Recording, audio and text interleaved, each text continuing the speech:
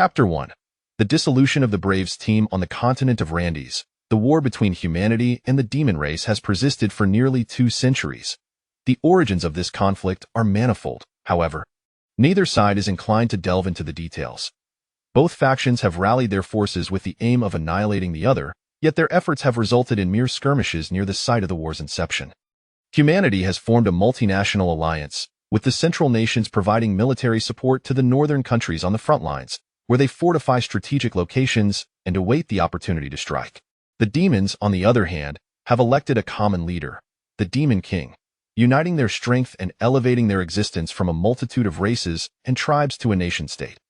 Presently, large-scale confrontations along the borders are scarce, with sporadic conflicts ongoing, leading to a stalemate in the war. Among the populace, a prophecy persists. Under the guidance of the one true deity, the goddess of light, Fuli, the hero shall vanquish the Demon King, restoring peace to the continent. To bolster public morale and curry favor with the church, the kings of various nations have been selecting heroes to confront the Demon King. Over the century, numerous heroes have emerged, yet none have succeeded. Location: the streets of the fortress city, Ice Rock City in the northern kingdom of Donglin. The hero Domin, lacking fame and followers due to his nation's insignificance, seeks companions once more. Young man, you appear robust and your spiritual roots are pure. I possess the sunflower scripture and the evil repelling sword technique. Both for only 20 gold, a middle-aged vagabond approaches him. Domin thinks to himself that yet another swindler has come his way and casually pushes him aside. However, upon making contact, he feels a slight deviation in the energy coursing through his body. The usual flow of his combat aura disappears from his hand, while the rest of his body remains invigorated. He glances at the vagabond he just pushed away, only to find his aura returning to normal, devoid of any sense of attack. It seems I have encountered an extraordinary individual, Domin muses. Domin, have you practiced both of these techniques? Vagabond, oh. Certainly not. I fail to meet even the first requirement laid out in the scripture, far too stringent. Domin, then why do you wish to sell them to me? Vagabond, that is merely an excuse, a means to strike up a conversation. I cannot simply ask, is this stone yours? What a tired line that would be. Domin, why do you want to converse with me? Vagabond, as I mentioned, you possess a strong physique, pure spiritual roots, and fine equipment. You walk the streets, not perusing wares but searching for individuals. Domin, I am Domin, the hero of Donglin, seeking companions to confront the Demon King. Vagabond, seeking companions, what is your budget? What scale are you aiming for? Domin, budget. Scale? I am a hero appointed by Donglin, tasked with defeating the Demon King and ending the war. This is the mission of a hero. When seeking companions, I focus on their strength and determination to confront the Demon King. I have not considered budget or scale. Vagabond, and thus you have yet to find companions. Humans are economic beings. Relying solely on ideals will not suffice. Individuals like you are a rarity nowadays, believing in a mission without seeking profit. There used to be heroes like you, but after over a century of failures, those appointed by the state often merely go through the motions or engage in backdoor dealings with the elite and merchants. If you cannot offer anything substantial, do not expect to recruit any companions. Domin, Donglin is small and impoverished. We cannot afford a significant budget for a team. The heroes of larger nations are often involved in underhanded dealings, unwilling to confront the demon for fear of death. Your analysis has merit. Can you offer me some advice? Vagabond, your main issue is a lack of funds. Once you have money, solutions will follow. You could follow the traditional path of heroes, enter villages, rummage through homes, and gather herbs or coins. Most importantly, be sure to visit the village chief's house. That is where the bounty lies. Domin, that is the way of bandits, not heroes. Vagabond, if you do not wish to use traditional means, seek sponsorship. Domin, sponsorship? Vagabond, are there not many dubious heroes who pay for fame? If you intend to confront the Demon King, they will fund your team in exchange for a name on the roster. Without needing to participate themselves, if successful, they will achieve eternal glory. Domin, reputation cannot be exchanged for gold. Vagabond, but the state is already trading it. Domin, that is still unacceptable. Vagabond, Tisk, then there is one final method. Find those who are not driven by monetary gain and entice them with promises of the Demon King's treasures, the allure of unwavering faith, or the excitement of a new world. Domin, that is feasible. We have chatted for quite some time, yet I have not asked your name. Vagabond, Traveler. Domin, Traveler. What a peculiar name. I may not have much gold to offer. But should we succeed in defeating the Demon King, your name will be etched in history, and you shall receive a share of the Demon King's treasure. Will you join me as a companion? Traveler. Your response is rather quick. Regardless, I find you intriguing, so I shall assist you. But let me make one thing clear. If the situation turns dire, I will depart without hesitation. Domin, no worries. Even a small group of cats is better than none. Traveler. With the traveler's guidance, Domin found two companions in the military camp, the scout archer Ryan and the battle knight Saphir. Ryan's request was to gather military intelligence on the demon forces and chart the demon realm. Saphir claimed her involvement was based on faith. The traveler then located a magician named Kara in the item market, who demanded knowledge of the demon race as compensation. Traveler. A hero, an archer, a battle knight, a magician, and a vagabond. Does this team lack a dedicated healer? Is that acceptable? Domin, it is of no concern. I am capable of rudimentary healing spells alongside Saphir. After 2 days of travel, the group journeyed from the fortress city of Ice Rock City to the frontline outpost, Ice Spike. Ryan approached the captain of the 100-man team to discuss matters pertaining to their venture into the demon realm. Ryan, I am Ryan from the scout team of Ice Rock City. The general has communicated with you, correct? Here is my identification. Captain, indeed. The general's teleportation mage arrived yesterday and informed us. I hear your team includes that female nightshade? Ryan, yes. The eager young hero was the first to respond when she came to the military camp seeking companions. The general has long been troubled by her proposal for the Goddess of Light's northern expedition, yet he cannot afford to offend the church. With this opportunity at hand, how could he refuse? I was sent to scout the movements of the Demon King's army. If we treat the hero as bait, we should be able to discern the true nature of the Demon King's forces. Her skills are formidable, and if the situation calls for it, she can easily abandon the hero, allowing the two of us to make our escape. Have you leaked information about the hero to the Demon King's army? Captain, since the general's mage arrived yesterday, it has been disclosed to the smuggler, and it should have reached the Demon King's ears by now. As long as the Demon King makes any moves, the mage's reconnaissance spells will lay everything bare. Ryan, good. If our hero successfully draws the Demon King's forces, ensure you are ready to assist the two of us. I will present the church's secret order to summon Saphir back. The church has already been notified. Captain, understood. Thus, a team with various motives and reasons entered the demon realm, embarking on the quest to confront the Demon King. Location: the demon realm, 15 kilometers from Ice Spike Outpost, frontline of the Demon King's army. Demon King's wing commander. Does the commander intend to spare the hero? Telepathic voice, Commander. Humans have played this game for over a century. If they are not bored, we certainly are. This is merely an attempt to scout our frontline deployment. Let them in. I am well aware of the capabilities of human heroes. I have slain more than a dozen. Even if they learn the geographical layout of the demon realm, it matters little. Without a substantial number of high-level priests, it is utterly impossible to purify a path for a human army. Even if they reach the Demon King's castle, the traps within would ensure the heroes meet their demise hundreds of times over. As long as the heroes do not foolishly walk to their own deaths, we need not deploy any troops to intercept. Rather, we should avoid engagement.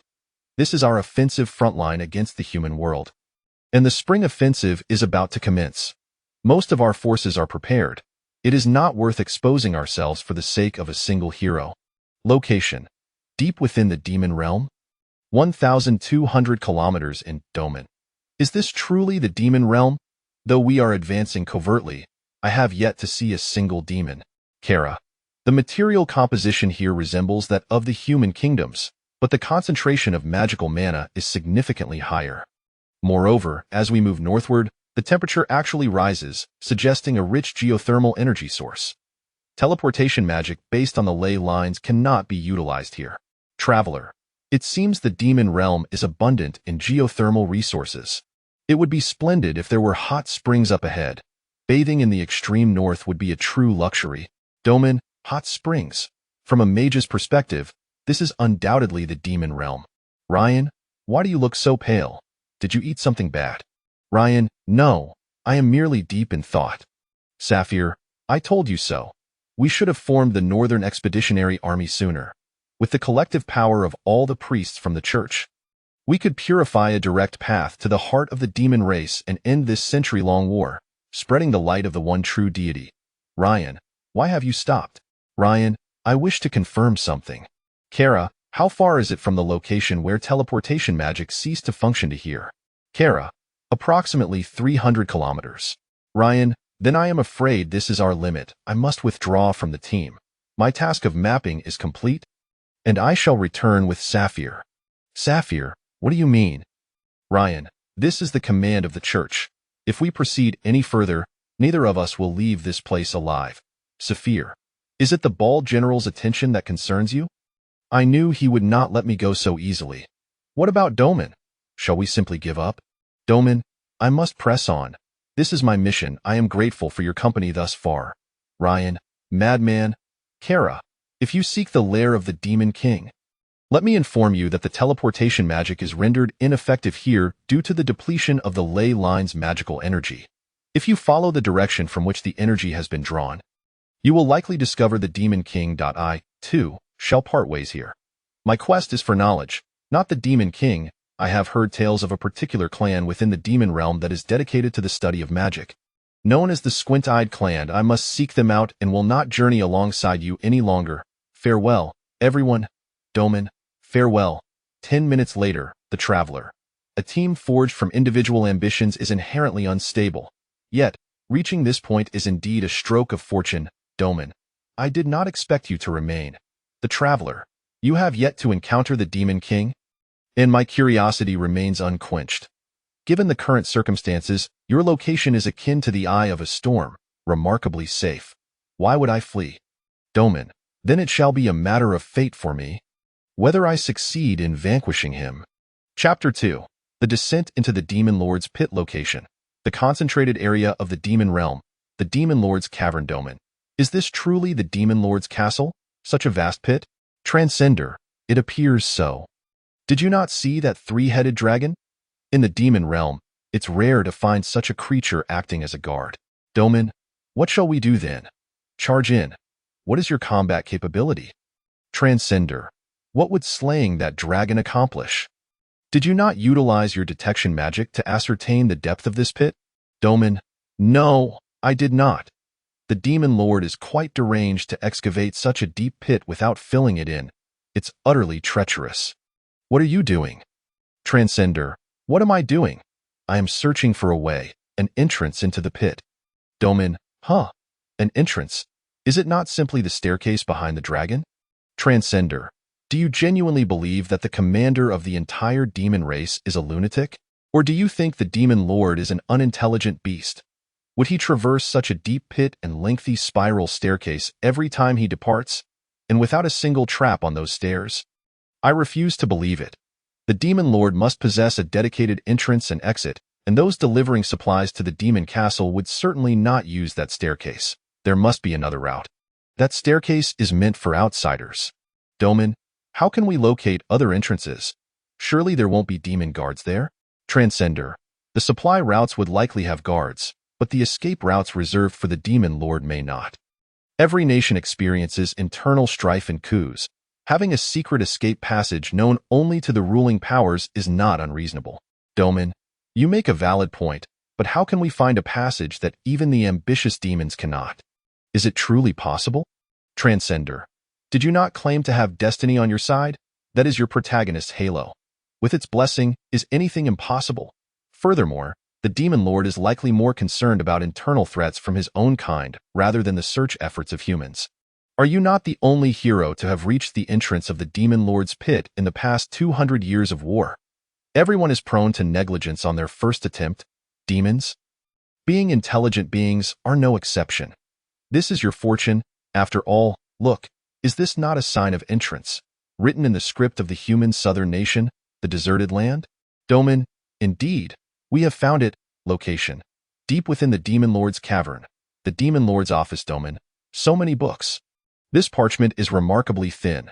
So light it seems the common script of the demons is not vastly different from that of the northern and central nations. Transcender. It appears we have stumbled upon the Demon Lord's office. If the escape route is situated here, the Demon Lord must either be quite busy or facing a multitude of rebellions. Demon Lord. A plethora of battle decrees, budget plans, and construction projects. Though time-consuming, they do not bind me here. However, rebellions are indeed a headache. And that parchment? It is far more fragile than human parchment, so do not handle it so forcefully. Transcender. Domin, Demon Lord. I am Domin, the hero of Winter's End, here to vanquish you. Draw your weapon and prepare to meet your demise.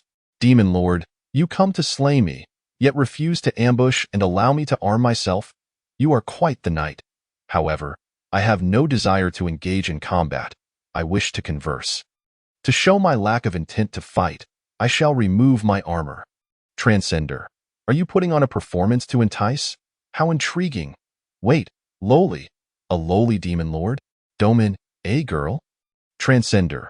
She appears to be merely a girl in ordinary clothing. Aside from her slightly pointed ears, this is dire. I cannot strike down an unarmed lowly, why knightly spirit forbids it. Demon Lord, do not refer to me as a lowly.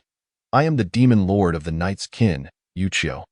I just celebrated my 150th birthday this year. Transcender. Domin, strike her down.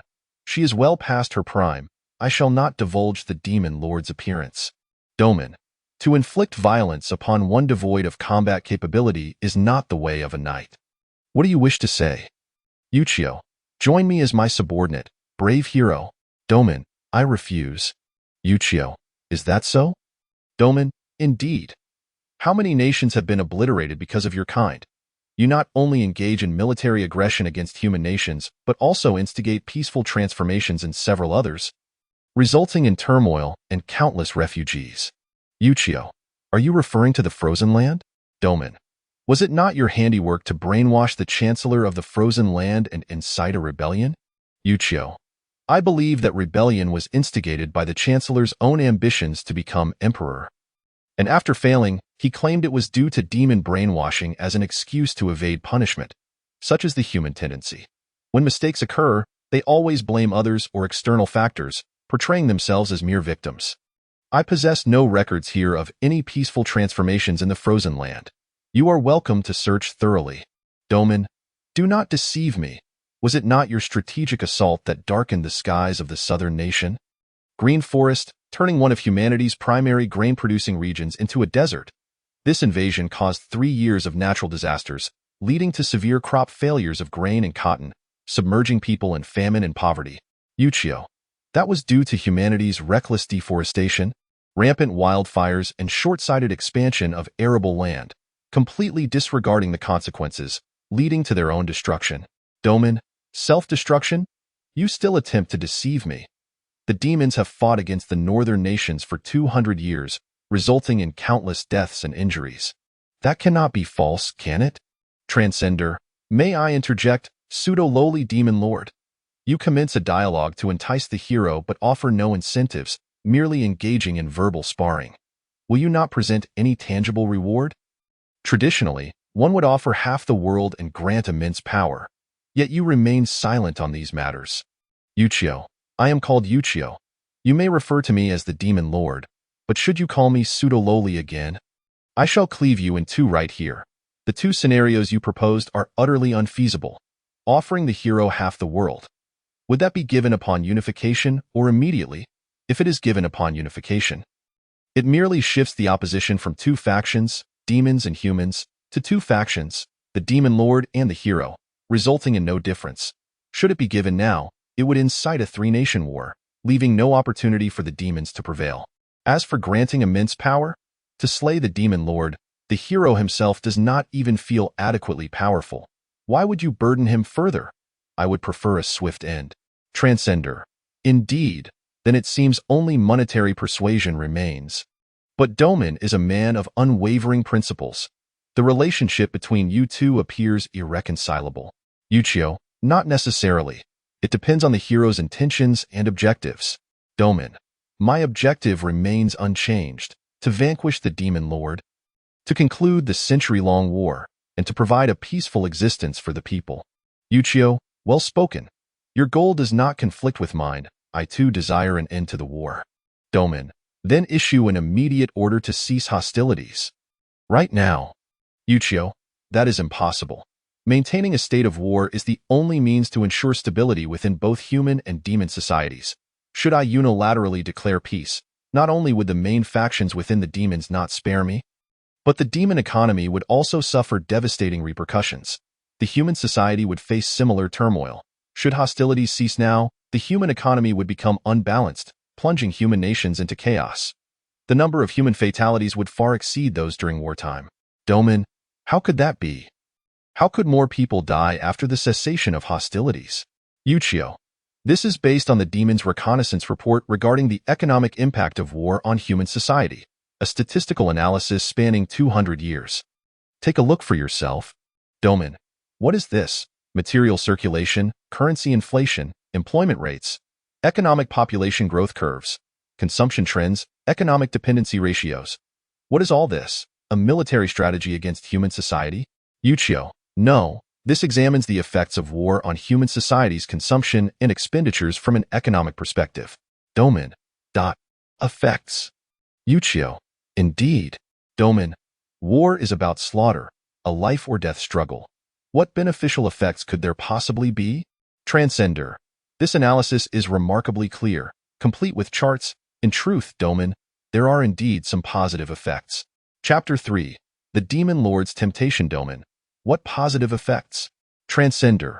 If this analysis holds true, the consumption levels and economic prosperity index of the central nations have been on a positive upward trajectory since the onset of war, particularly within the first 20 years. Domin. What is economics? Yuchio. Truly an uncultured individual. Look at the second report concerning the various wartime potentials of human society, especially regarding human resources. Domin. The wartime death toll of humanity. Yuchio. Since the war commenced, the population of the human world has been growing in an orderly manner. Domin. That is utterly inconceivable. War only brings slaughter and destruction. How could the population possibly be increasing? Yuchio. Generally, that is the case, but this world is different from others. Before the war, I gleaned from historical records that the primary causes of human death were plague and famine. To this day, humanity has yet to fully resolve these two lethal threats. The rapid population growth has simultaneously led to the spread of plagues, resulting in significant fatalities in cities. Domin. Plagues and diseases are unavoidable for humanity. According to the Church, they are trials bestowed by the one true God. Do not conflate these with war. I am uncertain whether this is a trial set forth by your deities, yet surely your gods have not uttered such words about overcoming insurmountable challenges. Have they? This, however, due to the ravages of war, the mortality rate caused by these two types of human assassins has diminished by 35. Why is that? Is it due to the sole deity witnessing the suffering of humankind and thus extending compassion? The reasoning is rather straightforward. The primary factor is the multinational alliance formed by humanity. In order to confront us, humanity initiated unification. Nations abundant in food began supplying those that were not, while technologically advanced nations offered their expertise to agricultural nations. This is indeed the manifestation of the true virtues within human nature. Such a level of mutual assistance should be a beautiful occurrence achievable by humanity without the oppression of our warfare. Should it not? You are not so different from us. Local clans and lords aspire for autonomy whenever they possess a modicum of strength, and even slight variations in dialect among kin can lead to demands for extraterritorial privileges. It is precisely because of these chaotic matters that war has salvaged both humanity and the demon race. Such intense grinding of teeth may lead to bleeding gums, you know? Perhaps war has played a role in fostering unity in human development, but now there exists no justification for its continuation. Should you persist in igniting conflict, you will be labeled a war criminal. Surrender and cease hostilities. I do not wage war for selfish desires. The current state of war cannot be halted for two reasons. From your human perspective, please refer to page 5 of the report concerning human resources. It details the logistical records of the central nations regarding the northern territories. Logistics? In simple terms, it refers to the circulation of goods, everything from clothing, food, shelter, transportation, to military supplies. Is all of this intended for the northern nations? Indeed, warfare necessitates the consumption of vast quantities of resources, creating a colossal market. How, then, do the northern nations compensate for this? Such an abundance must require substantial funds. Ah, you have identified a crucial point. Splendid. Do not touch me indiscriminately. The northern nations produce security. They stand as the shield for all humanity at the front lines. Thus, it is not unreasonable for the central nations to provide some food and resources. Quite right. The funds utilized by the northern nations are drawn from the military aid allocated by the multinational alliance. As expected. What do you say, Demon Lord? This is the compassion inherent in humanity. These funds are merely the central nations purchasing their own goods, effectively granting the northern nations a mere allowance. A nation's prosperity is not solely determined by its wealth, but also by its resource abundance. Most importantly, it must facilitate the flow of both. Though I could elaborate, you may not comprehend. I find it astonishing how well the demon race understands human society. Yet after 2 centuries of conflict, humanity remains unenslaved. This is truly bewildering. Are you not rather inept? The demon race only unified into a nation after the onset of war, suffering from severe internal strife. To accommodate the elders and chieftains of various races, the founding demon lords instituted lavish salaries and generous benefits, resulting in a bloated bureaucracy and military. Although this preserved national unity, it also rendered reform exceedingly challenging. Furthermore, the war demands their involvement, yet they are powerless to effect change. With these elders and chieftains still holding influence, I fear that should I declare a cessation of hostilities, disband the army, and reform the economy, a new demon lord may declare war by the following day. I understand your point. We humans face a similar predicament. If hostilities were to cease abruptly, the military aid from the central nations to the northern territories would also cease, leaving the northern lands barren and reliant on a mere 30% self-sufficiency in food as per your report. When millions of soldiers find themselves without sustenance, it becomes easy to predict their subsequent actions. The central nations would not fare well either. Should they suddenly lose such a vast market, particularly in military-related industries like steel and shipbuilding, they would face catastrophic repercussions. Both are labor-intensive sectors, and the number of unemployed individuals would surge dramatically. Given that human society lacks a comprehensive social security system, the resulting upheaval caused by those deprived of their livelihoods would rival the chaos of our conquest of your sacred sanctum. Is it truly that grave? Have you not noticed why it is only you and the vagabond standing here? Perhaps this is the case. The kings of humanity are well aware of this situation. Thus they strive to maintain balance. Is it not the duty of the military to end the war? Why must it fall to the brave? I am the brave. It is my destiny. Is not the act of taking the life of the enemy's commander the work of an assassin? Ugh. They too understand that killing me will not put an end to the war. Even if the demon race were eradicated, the lands of the demon realm cannot sustain crops suitable for human consumption, and the scorching earth renders mining a pursuit of hot springs and volcanoes. Only the demon race can thrive here. Thus, regardless of whether the war concludes in victory or defeat, humanity is destined for extinction. After all that has been said, you have left with no choice but to cooperate with you. However, why do you desire his submission? Is there not a single demon you trust? I value his martial prowess. Do you not see how slender my wrists are? Years of clerical work have left me woefully unfit for battle. Lacking in any combat ability, his ability to traverse the treacherous demon realm to arrive here, coupled with his keen observational skills in uncovering secret paths, makes him an indispensable ally. Let us forge a pact together and discover a third path to end this war. Are you not asking me to assist you in vanquishing the human armies to unify the world?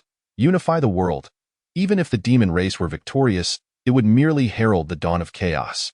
One could anticipate that the stage would be set upon human lands, where chieftains and elders would vie for slaves, establishing themselves as powerful local forces, transforming them into their colonies, the warrior nations. Having grown affluent, would ceaselessly absorb weaker tribes to bolster their strength, rendering the unification of the demon race an increasingly arduous endeavor, resulting in even greater bloodshed. Colonies? That is utterly unforgivable. In truth, should humanity prevail, it would unfold in a similar manner. Such a thing could never be what humanity would do, am I correct in assuming?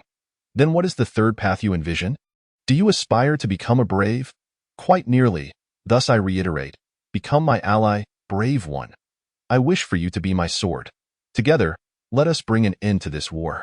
Chapter 4. The Seduction of the Demon Lord. I refuse. This is merely your perspective, and to accept it blindly would be exceedingly rash. I am but a fool regarding economic matters. However, to feign understanding when one is ignorant is sheer folly. Then how do you propose to proceed? According to the Demon Lord, she is but a weak woman in terms of combat power. If you do not strike now, and should she be deceiving you, it would merely serve as a stalling tactic, making it far more difficult to eliminate her in the future. Speaking of which, how is the selection of the Demon Lord conducted? Did they truly choose a girl incapable of even binding a chicken? Her eloquence is commendable, however. Before the establishment of the nation, the leaders of various tribes were chosen based on individual strength. After the onset of war, the demon race unified their power. Following several reigns of demon lords, it became evident that the intelligence of the commander is paramount for governing a nation. Thus they began to prioritize intellect over brute force. I was born into a scholarly family and received extensive teachings from my elders, lacking any intimidating presence. I was nominated for candidacy. Wait a moment. Is the political system of the demon race democratic? Initially, to consolidate power, several major clans determined the position of the demon lord to be rotated among them, with the selection made by their nomination. After years of conflict, smaller tribes united, claiming representation, as their losses during the war were greater than those of the larger clans. They demanded participation in the selection process, threatening to cease combat and cut off logistical supplies. Ultimately, both sides reached a compromise, and to this day, the Demon Lord is elected by a vote from all demon race members. This is also a consequence of war. If what she says is true, then killing the Demon Lord would yield counterproductive results. How does the intelligence network of the multinational alliance operate? Have they truly regarded the demon race as mere beasts? Or do they know the truth but dare not speak, fearing repercussions from their own people? I cannot discern whether your words are truthful or falsehoods. I only believe in my own eyes and ears. I demand that you accompany me to the lands of humanity to observe and verify your claims. What a noble and righteous plea for persuasion. Yojiu, I also wish to venture into the realm of humanity to behold its wonders. The old turtle here would surely go mad. My application for paid leave to the Parliament has been denied, so this trip serves as a perfect opportunity for travel. If your experiences align with my words, would you consider becoming mine? Duoming, if what you say is true, and if you indeed have a third option, I would be willing. Traveler, the atmosphere. You two should just get married. Yojiu, wonderful. I shall prepare my luggage at once. Where shall we go? The Central Kingdoms. It would be best to have a seascape, for I have never laid eyes upon the ocean. Once we enter human territory, we can rent a carriage and head straight to Night Harbor, then take a boat southward, disembarking and journeying from the eastern to the western parts of the continent.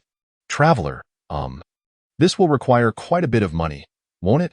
Duoming and I are not wealthy. In fact, we should say we are utterly destitute. If possible, could you cover the expenses? Yojiu, you must understand, there is no formal trade between the demon race and humanity. The human gold coins seized in wars are either used for infiltration and reconnaissance or exchanged for goods through smugglers. I cannot possibly possess any human gold coins. Duoming, oh dear, we're discussing money again. Did you not mention that the Parliament did not approve your leave? You should have prepared for this journey beforehand, shouldn't you? And with all this information about the human kingdoms, you even wish to see the sea. Surely you must have made some preparations. Yojiu, I intended to utilize the intelligence department's base in human territory as a point of refuge. If you are not afraid, you are welcome to accompany me. Location: Surdu Village, Night Harbor, 200 kilometers from the demon realm. Traveler, under the might of money, even the destined hero cannot remain unyielding, though not easily bought. Every action is inevitably influenced by financial matters. It is truly ironic. It seems the traditions of past heroes hold some truth. Yojiu, what are the traditions of heroes? Duoming, they are akin to mountain bandits. Does it not matter that the demon king is absent? Will not the demon race descend into chaos?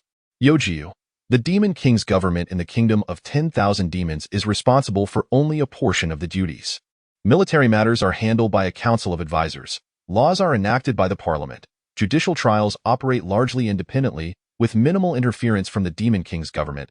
I have released information through the intelligence department that I engaged in a life-and-death struggle with the hero and sustained serious injuries, thus seeking recuperation. According to the Constitution, the position of Demon King is temporarily assumed by the Deputy Demon King. Though my combat prowess may be lacking and my relationship with the military tenuous, the intelligence department remains loyal to me, and concealing this for 1 or 2 years should pose no issue. Traveler, the intelligence department has always been a powerful entity, and it is no different here. However, I am still astonished by the political structure of the kingdom of 10,000 demons. Duoming. It has been half a month since we left the Demon King's city, and there have been no pursuers. It seems she truly wishes to see the realm of humanity. Where shall we establish our base today? Shall we still camp? We have already reached human territory. Yojiu, no need for camping. The mansion ahead will serve as our base. Butler, welcome back. Miss Yojiu, I have returned, Lon. This is Lon, the liaison officer of the intelligence department stationed in Night Harbor, who communicates directly with me. He cared for me prior to my candidacy for Demon King and has served as the steward of our family. Traveler, a villa with a butler? Surely there must be maids inside. Quite a touch of bourgeois charm. This villa appears quite new. Has it recently been renovated? Lon, this villa once belonged to a local noble, seemingly of a knightly lineage. Following their demise in war, the building was abandoned.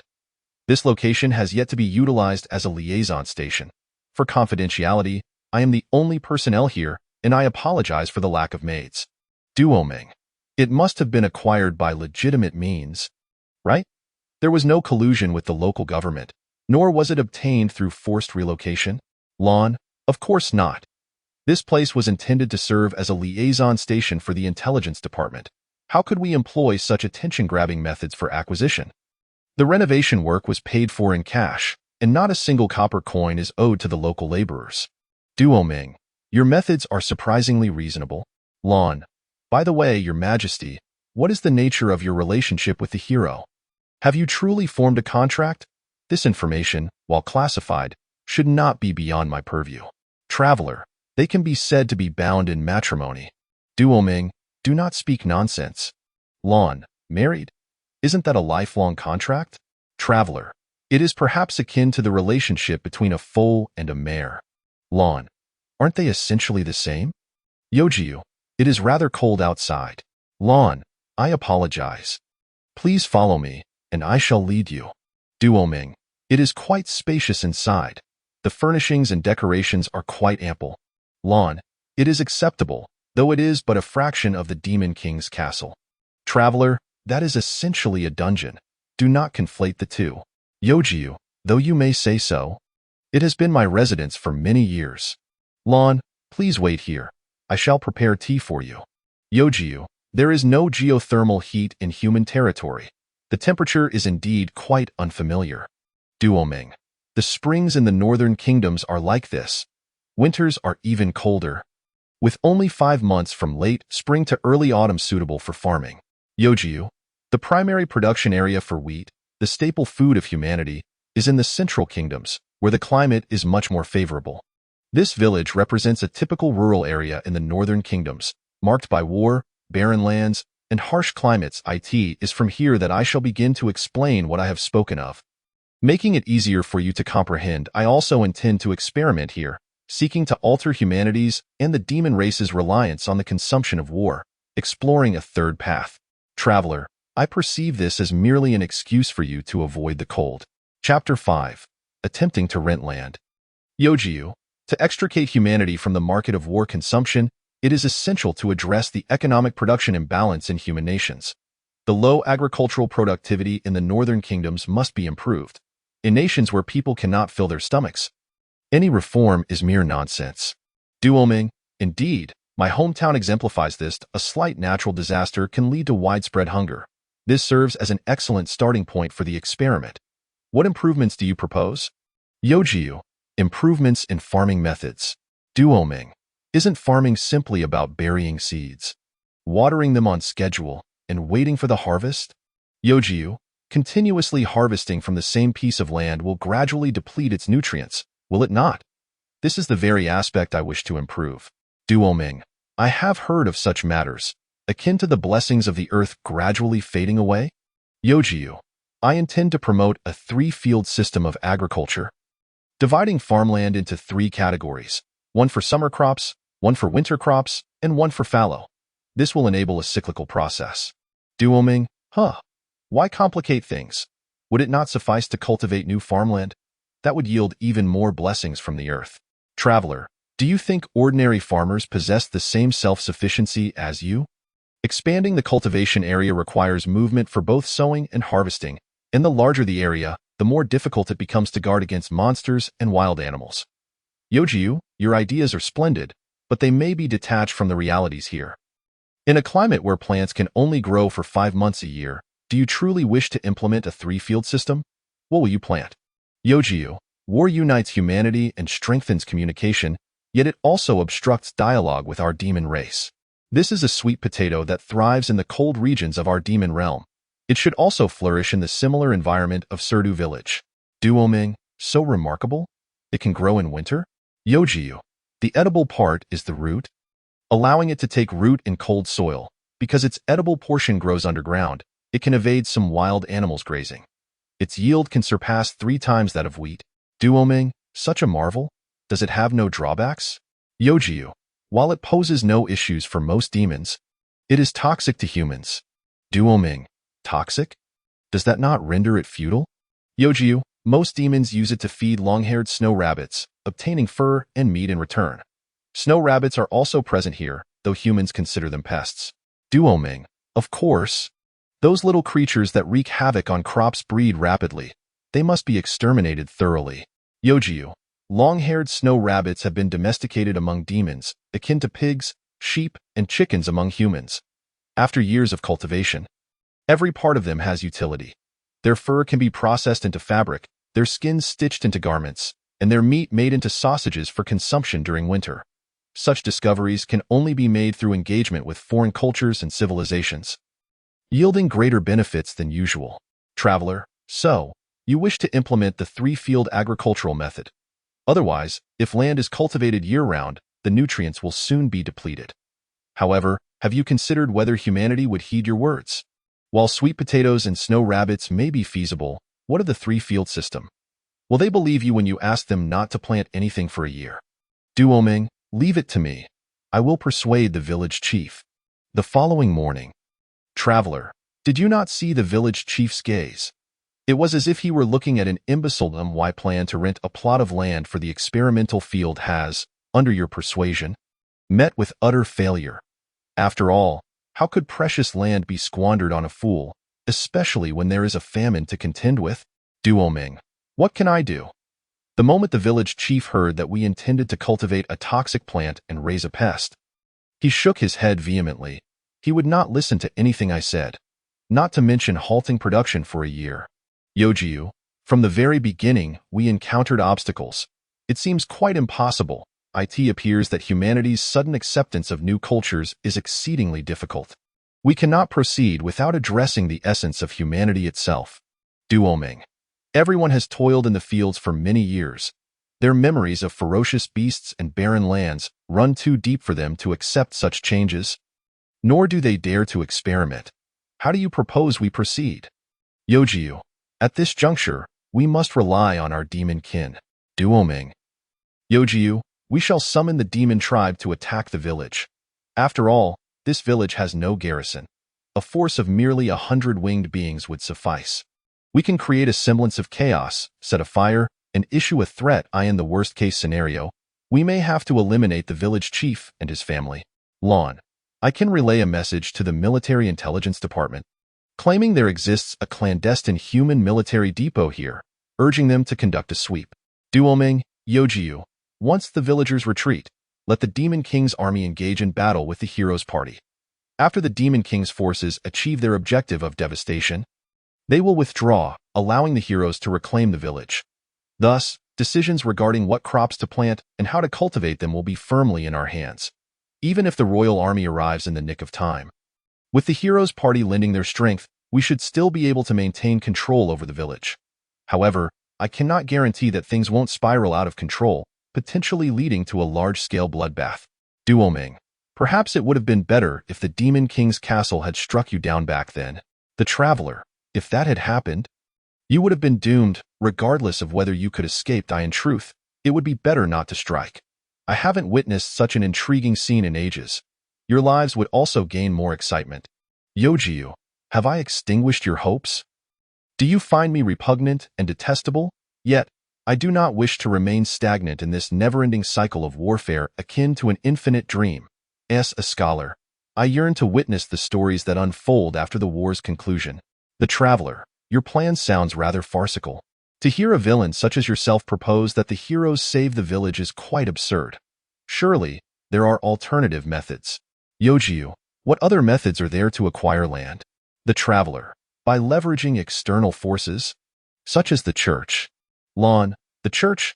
There isn't even a monastery in this village. The Traveler, precisely because there is no monastery, we must strike a deal with the church. Location: the Monastery of Unfrozen Harbor. Interior: monk, esteemed guests, please follow me. Yojiu, it's remarkably quiet here. Duoming, indeed. Monk, this room has been prepared specifically for meetings. Our monastery has a prayer session scheduled for the afternoon. Please wait here momentarily, and the person in charge will arrive shortly. The Traveler, no worries. Thank you for guiding us. Lon, so, our infiltration has been successful? The Traveler, yes. The next step is to engage in direct talks with the local church leader. This will rely on Yojiu's eloquence. Duoming, please refrain from interjecting. If you mess it up again, we will have no choice but to summon the demons to put on a farce. Yojiu, I have prepared my negotiation materials with the human thought process in mind. This time, my opponent is a clergyman. Are there any taboos or sensitivities I should be aware of? It seems that humans primarily worship a single deity, the goddess of light, Fuli. Duoming, yes, most nations centered around the Central Kingdom predominantly worship the goddess of light. Fuli, I can distinctly sense her spirit beside me, especially during battles against monsters. Yojiu, is there truly a divine presence?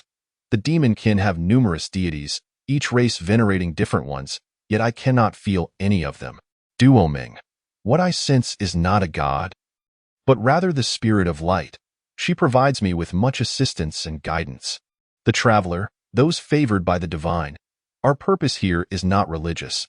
The church holds significant sway in human society beyond mere faith. After all, it is an immense organization, comparable in numbers to the Freemasons. You should have this information. Yojiu, in terms of research and scholarship. The Traveler, exactly. The vast majority of knowledge in human society is under the church's authority. Your new culture and civilization may only be viewed as valuable in their eyes if they perceive it as golden. If you wish to sway the church, securing land in Cedo village to establish a monastery as an experimental field should not pose a problem. Yojiu, you have instilled a sense of anticipation regarding the church. The Traveler, if this location proves unfeasible, we can always approach other churches. Although they all worship the goddess of light, internal strife and factions are abundant. Just remember, Duoming, do not interject. Duoming, I've mentioned this twice. The Traveler, this monastery aligns with the faction that prioritizes tangible benefits, focusing on aiding farmers' livelihoods by providing manpower, livestock, teaching cultivation, and managing household registrations, while also functioning as a hospital. Yojiu, there is even a hospital? Duoming, isn't the church fundamentally about saving lives? I would find it odd if they didn't have a hospital. Knight Sapphire, I apologize for keeping you waiting. We just concluded a ceremony. Yojiu, greetings. It is a pleasure to meet you. We have already submitted our letter of introduction. I am here to study northern agriculture as the Crimson Scholar. Duoming, I am her guard, Jayap. The Traveler, is that so? Lon. Sapphire. Yojiu, this is my first visit to the Monastery of Unfrozen Harbor. What a magnificent structure it is, truly astonishing. Duoming, Sapphire, what do you mean, guard Jayap? Yojiu, Duoming, this is Sapphire, the hero. It truly is you. Chapter 6, Persuading the Monastery. Yojiu, so, it turns out we are acquaintances? The Traveler, companions in the quest against the Demon King. Why are you not in the army? Have you abandoned the Third Northern Expedition? Sapphire, The wandering traveler still lives, truly. The one true God protects us. At that time, I was ordered to return to the city with Ryan, and we happened to encounter the demon kin's attack at the border. Our rescue team was completely annihilated, fortunately. The two of us were inconspicuous, and the demons were unprepared for us from behind, allowing us to escape back to human territory. However, due to the suddenness of the attack, the fortress city of Ice Rock was besieged, with one of its gates breached, forcing us to rely solely on the inner city for defense. The Northern Allied forces had already prepared for the fall of Ice Rock, but the demons unexpectedly retreated. That bald general initially boasted, claiming his brilliance and tactical skill had compelled the demons to withdraw. We later learned from smugglers that it was due to the hero breaching the Demon King's castle and severely injuring him. The demon general was held accountable and summoned back to face an investigation for potential treason, causing the demon's spring offensive to come to a complete halt. Ryan returned to the scouting team, while I, in a fit of anger, resigned from military service. However, even if I cannot contribute on the battlefield to end the war, I must still spread the light of the one true God to better the world. I have come to assist the monastery in caring for the sick, guiding agricultural practices, and improving everyone's lives. In this past month, I have heard all sorts of news about you. Some say the hero met a valiant end. Others claim he escaped, and some assert he was captured and imprisoned. What truly transpired? Duoming, well, actually, the traveler. At that time, we subdued the Demon King and used him as leverage to escape the Demon King's castle. We intended to bring him back to Ice Rock, but alas, the Demon King was cunning and agile, managing to escape despite his severe injuries. Sapphire, what a pity. If only our team had not split up. We could have succeeded in capturing the Demon King, forcing him to surrender and thereby ending the war. It's always the case that we fall short at the crucial moment. The first and second northern expeditions were similar, with inexplicable supply shortages or sudden internal strife among the northern kingdoms, wasting this once-in-a-century opportunity to conclude the war. I truly apologize for putting you in such peril while I merely fled. The traveler, it is of no consequence, such is fate. Sapphire, upon receiving news, I reported your exploits to the Pope. Given the travel time, I believe it will be announced within a few days. Now that you have returned safely, I must ensure you receive the honors you deserve. I shall go report it immediately. The traveler, no. Please do not. This matter is of utmost secrecy. In fact, we have received directives from the higher echelons of the Winter Kingdom to research and utilize the items we brought back from the demon realm to bolster the strength of human nations. Should our identities be revealed, the enemy would become aware and tighten their defenses, which would be disastrous. Sapphire, oh. Which department's upper echelons? The traveler, relevant departments. Sapphire, the most powerful department in the human kingdom, indeed. You are selflessly prioritizing the interests of humanity over personal honor and disgrace. I truly admire your resolve. What is wrong with the hero? He appears downcast, and his face is quite flushed. The traveler, he is merely revitalized. He will be fine shortly. Allow me to introduce, this is the Crimson Scholar, of course. A codename. Her true name must remain confidential. My codename is Guard B. The hero is Guard A, and this is our attendant Lon. Yojiu, we have come today in hopes of leveraging the strength of your esteemed monastery. Sapphire, pray tell, what do you wish the monastery to assist with? Yojiu, firstly, please take a look at this. Pulling out from beneath his coat. Sapphire, what is this? Yojiu, this is a plant known as sweet potato in the demon realm. All the details are inscribed on the parchment. The crucial point is that it is a crop that can be cultivated in cold fields, and its yield per unit is more than 3 times that of wheat. Sapphire, 3 times.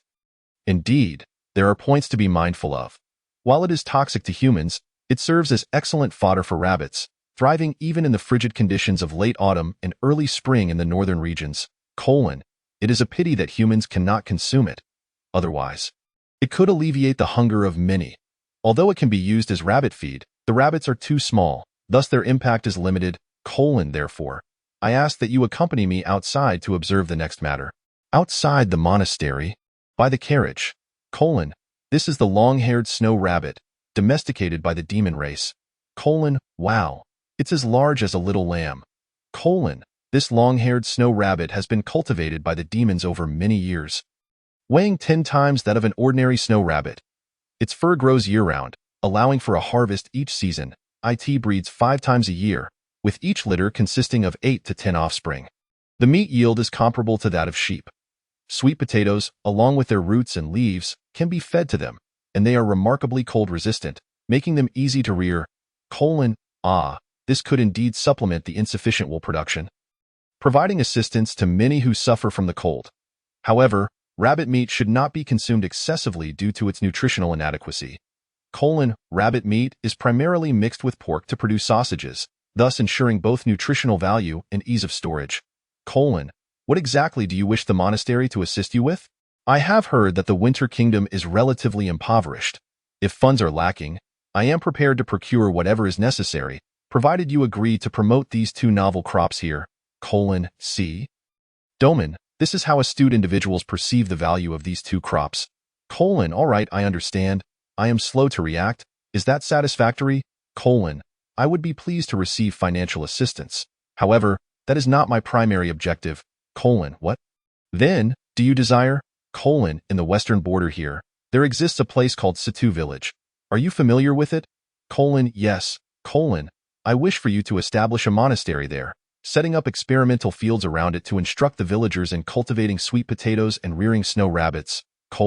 Is that all? Nothing further. I aim to impart more than just sweet potato cultivation to the villagers. I intend to reform agricultural practices, experimenting with a 3-field system and promoting it widely. 3-field system? The farmland is divided into 3 parts. 1 for summer crops, 1 for winter crops, and 1 left fallow to maintain soil fertility. Restoring soil fertility is not solely achieved through fallowing. Appropriate sacrifices to the earth can also restore its bounty. Given the limited arable land in the north, fallowing seems somewhat wasteful. Sacrifices to the earth. Perhaps introducing fish into the fields. The fish from the northern sea are quite sizable. But how many fish would be required for an acre? What would be the cost? Are there no other effective offerings? It is said that the most effective sacrificial offering comes from the golden claw produced in the Dog County of the Green Forest Kingdom. Utilizing golden claw as a sacrificial offering results in wheat yields of 1,800 kilograms per acre, establishing the Green Forest Kingdom as a primary grain-producing region. However, afterward, it is said that good farmland became desertified, and many attribute it to the demon's interference. That is the consequence of excessive offerings. In truth, sharpening the axe does not waste wood, and preserving soil fertility leads to greater harvests. Fallowing also conserves labor, making it a sound strategy. We shall test this hypothesis, and if successful, I hope the monastery can persuade the church to disseminate this knowledge. What we lack is an organization like the church and a wealth of talent. This is the cooperation and assistance we seek. This is, of course, my aspiration as well, aligning with the church's mission. You truly are. No, you are the messenger of the God of Light. Chapter 7. The Maid of Joy Location. Situ Village. The messenger of the God of Light. Indeed, quite fitting. When Saphir learns the truth, her expression will surely be remarkable. I must include her among those of worth to observe. What a grand deception. Should it be uncovered, I shall relish seeing how you extricate yourself. No need for finesse. When the time comes, it will suffice to assert that it is a secret directive. The clandestine struggles among nations are not new. This is merely another instance. However, at this juncture, we must safeguard identity. We do have a few contingency identities. I shall retrieve them for the lady to review upon my return to the villa. Utilize them all. After all, it was just stated that she is a secret researcher. Anyone could fit that description. Having only one identity would be rather suspicious. Let us discuss this indoors. I am freezing. Inside the villa. In the parlor, lawn, quickly tend to the fireplace, and then brew a pot of hot tea. I must take a moment to recover. Someone has been in the room. Dio not make a sound. Tap, tap, tap. In the kitchen. In the kitchen. Who goes there? Step forth. The girl, trembling. What is this? A girl. What has transpired? Her clothing is in tatters. This reminds me of a similar incident during the renovations. What is the origin of this child?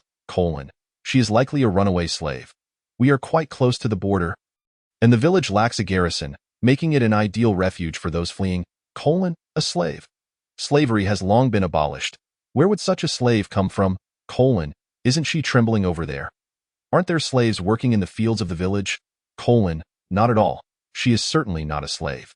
The institution of slavery has long since vanished. Angrily, is this not contrary to your understanding?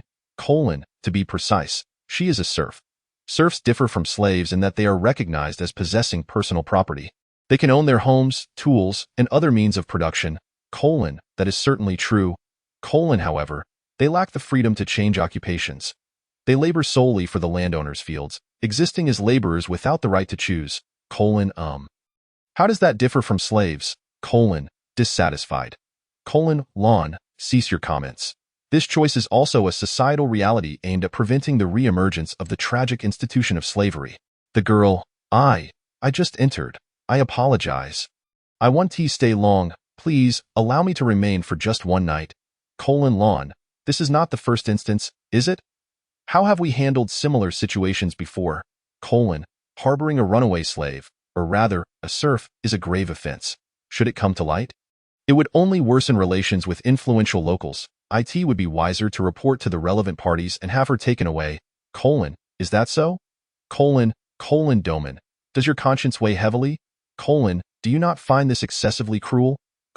Compared to our objectives. This is but a trivial matter, is it not? Offending influential locals at such a time seems unwise. What you say does hold merit. Then, no. We shall wait until tomorrow to report. It is already quite late. Let her bathe first and provide her with some clothing. No further discussion is necessary. This is my decision. In the maid's room. What is wrong? Is it not slightly inappropriate to draw such a clear distinction? When I handle matters. I face various statistics. While I understand it affects many lives, directly confronting such situations is still quite disconcerting for me. I feel the same. I would not hesitate to take lives on the battlefield. But ultimately, I am but a swordsman, ill-equipped to navigate such matters. The girl, thank you so very much. This is the first time I have experienced such cleanliness. Is that so? These are merely maidservant's garments. Have you eaten well? Is your sleeping arrangement satisfactory? The girl, yes. This is indeed a very warm room. As for tomorrow, I intend to leave at dawn, so please do not report me. What are you saying? You possess neither proper shoes nor adequate clothing, let alone money or other resources. Do you intend to beg on the streets? In any case, is there truly no other solution? I regret to say that if she were to escape, it would not be long before her frozen body was discovered on the street. Though returning would entail suffering, at least it would ensure her survival. The girl, no, I will not return. I would rather freeze than go back. My hometown suffered a disaster this year, leading to a poor harvest. Yet the landowner's rent remains unchanged. My father fell ill and passed away this winter, and the high-interest loan from the landowner is due. He demands that I repay him in flesh. So, I fled under the cover of night. I will not go back. If I can just escape the country, I will have time to find work by summer. So, she is a joy. Yet, I believe your chances of becoming a white-haired maiden far exceed your chances of success. What sort of nonsense is this? Relying on the charity of others for success. If you were to achieve it, would your heart truly find peace? To infiltrate another's home, garner sympathy, and accept food and shelter. Are you truly the only one who is pitiable? What of the other serfs? They too have endured much misfortune, yet they strive for change through their own labor. Are you particularly special? The girl replied, but. Lon interjected, those who cannot seize their own destiny must rely on the whims of fate to survive. They cannot alter their own fortunes. Even if you escape to another country and temporarily find work during the summer harvest, in the end, it remains the same. Do you understand? The girl responded, yes. Lon continued, and what about an apology? The girl said, to the esteemed nobles of this house. I am truly sorry for intruding upon your residence, and for my reckless behavior. I sincerely apologize. Lon questioned, is that all? The girl pleaded, please, do not send me back there. Sobs, allow me to become someone like you. I shall work diligently to repay my debts. Lon advised, when making requests of others, simply bowing is insufficient. Given that you are dressed as a maid, Gently press your hands on your skirt and bend your body at a 90-degree angle. That is the epitome of graceful etiquette. The girl performed the gesture anew. Lon remarked, Miss, although this villa may seem a mere cottage compared to your previous residence, managing it alone proves quite laborious. Would it not be wiser to hire a maid? Yuji replied, I concur. Train her well? Lon said, then please provide me with your name, place of origin, and other pertinent details, so I may negotiate with the landlord. The girl responded, My name is Hong. I cannot read, but I shall never forget the favor of rebirth. I will work hard to earn enough money to repay my master. The traveler mused, A maid? Ha ha, a maid. Chapter 8. Communism. The next afternoon, the traveler inquired, Have you returned? How did it go? Is Hong's personal information accurate? Lon replied, I have verified it from multiple sources. All is indeed true. She is not an intelligence officer, merely a serf. The transfer of ownership has been completed, and I have purchased all her debts. You are her sole creditor. Du Ming remarked, So the foolish smile you wore yesterday was a result of your doubts about her identity? I thought you were harboring ulterior motives and kept a watchful eye on your room, fearing you might launch a nocturnal raid on Hong. It left me quite restless. The traveler retorted, Raid her? Would that not make me a villain? Du Ming queried, Who is Huang Shiren? A peculiar name. The traveler explained, Huang Shiren is a figure of misfortune, a tragic character cursed in life, whose actors are at risk even in operatic performances. However, allowing a drifter to slip into the villa with ease could lead to disaster if critical information lies within. We must reinforce security measures, discreetly. Lon acknowledged, I have considered this. The sudden appearance of 4 new faces in the village would have raised suspicions. Hence no security personnel were arranged, only several hidden safes were constructed. The potential for future outings exists, and relying solely on hidden safes is inadequate. It seems I must bolster security without increasing personnel? Du Ming queried, Without increasing personnel? How do you propose to achieve that? Lon replied, I have summoned assistance from the demon realm. You shall see tomorrow. Du Ming scoffed, the ways of secret police. But Yuji, our reforms focus on the economy, right? Can we truly improve the lives of serfs like Hong? Yuji asserted, as long as the reforms successfully enable humanity to produce surplus goods, producers will seek to expand new consumer markets to sell their excess. To allow serfs to consume more, producers will naturally elevate their treatment, which in turn enhances the serfs' productivity, fostering a positive cycle that gradually alters their circumstances. Du Ming inquired, And how long will this take? Yuji replied, If the reforms proceed smoothly, it may take as little as 20 years. If not, perhaps 50. Du Ming exclaimed, So long. This generation will never witness it. Humans do not live as long as you do. At 150, you still resemble a child. Is there no way to expedite the process? Yuji replied, It cannot be rushed. Haste will only lead to chaos and reform. Even if a rabbit can produce 10 offspring in a litter, one cannot compel it to produce one every week. The traveler interjected, There are methods to hasten the process? Yuji asked, Oh, the demon race has studied economics for centuries, while humanity remains in a primitive state regarding economic understanding. I find it hard to believe you possess a solution. Do not overreach. If you truly have something, share it with me. I am eager to learn. The traveler replied, It cannot be conveyed in words. I shall draft a document for you this evening. That night in the villa's study, Yuji remarked, Planned economy, rationing systems, land reform, and this analysis of capital, Das Kapital, a truly novel perspective. Is this all your research? The traveler cautioned, Shoo, lower your voice. I specifically wrote this for you to avoid Hong's attention. Lon added, Are you still concerned she is a spy? I have thoroughly verified her. It is rather rude of me. The traveler clarified, I do not fear she is a spy. I worry she may genuinely be a serf of humble origins. Should she grasp these concepts, particularly land reform, it would ignite a spark. Transforming her from a submissive maid into a revolutionary Iron Maiden would be a grave error on my part. Du Ming queried, Land reform? What is that? Can it be consumed? The traveler chuckled, Heh. Du Ming remarked, What a chilling expression. I have never seen that look on your face before. The traveler confessed, I have held this thought for quite some time. And if I do not express it, I may become unwell. Upon reviewing the data Yuji provided on the agricultural and commercial practices of the northern nations, I conceived this idea, and given your disdain for Yuji's methods, it is time to present it for your consideration. I refer to this new economic model as the communist model, which seeks to transition production materials from traditional private ownership to a novel form of collective ownership, thereby redistributing production yields to achieve an egalitarian production model. Du Ming queried, egalitarian? Like the lands owned by the church, cultivated and harvested collectively by the monks?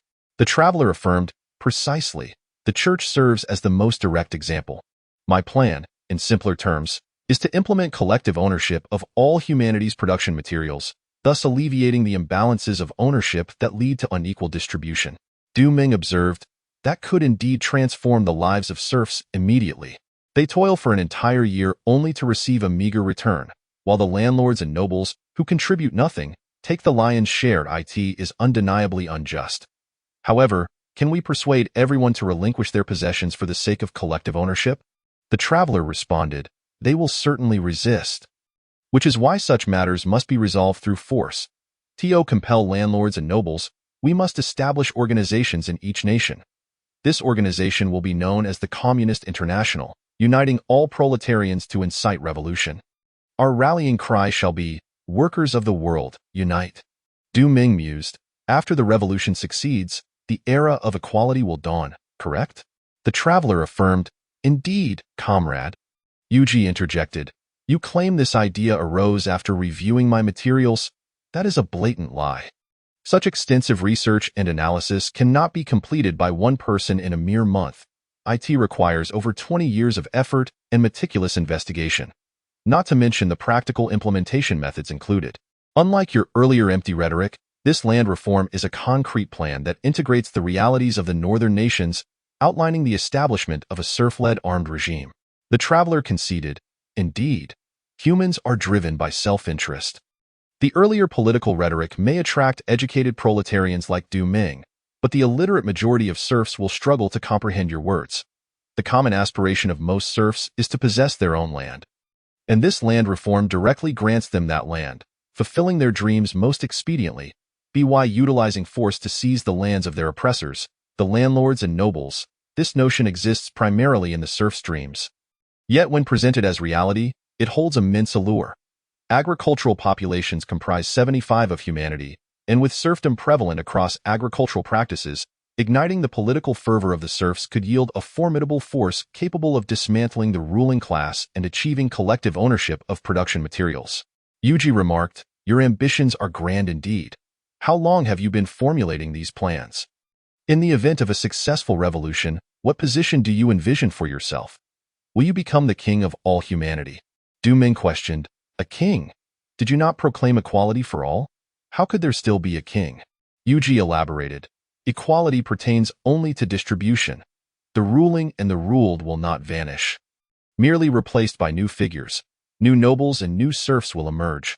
Your plan reeks of conspiracy, cloaked in a thick layer of idealism and romanticism. Young people and the oppressed may easily fall under your spell. But I have lived for 150 years and am not so easily deceived. The traveler retorted, I detest deceit. I assure you, I am not trying to mislead you. The key to realizing this plan lies with your demon race. Currently, the conflict between humanity and the demon race is the primary contradiction in the world. Class struggles among humans are secondary. If I were to implement these plans and establish a serf-led armed regime, and your demon race suddenly launched a full-scale attack, the multinational alliance would undoubtedly demand the formation of a unified front against the demons. I could not possibly refuse, and thus the ruling class would merely prolong its existence. Ultimately, this would only increase internal strife among humans without resolving the war. However, the situation is different now. The demon lord sits before me, also hoping to end the conflict. I propose this plan with the hope of negotiating with the demon race. As long as the demon race supports the plan, humanity shall remain tranquil during the civil war. When the moment of victory for the serf revolution arrives, and both the hero and I find ourselves in positions of power, we shall negotiate a ceasefire with the demon race, thereby bringing an end to the century-long conflict. Chapter 9. Mutual Testing. Yu-Gi-Oh! Deceive and continue to deceive. There exists a fundamental lack of mutual trust between demon society and human society. The Demon King is not an autocratic ruler. Witnessing human discord without taking action cannot last long. Furthermore, should you succeed, a completely unified human regime will emerge, with a planned economy capable of concentrating power to the utmost. The demon race will not turn a blind eye to the implications of this on warfare. In due time, they will ally with the human ruling class to eradicate you. The Traveler. An old woman who has lived for 150 years is indeed difficult to deal with. Her faade was easily seen through. This is merely a suggestion. If it fails, we shall abandon it. Domin, you stirred me up so much. And yet you gave up after merely 5 minutes of discussion with Yuju? The Traveler. At the moment the idea came to me, I discovered this fatal flaw. The external political conditions are not ripe. I merely brought it up today to cast a stone and ask for directions. Having received a response, I am satisfied. It also allows me to gauge Yuju's sincerity, to see if she is merely deceiving us. I am quite content with the answer. Now, I shall return to my room to rest. Good night, everyone. Domin, answer. What do you mean? Yuju. He is assessing whether I am merely using the pretense of ending the war to secretly gain control over the human economy, ultimately defeating humanity. This bait is truly enticing. This theory of communalism has both real and illusory aspects. It seems I shall not be able to sleep tonight. Domin. Why is he so suspicious of people? Yet so trusting of me? We happened to cross paths, and he even offered me advice and became my ally. Yuju. Perhaps he has been observing you for quite some time. You did encounter him the very first day you sought allies? Domin. I shall not dwell on it. I too will head to sleep. Yuju and Lon, do rest early as well. Leaving to return to his room, Yuju. Instruct the intelligence department to review the traveler's information once more for any omissions. Additionally, assign personnel to monitor him discreetly. I require detailed reports on every action he takes after departing from us. He may very well become the king of all humanity. Lon, understood. Morning, dining hall Hong. Good morning. Mr. Traveler, I shall fetch your breakfast. The Traveler, thank you. Having a maid does make a significant difference. It is quite pleasing to behold. Yuju, you rose rather early. Did you not sleep at all? Yuju, I did not sleep. I studied the theory of communalism you provided me with throughout the night. It is truly remarkable that you wrote it all in just one afternoon. The Traveler, what are your thoughts? Yuju, would you be interested in becoming my economic advisor? The compensation is negotiable. The Traveler, I appreciate your praise, but there is no need for an advisor. Are we not in the same boat? If you have any questions, feel free to ask, but I must insist that this knowledge remains confidential. Once you have read it, return the report to me, and I shall dispose of it. Yuju, I have already seen it all. Even if you burn it, I could find someone to disseminate the information. The Traveler, how many would believe words spoken from the Demon King's mouth? Their first reaction would be, this is a conspiracy. Yuju, indeed, the hostile environment of war similarly constrains our choices. It is truly a double-edged sword. Nevertheless, your theory presents a novel solution to our socio-economic dilemmas. The Traveler, your economic dilemmas? I would very much like to learn more about your society. Do share? Yuju, for many years, we have been unable to alter the issues of uneven production and relative overproduction. Prices fluctuate erratically each year, exacerbating the imbalance in production. Everyone desires to profit, investing in high-priced production and popular goods. The result is that what was expensive last year is cheap this year, and what is expensive this year will be cheap next year. The surplus materials can only be salvaged through government procurement, which is then consumed in warfare, perpetually inflating the construction budget while the national budget is consumed by vast military and stability maintenance expenditures. The concept of a planned economy has inspired me. Allowing state capital to enter the market could stabilize prices and address the issue of blind private investment. The Traveler, what a stark contrast. Such rapid application in practical fields. Yuju, the demon race comprises various races and cultures. We do not reject new cultures or new theories, as long as they possess merit. Speaking of which, what if my response yesterday had been unsatisfactory? The Traveler, I would eliminate the three of you to silence you, then disguise myself as a runaway serf, with Hong seizing the opportunity to act, burn the report, and wander once more. You lack any capacity for resistance, while Lon, despite his skills, would inevitably protect you and not escape. Domin would simply meet a tragic end. Yuju, When I learned how you fortuitously entered the Demon King's castle, I thought, this hero cannot be a fake. It seems that true strength always lurks in the shadows. The Traveler, no. Doman is indeed quite capable, and his convictions are steadfast. He is a true hero. Speaking of which, where is Lon? Yujio, he is in the back storage room, tidying up for the new security personnel. The Traveler, tidying up? Yujio, you will understand once you and Doman go to take a look after his morning training. Villa, storage room. Doman, isn't it rather stingy to assign the security personnel to live here? There are plenty of vacant rooms. This the cat they brought along.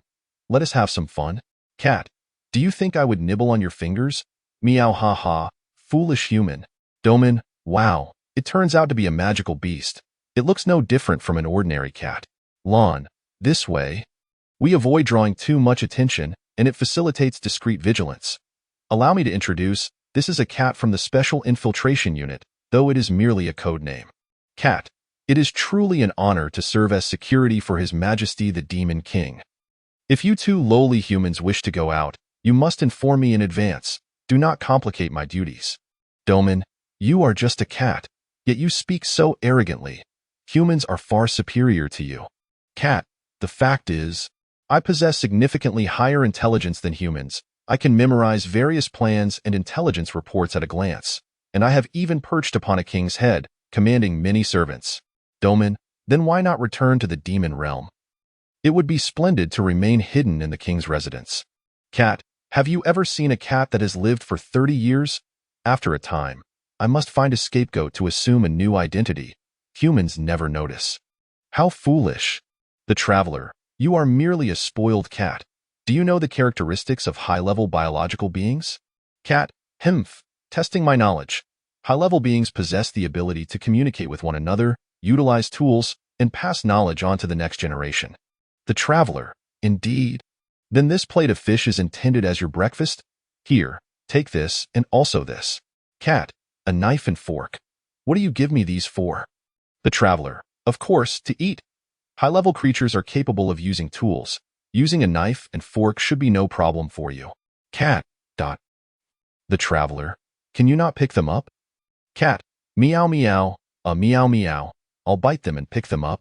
The Traveler, well done, impressive. Now, please enjoy. The fish from the northern sea is quite substantial, and its flesh is very delectable. Do not hold back. Cat, I am a lowly creature. Chapter 10, Matters in the Village. Villa, study Yujio. What did the cat say about giving them a warning? What was the outcome? Lon, completely outsmarted. Yujio, we must be cautious when dealing with him. Take the opportunity to test his skills. How is the review of his intelligence going? Any new discoveries? Lon, none. All we know is that he appeared in Ice Rock City 2 months ago, living by deceit, and he was even swept up by the city management while running a fortune-telling stall. His origin, relatives, and so forth remain entirely unknown. Yujio, he conceals himself well. We must exercise caution regarding this individual, whose motives are unclear. Lon, indeed. Courtyard, grilling fish. The Traveler. Thus, grilling fish is the most delicious method of preparation. Yet, he claims to be a high-level being, while only consuming it raw. Cat, eating it raw preserves the fish's freshness.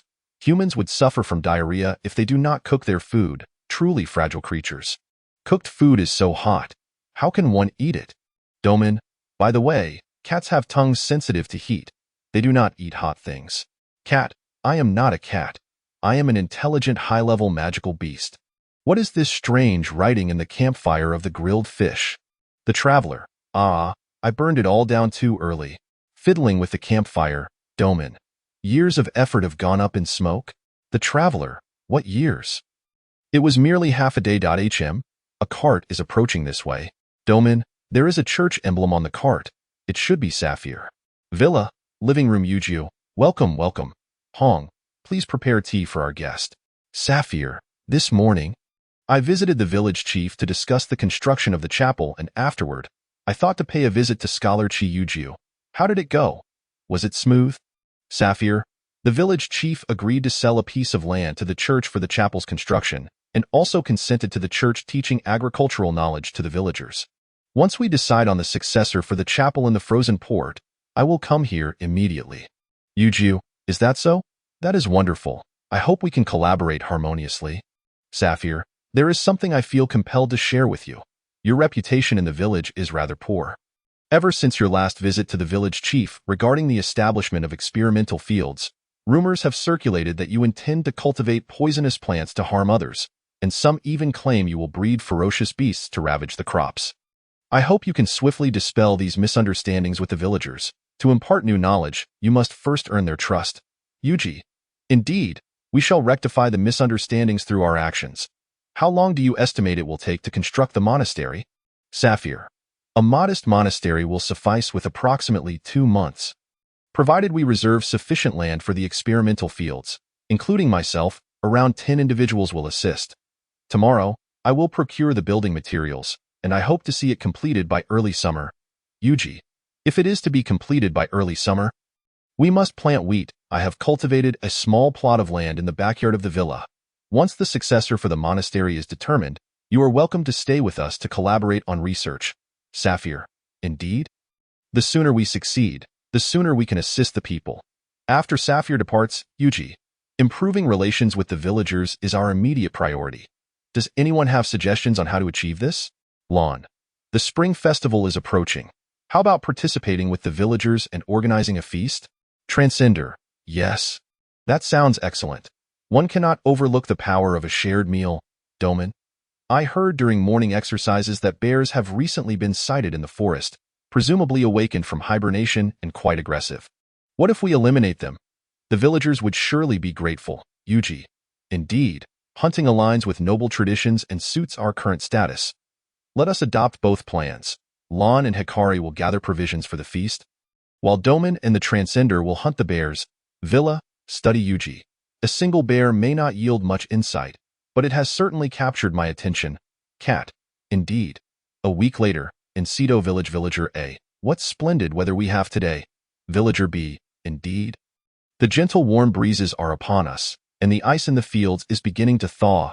Villager A. It appears we must hasten our efforts to complete the monastery before the busy farming season. There have been plenty of job opportunities lately. It seems the new year has brought good fortune. Villager B. Yes, ever since the arrival of that wealthy family, there has been a remarkable difference. Not only are there more job opportunities, but also fewer dangerous beasts in the vicinity, and the ladies of the household are quite lovely. Villager A. Not only the ladies are fair, the guard is exceptionally skilled. Those bears posed no challenge for him, capturing them all within 2 days. Although the other guard caught nothing, his gathered herbs are remarkably effective, a remedy for colds that works wonders. They even gifted the village with medicine and bear meat. Truly good people. Villager B. It seems those rumors are unfounded. They were likely just misunderstandings about them. Villager A. Precisely. Villa, study Yuji. It appears the villagers' perception of us has significantly improved. Though I did not anticipate your knowledge of herbal medicine. Transcender. A wanderer must possess some knowledge of potions. It is merely my area of expertise. Food, shelter, security, and healthcare are the primary concerns of the common folk. Assisting them in these matters will earn considerable favor. Did you not make such promises during your campaign? Yuji. Of course, I also pledged to focus on education. IT has been exhausting. Those 8 months required relentless emphasis on my commitment to healthcare and educational reform during every speech. Doman. Education? You mean hiring private tutors? That is the privilege of the wealthy. Yuji. The Demon Realm's educational system is funded by the state, establishing schools to collectively educate the new generation eager to learn various knowledge. This allows them the freedom to choose their paths, thereby contributing more efficiently to the nation. Doman. Is it truly that beneficial? We should implement such a system. This way, even the impoverished can attain literacy and skills, broadening their choices. Transcender. Your aspirations are commendable, but do you understand the cost involved? Doman. Always the issue of money. I have no need to slay the Demon King anymore. Selling this sword could yield a substantial sum. Lon, let me see. This demon-slaying sword crafted by ancient elves is valued at approximately 480,000 G. Doman. What do you think? Transcender. What is the annual budget for national-level educational funding? Yuji. Given the scale of the Night Harbor Kingdom, it requires 50 million G per year. Doman. 50 million G? Yuji. Education is indeed costly. The previous Demon King implemented a self-sustaining policy for schools, allowing students broad entry and strict exit criteria, transforming schools into profit-making enterprises. This is why I was able to win the election. However, to fulfill my promises, the national budget has become strained, public infrastructure is lacking, and unemployment rates have risen, resulting in a dismal outcome in the recent midterm elections 2 months ago. Ah, how vexing, Doman. If we cannot manage large-scale initiatives, we can focus on smaller ones, gathering local children to learn together. That would be beneficial. Transcender. Then go seek Saphir's assistance. She is unoccupied and could serve as a laborer. We could save on hiring teachers, so you might as well keep your sword. Chapter 11. The Palace and the Rebellion. Winterland Kingdom Palace. Prince William of Winterland. Grandfather, have you heard? The Pope has declared our nation's hero, Doman, as the guardian hero. His feats have been announced to the world, and he will be enshrined in history as the first hero to breach the demon realm and injure the Demon King. Chancellor Cameron. Yes? I have heard. It is indeed his gallant deeds that saved the besieged Ice Rock City. Our nation's prestige has soared, and the multinational alliance has reassessed our military strength, elevating our power status from B to a dash. Thus, the share of military aid we receive next year will likely increase. More importantly, representatives from central nations will be visiting. The last time I advocated for the $1 billion national debt plan, they will likely agree this time. Our nation's debt crisis may finally see some alleviation. William, last time grandfather visited to persuade them, he received no decent reception. Now, to curry favor with the church? They are all generous. I have seen Doman during this election. His skills and convictions are impeccable. It was wise of me to relinquish the hero title destined for me, but alas, his fate remains uncertain. Do you have any news of him? Cameron, I regret to inform you, there is none. William, sigh. How many heroes from our nation have perished in this war? Is there no end to this conflict? Cameron, if we were to end the war now, our nation would be the first to perish. William, Cameron, the situation in Winterland is similar to that of the northern nations. The climates of Night Harbor, Everfrost, and Bittercold are also extremely harsh, with insufficient food, placing them among the lowest tier of nations. As frontline states in the century-long war against the demons, they receive financial and food aid from central nations. Politely speaking, they are humanity's shield. Less politely, they are mere pawns. Their political standing is the lowest, with none of the 5 permanent members of the multinational alliance being from the northern nations. Last year, the proposal for reform among the permanent members, which stirred the most controversy, quickly collapsed under their monetary influence. Should we lose this aid, our people will surely perish from famine. William. However, to continually squander military resources is a betrayal to our soldiers. Sometimes, I wish to charge to the front lines and confront the demons myself. To die valiantly would be preferable to living at the cost of my soldiers' lives. Cameron, Prince, please endure. Do not forsake your own people. Cedo Village, Villa Study Lawn. Indeed, under the pretense of swearing allegiance, the acting Demon King has instigated the Giant Wolf tribe to begin annexing nearby small tribes and plundering passing merchant caravans. Meanwhile, the Red Dragon tribe has directly organized an army to reclaim the sacred ground of their clan, which was occupied during the first human expedition to the north. The acting Demon King is overwhelmed with state affairs and cannot manage these issues, and there are even members of the parliament demanding that the Demon King personally intervene and bear the responsibility. Yuji, that vile lizard and that despicable dog are stirring up trouble for no reason. As for those parliamentarians, when I was elected with a landslide, they all sought to ingratiate themselves with me, hoping I would assist them in their campaigns, leveraging my popularity. Now that my approval ratings have plummeted, I have become a liability, and they turn their backs on me. Should they provoke me further, I shall initiate early elections, repeating the process until they are drained of their election funds, even if they do not lose their parliamentary seats. Transcender. Before that, you might be impeached and ousted. Do not speak in anger. What do you want us to do? Yuji, of course, we must quell the rebellion. One of us can handle each area. Transcender. Apologies? I am your economic advisor. Quelling a rebellion is not the job for your sword, is it? Isn't at the Demon King's sword? Doman. What Demon King's sword? I never agreed to that. Transcender. So you have no desire to go? Have you not been thinking of Carla since you saw Saphir? A trip to the demon realm would be an excellent opportunity to inquire about her. Yuji, can we rely solely on Doman for this? Doman, no problem. Those mere lizards and wild dogs will be easily dealt with. Yuji. Doman, what is with that look?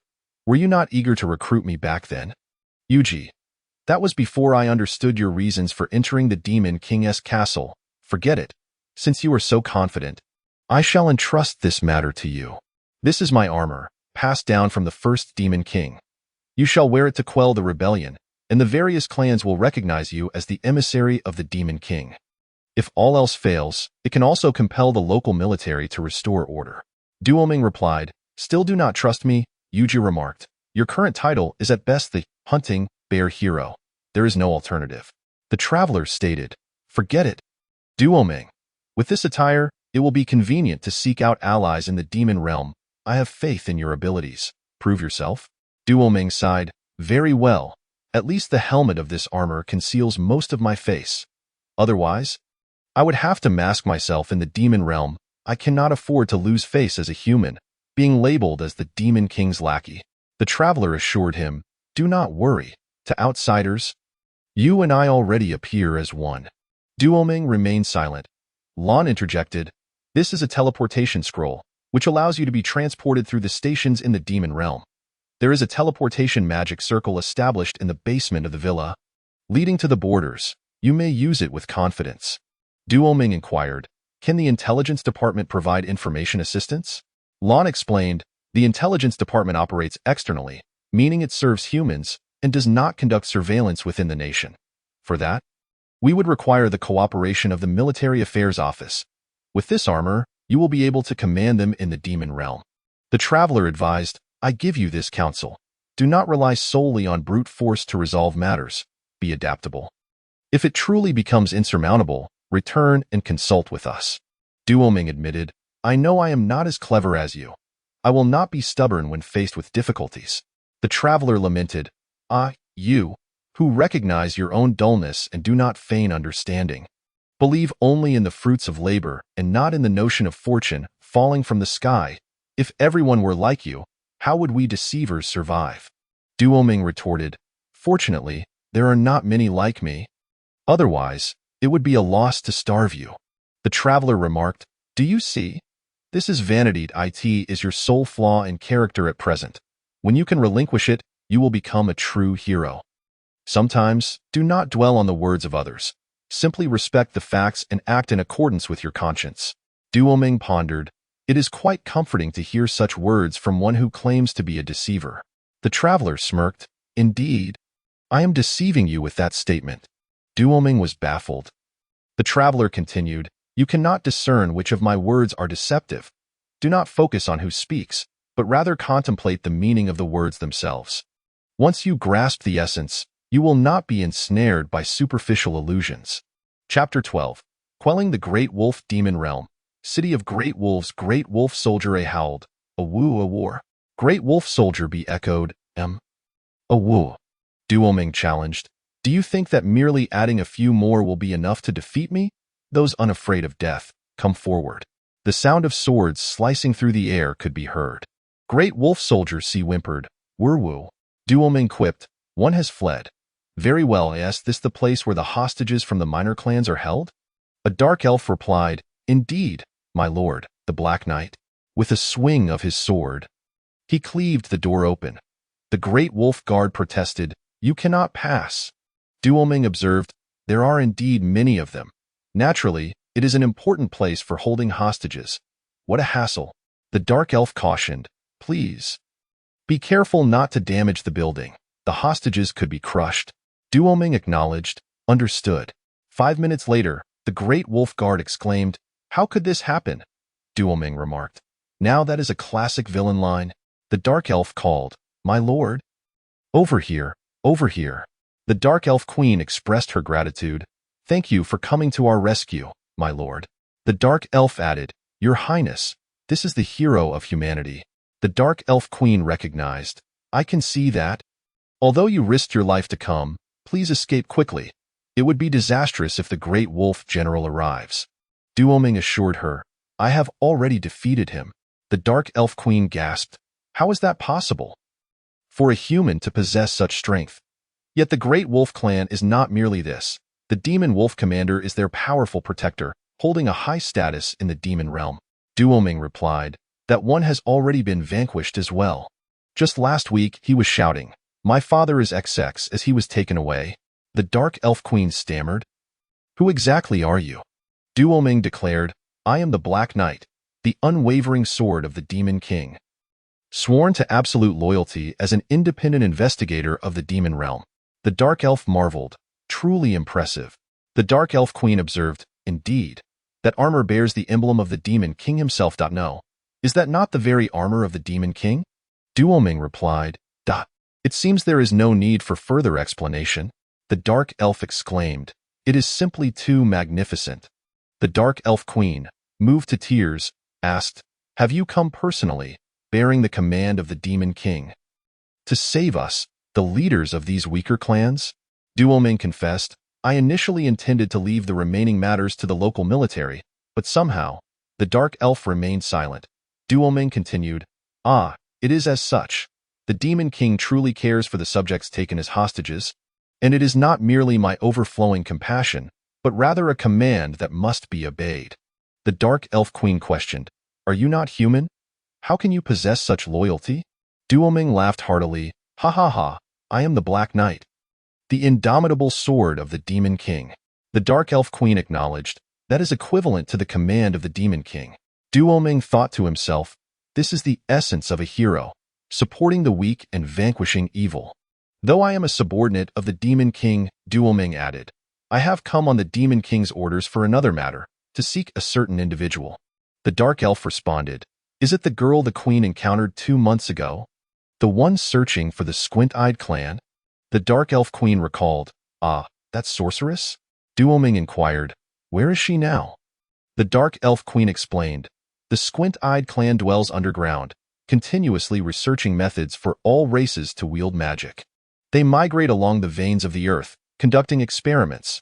That sorceress likely followed the flow of the Earth's energy. Duoming realized, so she could be anywhere, sigh. However, as it is the Demon King's command, I must find her, regardless of how far. The Dark Elf remarked, super cool. Duoming concluded, the Demon King hopes that your clans can return to your original lands and live peacefully as before. The Dark Elf Queen expressed, may the Demon King govern the demon realm with stability. However, this turmoil has caused significant material losses. Might I suggest? Duoming interjected, cough cough. The Great Wolf clan, as the instigator of this calamity, must bear full responsibility. I will ensure that the Great Wolf General, the Demon Wolf Commander, and his father will utilize every means to compensate for the losses of each clan, without using a single penny from taxpayers. The Great Wolf clan was originally known as a free-spirited race. As citizens of the demon nation centered around stability, it is best to allow them to maintain their original way of life. The Dark Elf Queen replied, if the Great Wolf clan no longer persecutes us weaker clans, we have no objections. We can swear to harbor no further hatred. Duoming promised, I will convey this sentiment of forgiveness to the Demon King. Time is short. I must also engage with the Red Dragon clan. If fate allows, we shall meet again. The Dark Elf Queen expressed, this great kindness we shall not forget. Satu Village, Villa Backyard. Yu-Gi-Oh summarized, that is the current economic situation of the Northern Kingdoms.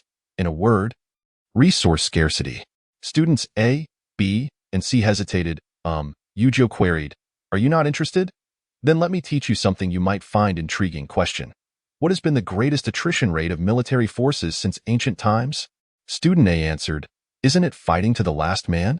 Yu-Gi-Oh clarified, it is 30, roughly 1/3. Therefore, maintaining the front lines with the current standing army and mercenaries of the Northern Kingdoms is exceedingly difficult. Sporadic skirmishes and defensive battles at outposts have become the primary forms of combat against the Demon King's forces. Student B asked, what about the Northern Expeditionary Army being formed? Yu-Gi-Oh explained, that is an exception. It is a religiously motivated expeditionary force incited by the Church. The participants are those who possess the determination to ultimately end the war and are willing to sacrifice for it. However, due to economic reasons, it has failed. I have mentioned this several times in class. Without economic support, neither society nor war can be sustained. Without food, one will perish. Student C remarked, yet sometimes I feel that money is even more important than food. Student A countered, but you cannot throw gold coins at enemies on the battlefield. Can you? Ding, ding, Lon announced, Miss, class time has concluded. Yuju realized, oh, it is already this time. We shall conclude for today. Tomorrow, the guards will come to conduct a workshop. Students A, B, and C eagerly responded, we are looking forward to it. Yuju declared, then, you are dismissed. In the villa corridor, the traveler greeted, yo, good work. Yuju retorted, do not be so smug. Tomorrow it will be your turn to teach them combat skills. The traveler replied, I have already invited Sapphire to assist. Yuju remarked, you. Why am I even discussing education with you? I never imagined that teaching human children would be so exhausting. It is akin to instructing animals, utterly incomprehensible to few kittens, and there are not many of us. The traveler explained, during the busy farming season, this is how it is. The children who come are mostly the offspring of merchants and soldiers. Peasant children can barely be counted as laborers, so how could they be released to study? The children of merchants and soldiers tend to have high self-esteem and are prone to backtalk. Yuju lamented, sooner or later, I will turn them all into toads. Traverser, it does not seem like mere bluster. You would be wise to refrain from such actions. Yojio, your insight remains as sharp as ever. Domin's skills are indeed commendable. The matter concerning the giant wolf tribe shall be resolved within a fortnight. However, the impending confrontation with that formidable lizard is far from simple. Persuading it to reconsider is an impossibility. Chapter 13. The Fall of the Demon King in the Special Zone Plan Demon Realm. Red Dragon Temple Domain. I am weary, and I have grown tired of fighting. I wish to relieve myself, dine, and rest. Red Dragon Duke, you truly possess remarkable tenacity, Black Knight. Domin, your obstinacy has its limits. We have fought for 3 days, and I have severed your limbs and tail countless times. So many I can no longer keep track. Are you truly forcing my hand to slay you? Red Dragon Duke, to admit defeat and disband my army is out of the question. Domin, is that sacred site truly of such paramount importance to you? A place of negligible strategic value, once captured merely due to a lack of stationed troops. Red Dragon Duke, that is where our Red Dragon tribe first laid our dragon eggs, a site of pilgrimage for our kin, who have suffered injuries at the hands of human garrisons. It is our birthplace, and we must reclaim it. Domin, the site of the first recorded dragon eggs, where did the Red Dragon tribe that laid those eggs originate? Red Dragon Duke, Young man, do not dwell on trivialities. This matter cannot be elaborated upon. Domin, cannot you wait a while? The Demon King is currently recuperating. Once she is healed, we may discuss this further, yes? Red Dragon Duke, time is of the essence. As a human, you may not be privy to our demonic customary laws. These laws dictate that for lands occupied by other tribes, should the occupation exceed 98 years, the ownership of the land transfers to the occupier. The original tribe, even upon reclaiming the land, cannot expel the foreign inhabitants nor deny their property rights unless the occupation surpasses 98 years. This year marks the 96th since the sacred site fell. We cannot afford further delays. Our Council of Elders has resolved to reclaim the sacred site before the 97th year. I yearn to walk upon our own sacred ground and behold it. Domin, must we then wait until the 96th year to take action? Red Dragon Duke, certainly not. For years, we have petitioned the Demon King and the Council without success. We cannot wait any longer. We would rather the sacred site remain barren than relinquish it. Domin, barren? Red Dragon Duke, transform it into a desolate wasteland. Domin, yet there are many human civilians residing there. Red Dragon Duke, there are also demon civilians left from the occupation. Alas, the Council has made its decision. The plan to concentrate the entire Red Dragon tribe's dragon breath has already been set. Not even my death can alter that. Domin, this is truly a challenging predicament. I long for the days of yore, when I could simply cleave those I deemed unworthy with a single strike, without contemplating the morality of slaying Red Dragon Duke. If I were to devise a means to reclaim the Red Dragon Valley, your sacred site, could you spare the lives of the human civilians within? Red Dragon Duke, if it could be reclaimed without harm, that would be ideal. Yet how can you assure me of that? Domin, I am the Black Knight, the indomitable sword of the Demon King. I swear by the name of the Demon King to reclaim the Red Dragon Valley before the 97th year. Red Dragon Duke. Very well. Should you fail to uphold your promise, the Demon King shall surely be labeled as inept, yes? Domin. Indeed.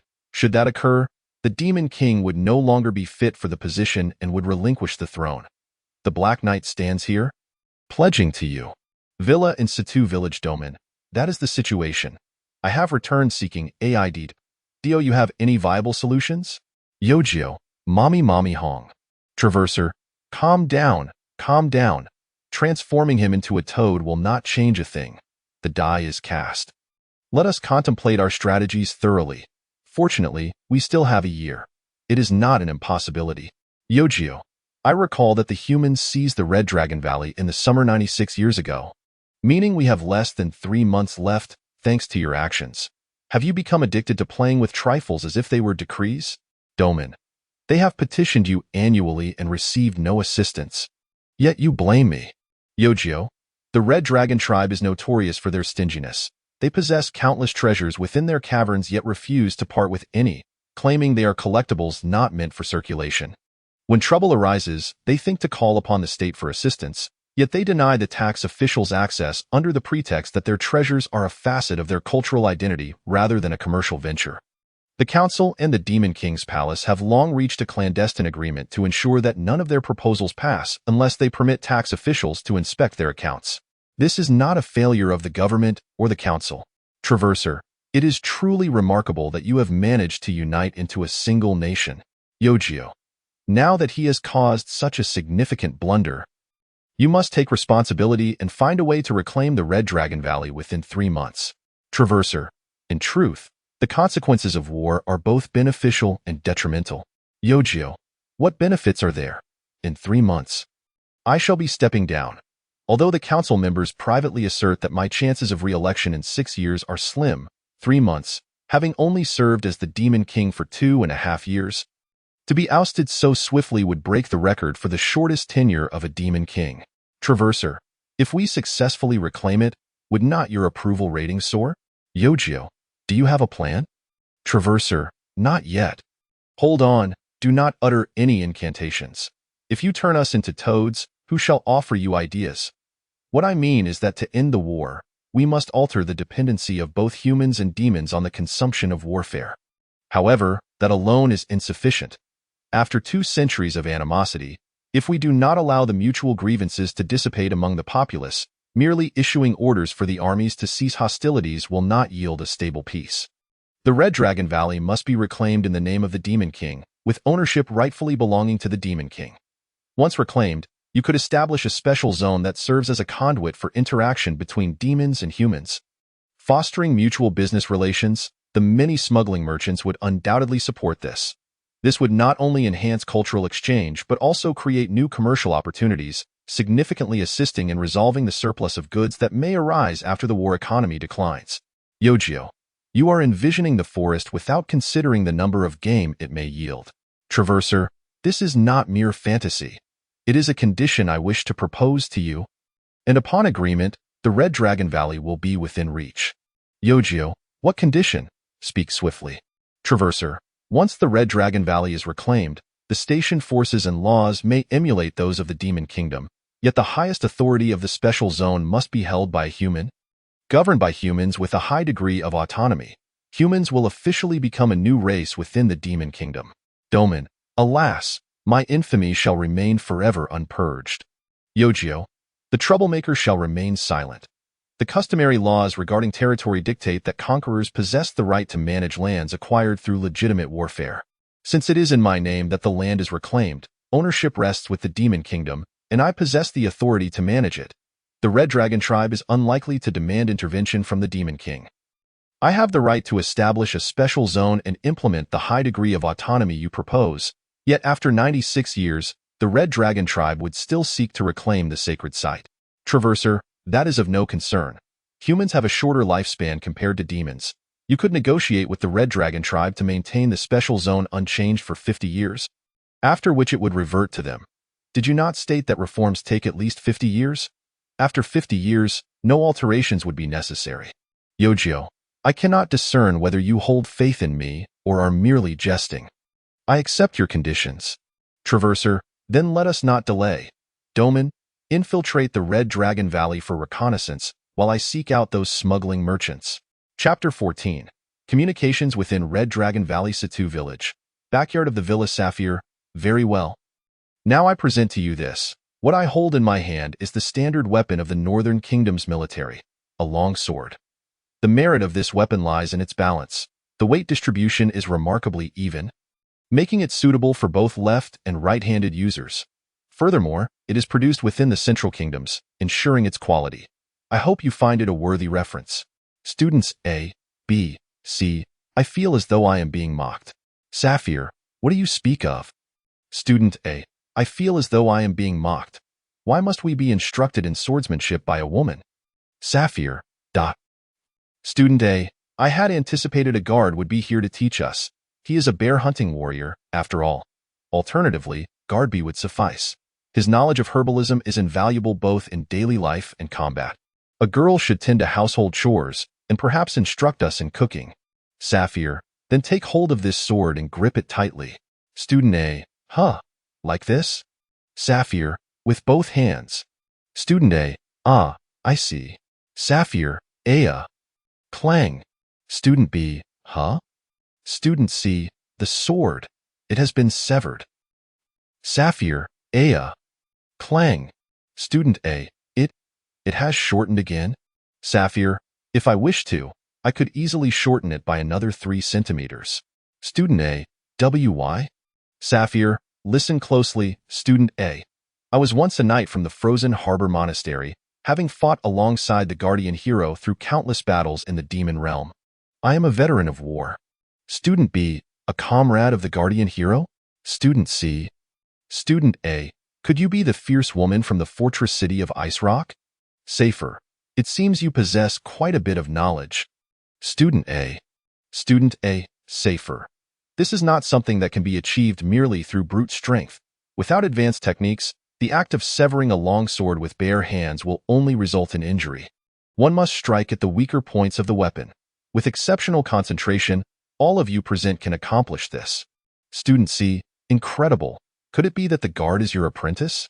Student A, is that so? Student B, so that's the case.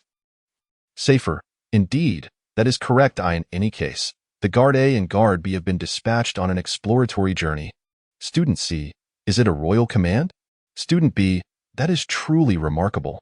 Student A, it is a great honor to receive guidance from the companion of a brave hero. Safer, yes. My teaching method leans towards practicality. First, run 3 laps around the village, then swing your sword while running for another 3 laps, followed by swinging your sword 500 times. Students A, B, C, ah? Villa study room Yuyo, ah. Listening to these little rascals suffer has brightened my mood a bit. Tell the intelligence department to provide assistance to Doman and keep a close watch on him to prevent any further blunders. I initially intended to test the capabilities of the traveler, but it backfired and ended up being a miscalculation. Lon, I have already informed Doman of the contact methods and code phrases for the finest spies lurking in the Red Dragon Valley. Once he arrives there, he will be able to utilize them. Collecting enemy materials should pose no problem. The cat is tracking the traveler, hoping to uncover something. Yuyo, I can't take it anymore. Idleness makes my mind wander. I should finish the model I left incomplete last time. Lon, young lady, do not succumb to despair or avoidance. Yuyo, despair? Avoidance? I am working on a model of a windmill. There are no rivers here. But the wind is quite strong. Conducting a windmill experiment is not a bad idea. Lon, that reassures me. I've heard that the wind here blows only twice, once lasting for half a year. Yuyo, hee. I hope I can stay until the second wind. Sacred Land, Red Dragon Valley Commercial District Bar Doman. Cough, cough. Boss, what is going on? Stop making a mess. Yes, filthy. Doman, huh? It's your bar that is dirty. There's so much dust. Boss, ha, that is true. Human Soldier A, hey, that female demon over there. Bring us some drinks. Human Soldier B, hurry up. If you're slow, I'll have your head. Human Soldier C, can we even eat this food? Huh. Domin, boss. What a ruckus. How am I supposed to run a business like this? Domin, boss, you're human too, right? Boss, yes, what of it? Domin, is it all right to hire demons like this? Boss, what is wrong with that? As long as they can complete their work excellently and the payment is within reasonable limits. What is the problem? Human soldier A, come on, do a pole dance for us. Human soldier B, hurry up. Demon waitress, boss, there is no helping it, I say, gentlemen. If you need anything, there is a brothel nearby. Please refrain from causing a scene in my establishment. Human soldier A, what is the matter? Boss? Human soldier C, do you think you can run this place because of someone else? Domin, hey. Demon waitress, I am sorry, please don't hit me. Domin, I wouldn't do such a thing. Boss, sigh, of course not. I hold all of your kindness in my heart. Domin, boss. I'll take this girl out for a walk. Here is the payment for the drinks. Boss, well, it's good to take her somewhere. There are plenty of inns around here. You two can get a room and have a good time. Domin, I've already said it's not like that. I'm taking her home. In the inn room, Domin. Is this not your home? Demon waitress, let us get this over with. Domin, over with, demon waitress. Heavenly king covers the earth tiger. Domin, pagoda suppresses the river demon. Demon waitress, my name is Z. The minister said that there would be humans coming to make contact, and you're the only unfamiliar face today, so we want to follow the usual procedures and waste time. Domin, Z, what else with that tearful expression? Your reaction was quite quick. You took me away immediately, and I was worried you wouldn't understand my hint. Domin, forget it. Serious matters take precedence. I'll step out for a moment. Z, what do you mean by step out? The troops in the commercial district are completely different from those on the outskirts. Isn't this an urgent mission? I'll take you there. Domin, is the bar owner part of the intelligence department? Z, no. There are many human merchants like him who hire demon employees. Most of them handle jobs that humans are unwilling to do or work in harsh environments. There is no helping it. This is what it means to be occupied. The relationship between the vanquished and the conquerors. But you're quite interesting. As a human, you serve the demons. How much compensation have you received? Domin, just this armor. Shows armor Z, directly from the Demon King. Did you lose to the Demon King? Domin, I am a Black Knight, loyal to the Demon King's sword. As for the outcome of our encounters, it's a long story. Chapter 15. The Smuggler's Guild outside Settled Village. Forest Road Traveler. Although the bears in this forest are gone, there are still wild dogs. If you're not afraid of being chased, just stay inside. Cat. I spend most of my time in the trees. How could a clumsy dog catch me? But what about you? Shouldn't you be in a hurry to get moving? Villages near the border have teleportation magic circles set up to report military situations and provide a quick passage for relocating civilians. Although the cost of using them is quite high, they are still open to the public. You've rented a self-driving carriage and are leisurely traveling along the forest road. Are you on a sightseeing trip? Traveler, do you think I want this? I can't use such things. Cat, can't use it? You don't have to cast spells. Just buy a teleportation scroll. Even a 3-year-old could use it. Traveler, I have a special constitution. Any magic or fighting spirit loses its effect on me. Stop jumping around in the trees and hop on the carriage. I'll give you a ride. Just be careful not to startle the horse or touch me. Cat, you're so quick to divulge your secrets to me? Traveler, in any case, you'll find out soon enough. Being forthright increases mutual trust. Yuyo is older and a politician. She has many concerns. I can understand her, but combined with her appearance, it feels particularly awkward. She could simply ask about my abilities without needing to test me, but she ended up costing herself. Cat, isn't it because she doesn't know you well, but I didn't expect you to be a cat lover. It seems my charm has captivated humans. Traveler, once we enter the capital of Night Harbor Country, there will be plenty of opportunities for you. I'll give you some benefits first. When the time comes, I'll treat you like a beast of burden. Cat, aren't you looking for smugglers? Why are you heading to the capital instead of the border fortress? Traveler, their headquarters is there. Do you know what smugglers typically deal in? Cat, of course, it's the spoils of war collected after the conflict. Right? Human coins are useless to us. They have low gold content mixed with a lot of other metals, and refining them isn't worth the cost.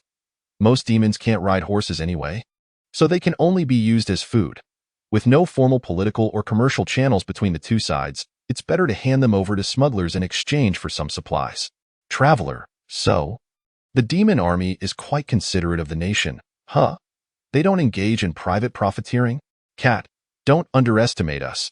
From the beginning of the war, the Parliament has been aware of the phenomenon of troops lining their own pockets. And we've since established a comprehensive system. Each battalion of the 100 Wings level will have a government inspector to tally the spoils after battles. Every transaction of spoils through smugglers is meticulously recorded. The whereabouts of every coin and every livestock is not a secret, and it's documented in the annual military summary report. Any citizen of the demon nation can review it, guaranteed by the system. Traveler, indeed, that's a good system. Do you know which goods are the most profitable for smugglers? Cat, I don't know that. Their mysterious founder has always kept it a business secret. Traveler, you must not spread what I'm about to say. It can only be reported to Lon and Yuyo. Can you do that?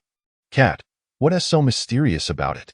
Traveler, the commercial secrets of the Smuggler Guild. Can you do it? If not, get out now and go back. Otherwise, I'll return as well, and Yuyo will step down in 3 months. Cat, I can, I promise. Traveler, once we enter the city, I'll need you to do some things, so I can't hide it from you, I'll tell you now. Smugglers don't make much money by trading goods between both sides. That's just a front. The real profit comes from smuggling people.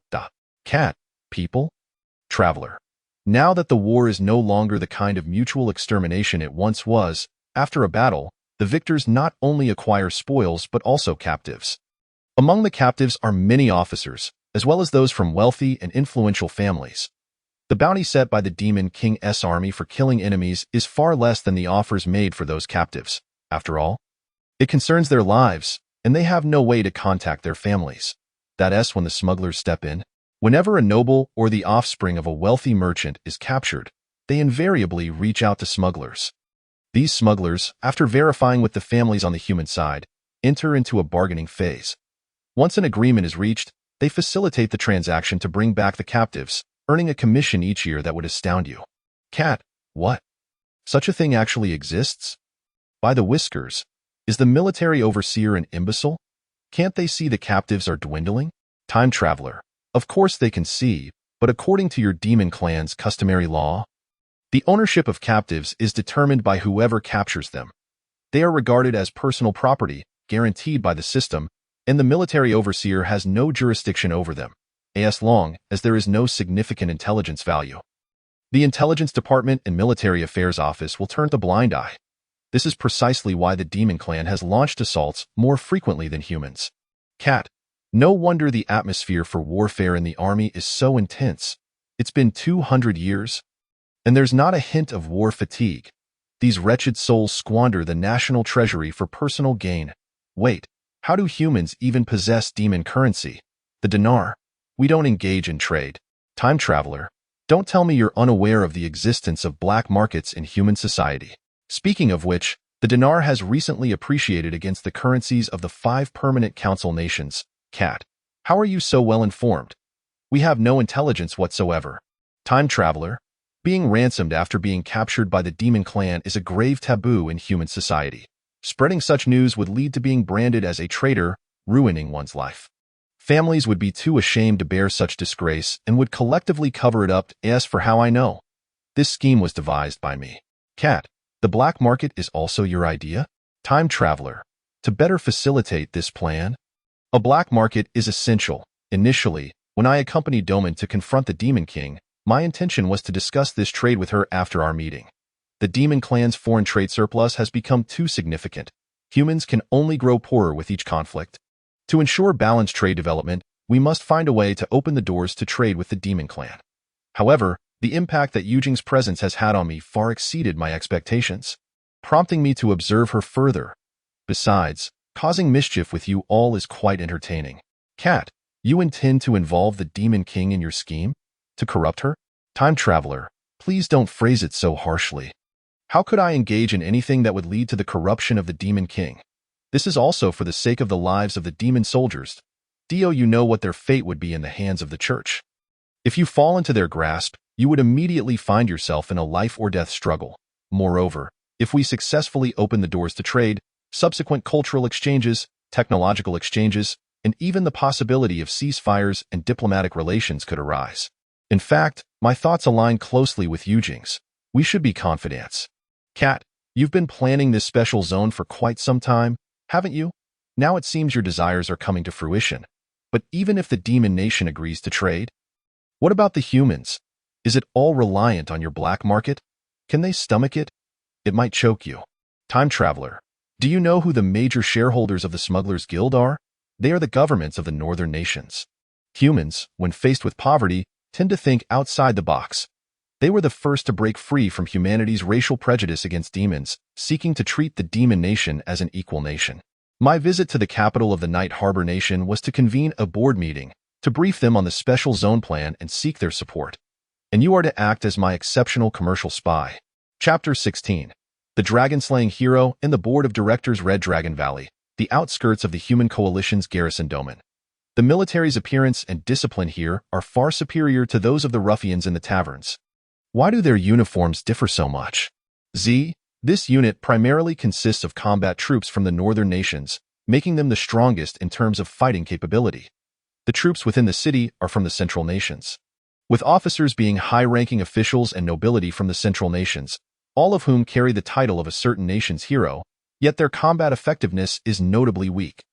The commanders of the combat troops outside the city are professional soldiers, presenting the greatest obstacle to the Demon King's reclamation of Red Dragon Valley. Domin, Central Nations troops? They haven't appeared on the front line since the Second Northern Expedition. Haven't they refrained from personally engaging in battle? Why are there so many royal relatives here? Red Dragon Valley is an exception, for the Red Dragon clan has annual pilgrimages, resulting in a high ratio of dragons in this area. The human army is strong, and for many years, they have successfully repelled the Red Dragon clan's pilgrims. Observing this, the royal relatives of the Central Nations have flocked here, as long as they present evidence of capturing parts of the Red Dragon clan. Along with a religious donation to the church, they will be granted the title of Dragon-Slaying Hero, ensuring their deeds are recorded in history. Domin, wow! As a child, I was filled with admiration for the dragon-slaying heroes. I trained in swordsmanship to become one of them. Yet the reality is so cruel. How many times have I severed the hands, feet, and tail of the red dragon during our battles? Its regeneration speed shows no sign of slowing. Tio received the title of Dragon-Slaying Hero simply by bringing those medical remnants to the church? Boo-hoo! You're ruining my childhood nostalgia. Keep your voice down. We'll be discovered. Quickly draft the deployment map. The combat troops are maintaining excellent vigilance, and I can't multitask between keeping watch and drawing. They even have military dogs. Special infiltration courses are out of the question. Domin, that foul cat probably wouldn't dare show up at the sound of military dogs, yet it dares to mock us humans. A patrol squad is approaching. We must flee. Scatter some pepper to prevent them from tracking us. Night Harbor Nation Capital, City of Cold Dreadcat. Since your human trafficking operations are widespread across the northern nations, why establish your headquarters in the easternmost country of the northern nations? Moreover, according to our intelligence, the enigmatic founder is from the central nations, speaking with a distinct accent from the central region, which certainly adds to his prestige. What position do you hold in the Smugglers Guild? Time traveler. That individual was hired by me from the central nations to serve as a front. He is a local con artist who spent 20 years in prison and emerged penniless. I hired him to present himself as a successful individual, which is beneficial for common consumers and investors. Night Harbor Nation is the only country in the northern nations with a seaport that remains operational in winter, boasting advanced transportation, and I serve as the Chief Technology Officer and Chairman of the Smugglers Guild. Cat, Chief Technology Officer. Does human trafficking require technology? Time traveler, please refrain from referring to it as human trafficking. Our commercial activities have saved many lives and are a noble profession. Initially, I had no capital. Robbery and pillaging were not viable options. Such a cost-free business, if not executed with discernment, would lead to one being silenced after the transaction. You know how my shareholders came to be? They were initially my clients, possessing connections in the military and government with extensive networks. I taught them this method, leveraging their unsavory records to coerce their cooperation. The result was a snowball effect, dragging the governments of the northern nations into the mire. However, this business has now reached a bottleneck. It can no longer expand. To achieve new breakthroughs, sacrifices must be made. Cat, so this chief technology officer concept was your idea for slacking off after the business was on track? Seeking breakthroughs? Why didn't you come forward to collaborate when the Demon King sought to establish a test zone? Time Traveler, how could we, as a semi-official organization, be the ones to initiate a partnership with the Demon Clan? The board would never approve. If Yujing's identity were exposed, the church would bear the brunt of that thunderbolt. The northern nations' government, receiving substantial aid from the central nations, cannot afford to leave any evidence of collusion with demons. Otherwise, next year's aid would be uncertain. Cat, so how do you want me to assist you? Time Traveler, if the special zone is successfully established, there will be an official channel for humans and demons to communicate, enabling captured individuals to contact their families through the special zone, and transactions will be conducted by the special zone government. We would then have to abandon this business. Some board members may be short-sighted, failing to see the immense benefits the establishment of the special zone could bring, fixating instead on the current profits of this cost-free venture. In truth, how can such one-sided transactions be sustainable? I need you to uncover their thoughts after I propose the special zone plan. Cat, how many members are there on the board? Time Traveler, there are 6 executive directors and 11 non-executive directors. Cat, by the whiskers, you want to work me to death. Time Traveler, you don't need to investigate every single one. I can predict that out of the 12, some are insightful companions while others are as dim-witted as pigs. The remaining 4 are crucial. If 3 of them agree, the special zone plan will pass. You need to run around and gather information, providing me with accurate reports. Cat, what if those 4 disagree? Time Traveler, in that case, I shall have to bleed financially, increasing my shareholding to bolster the board's membership and ensure the proposal's passage. This may compel me to sell some promising ventures or even resort to forced borrowing. Cat, can't you just threaten them with those black materials? Time Traveler, we are no longer in the initial phase of establishing the guild. If I were to act this way now, I would become the enemy of all directors, and they would band together to eliminate me. At that point, everything would be over. Surta Village Villa Lawn. The village chief has agreed to construct the windmill, and work will commence after the completion of the monastery. Yujing, what has become of those 2? Lawn, Doman is still gathering information about the Red Dragon Valley, and the travelers have already begun to subtly test the board members. Why, Gio? They had better succeed, or I will have no choice but to sever my ties and survive on my own. The announcement regarding the agreement with the Red Dragon clan was solely the Black Knight's unilateral decision. He has abused the trust that the Demon King placed in him and must be held accountable. Lawn, in that case, Doman's life will also be in jeopardy. Why, Gio? Given his skills, he should be able to escape back to the human world without my assistance. However, this will only deepen the mistrust that the demon race harbors towards humanity, making peace even more elusive. Chapter 17. The relationship between the Valley Dwellers and the Demon's Red Dragon Valley Civilian Residential Area Z. Didn't they come here to scout for the reclamation of Red Dragon Valley? Why have they ventured into such a militarily insignificant area? Doman. If a battle were to erupt, it would be prudent to mark civilian residences and public facilities such as hospitals in advance to prevent collateral damage and unnecessary destruction. This will facilitate post-war recovery and allow the populace to return to a peaceful existence. Z. A peaceful existence. It seems more like a bloodbath to me. Doman. What do you mean by that? Z. This is the residential area for human civilians. Once I take you to see the noble quarters and the demon enclaves, you will understand. Doman. Is the wealth disparity that drastic? Z. It is not merely substantial. However, wealth disparity is a minor issue compared to the humiliation and oppression endured for 96 years. Everyone remembers that. We are different from you humans. We live much longer, and many demons resided here long before the occupation. The day this place was reclaimed by the Demon King's army will be the day of our vengeance. Doman. Was that why he proposed those terms? I seem to have underestimated the situation. Z. Terms. Doman. Initially, the Red Dragon clan intended to turn this place to ash before reclaiming it. However, the Demon King, recognizing that many demon civilians still resided here, chose to reclaim it in his name to spare the lives of his subjects. My loyalty to the Demon King is also for the sake of the human civilians here. As long as I secure Red Dragon Valley, the Demon King will designate a portion of it as a special autonomous zone for humans. Z. And what of those subjects who did not heed the advice to retreat? But I feel more at ease with you. An autonomous region is typically reserved for larger clans. For such a small number of humans, your reward is quite substantial. Red Dragon Valley Noble District Domain. Such opulence. Do these royal relatives treat this place as a vacation paradise? Why is there an animal statue of varying sizes in front of every mansion? Z. Are you unaware?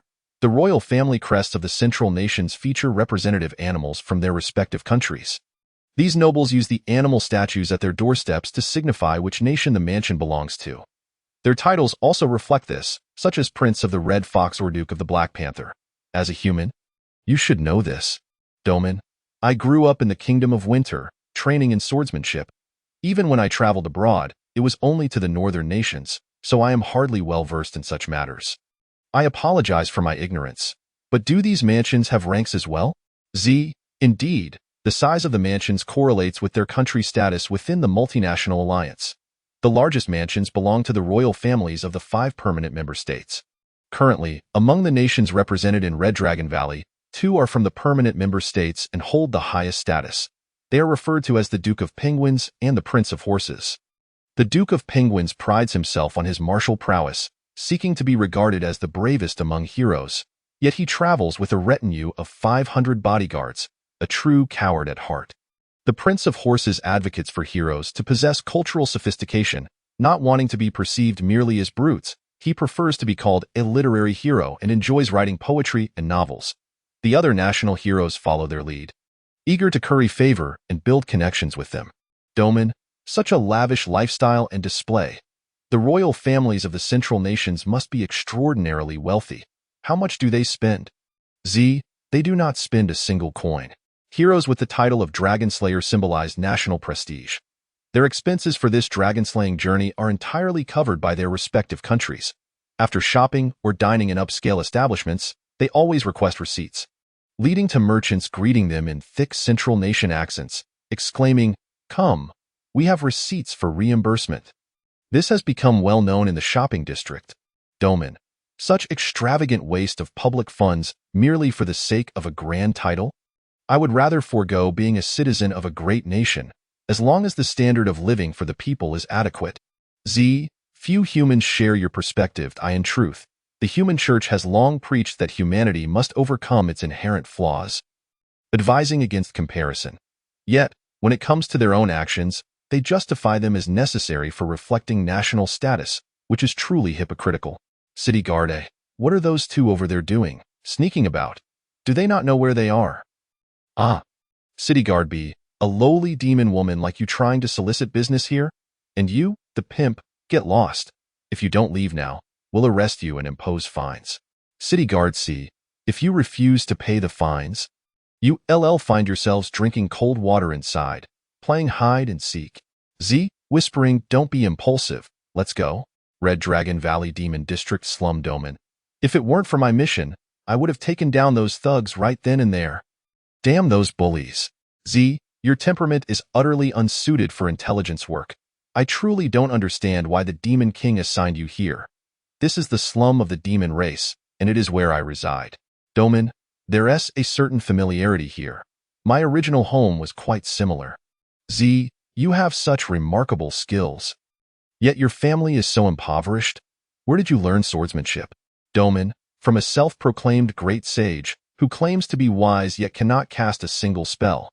His swordsmanship is exceptional. One could believe he is a sword saint. Z, is that why you had a free teacher? Truly, a fool's fortune. Doman, do not speak so. It was merely serendipity. I owe my current skills to my own relentless practice and the guidance of my master. Unlike the legendary exploits of heroes who stumble upon ancient tomes in deep mountains or consume elixirs that enhance their power, I have encountered none of those fortunate events. Meeting a free teacher hardly qualifies as noteworthy. Z, it is perhaps for this reason that only one human has managed to injure the Demon King. Such grandiose claims crumble when faced with true adversity. That human guardian hero does possess some skill. I would truly like to meet him. Doman, let us not dwell on that. We should proceed with our investigation. Z. You change the subject rather swiftly. Domin. This is for the grand scheme of the Demon King. We must unite in our efforts. What was that? Who threw that stone? Demon Child A. Humans leave. Demon Child B. If you want to bully Sister Z, you must first get past US. Demon Child C. Sister Z run. We'll hold them off. Z. It's all right. He is not a bad person. Please stop throwing stones. Demon Child A. Is that true? He has the face of a city guard. Demon Child B. He was just staring at Sister Z in a lewd manner. Demon Child C. Is he here to demolish our homes? Domin. Is this really the impression I give? Z. This captures the essence of the relationship between humans and demons in Red Dragon Valley. If the order established by humans were to collapse, what do you think would happen? Chapter 18. The Clam and the Heron Cold Tremor City Business in Mao. After the briefing concludes, those four big men returned to the inn together, and they even shared a room. If I didn't suspect they might have ulterior motives, I would think they were involved in some romantic entanglement. They have already recognized their status as key players and have likely agreed to form an alliance. They will soon negotiate terms. However, those who oppose you are merely non-executive directors. The executive directors are in favor. I didn't expect that a chairman like you, who only shirks responsibility, would still be quite popular among them. Traveler, those fellows have always been envious of me. This time, they are simply addressing the matter at hand. If they lacked discernment, how could I have chosen them as executive directors? If the dissenters had any real ability, could they have been captured? Those four key players represent the various governments of the northern nations. This alliance will likely seek political concessions rather than financial gain. Mao. Political concessions? Traveler, do you not understand? The dissenters represent the powerful nobility and wealthy merchants of the northern nations, while I represent the power of the Demon King. While acquiring golden eggs is excellent, obtaining the hen that lays them is even better. They are weighing the political forces domestically and abroad to maximize their political benefits. Mao. This is troublesome. According to customary law, matters regarding the autonomous region do not require debate in Congress. Merely notification suffices. However, any political concessions to human nations must be discussed and approved by Congress before implementation. The recent dismal performance of the Demon King's party in the midterm elections means the opposition will not miss the chance to oust him and will surely attempt to obstruct any concessions.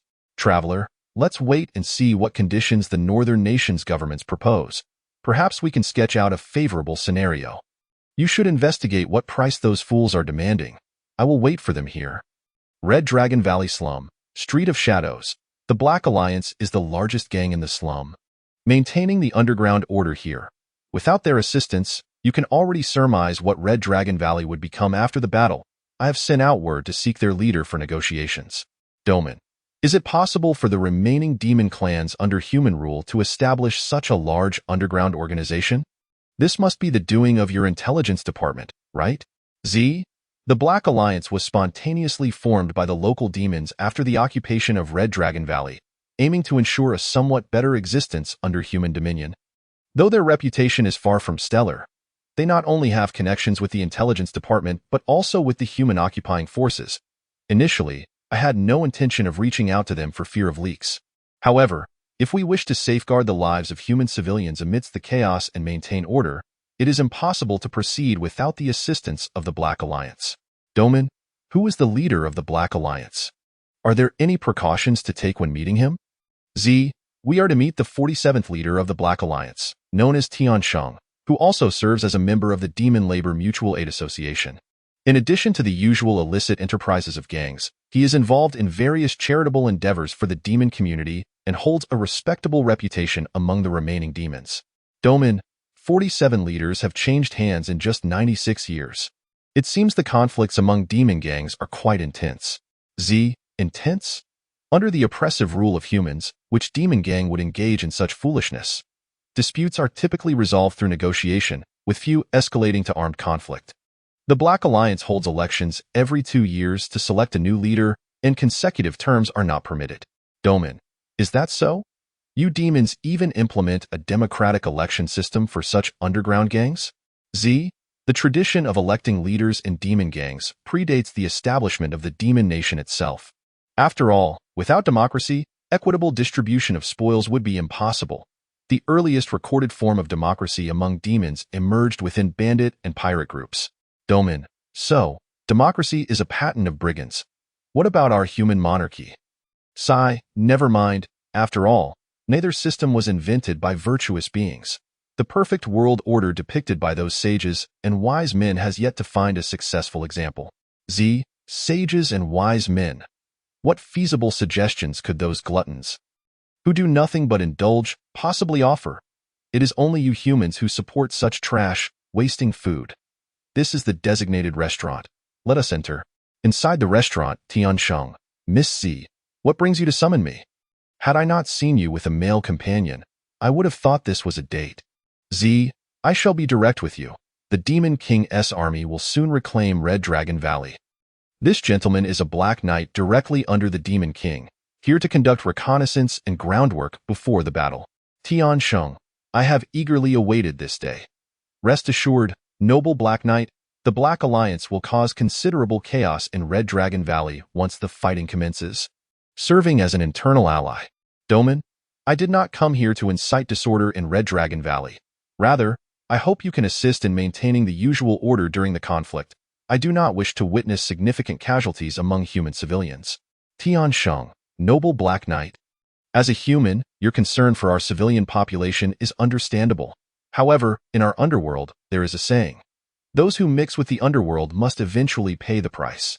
Humans have oppressed us for 96 years. We cannot let this opportunity slip away. If you desire us to act as internal allies, guide the way, set fire to warehouses, or even serve as cannon fodder, we are open to negotiation, but to spare humans, that is impossible. Domin, someone once told me that when seeking companions, one must consider what rewards one can offer them. There is no such thing as a free lunch in this world, and I believe this applies to demons as well. My sole intention is to protect the human civilians and businesses residing here. They often employ numerous demons. While these are menial jobs, some are due to a division of labor, and good individuals do exist, as for the troops and city management in the inner city. Once the fighting begins, they become enemy combatants. Whatever you wish to do with them is beyond my concern. I merely hope this does not extend to the entire human populace. If you have any demands or conditions, please articulate them, and we can discuss. Tiansheng, in addition to being the leader of the Black Alliance, I am also a member of the Demon Labor Mutual Aid Association. Indeed, there are good individuals among human merchants. But more often than not, they treat us like livestock. In fact, the Black Alliance is frequently utilized as pawns by the city management. If we do not assist in coordinating, their actions become even more ruthless, resulting in greater harm to the demon underclass. The Black Alliance has a poor reputation among the remaining demons for this very reason. I have actively participated in charitable endeavors to restore the reputation of the Black Alliance. And for its future development, we will not pass up any opportunity to cleanse our name. Unless you can provide a better opportunity for the Black Alliance's growth, this discussion is moot. Domin, very well. I will report to the Demon King and strive to secure compensation for the Black Alliance. Chapter 19. Devouring the Fisherman Winterland Kingdom Palace. King Charles of Winterland. 2 months ago, I heard news that the Traverser had severely injured the Demon King in conjunction with our guardian hero. I thought the negotiations with the demon tribe had collapsed. Now, suddenly calling a board meeting and proposing a special district plan suggests that the negotiations with the Demon King have gone relatively well. I do not regret recommending Domin. Has there been any news from him? Cameron, none as of yet. Shall we inquire? Charles, what comes from his mouth is likely untrustworthy, unless I meet Domin in person. The special district plan is truly enticing. I know full well it is fraught with traps, yet I must tread carefully. His words instinctively prompt me to disregard them, yet my rational mind insists otherwise. I wish I could simply block my ears and strike him. Cameron, Your Majesty, there is no need for anger. This time, he is bound to suffer. I have already negotiated with the governments of Night Harbor Nation, Everfrost Nation, and Bitter Cold Nation. We shall advance and retreat together. If he fails to present substantial offers, we will boycott the special district planned. At that point, we will neither oppose nor support, thus abstaining, allowing us to avoid a rift while draining the resources of those powerful nobles and merchants within our nation. Charles, those bastards profiting from the national calamity. Were it not for their entangled influence and the necessity of their support, I would have executed them long ago. If I do not force them to bleed this time, I shall no longer be king. Cameron, your majesty, you must not. The prince is still young and views matters with simplicity. He knows nothing of the government's stake in the smuggling syndicates. Should you abdicate, the prince will surely demand a withdrawal from the smuggling syndicate. Further exacerbating the national finances, the Traverser is cunning. There is no telling he could successfully split the government alliance and garner sufficient support. You must not gamble with your throne. Charles, I have made my decision. A king's words are not mere play. What I say must be honored. Cameron, your majesty. Charles, it is fine. I may relinquish the throne, but I will not relinquish my position as Marshal of the military, allowing me to continue to steer the affairs from behind the scenes. Cameron, then I shall rest easy. Cold Tremor City business and Traverser, they are intent on extracting every bit of my essence. It seems they have long harbored ill will towards me and are now ready to settle the score. Cat, who told you to act unscrupulously? Your retribution has arrived. Traverser, Himph, your mockery does not affect me. What conditions have they proposed to those fools? Cat, they want them to dismantle the Boley Group, which integrates production, transportation, and sales of grain, ending their monopoly on grain sales in the northern kingdoms, and introducing more competition. Traverser, the Boley Group is a consortium of interests among the wealthy nobles and merchants of the northern kingdoms, profiting exorbitantly through the monopoly of grain sales. The northern kingdom's government has long been furious over their exploitation during the national crisis, but has had no means to address it. Now they see an opportunity and are making exorbitant demands. Cat, what about you? Is it more severe?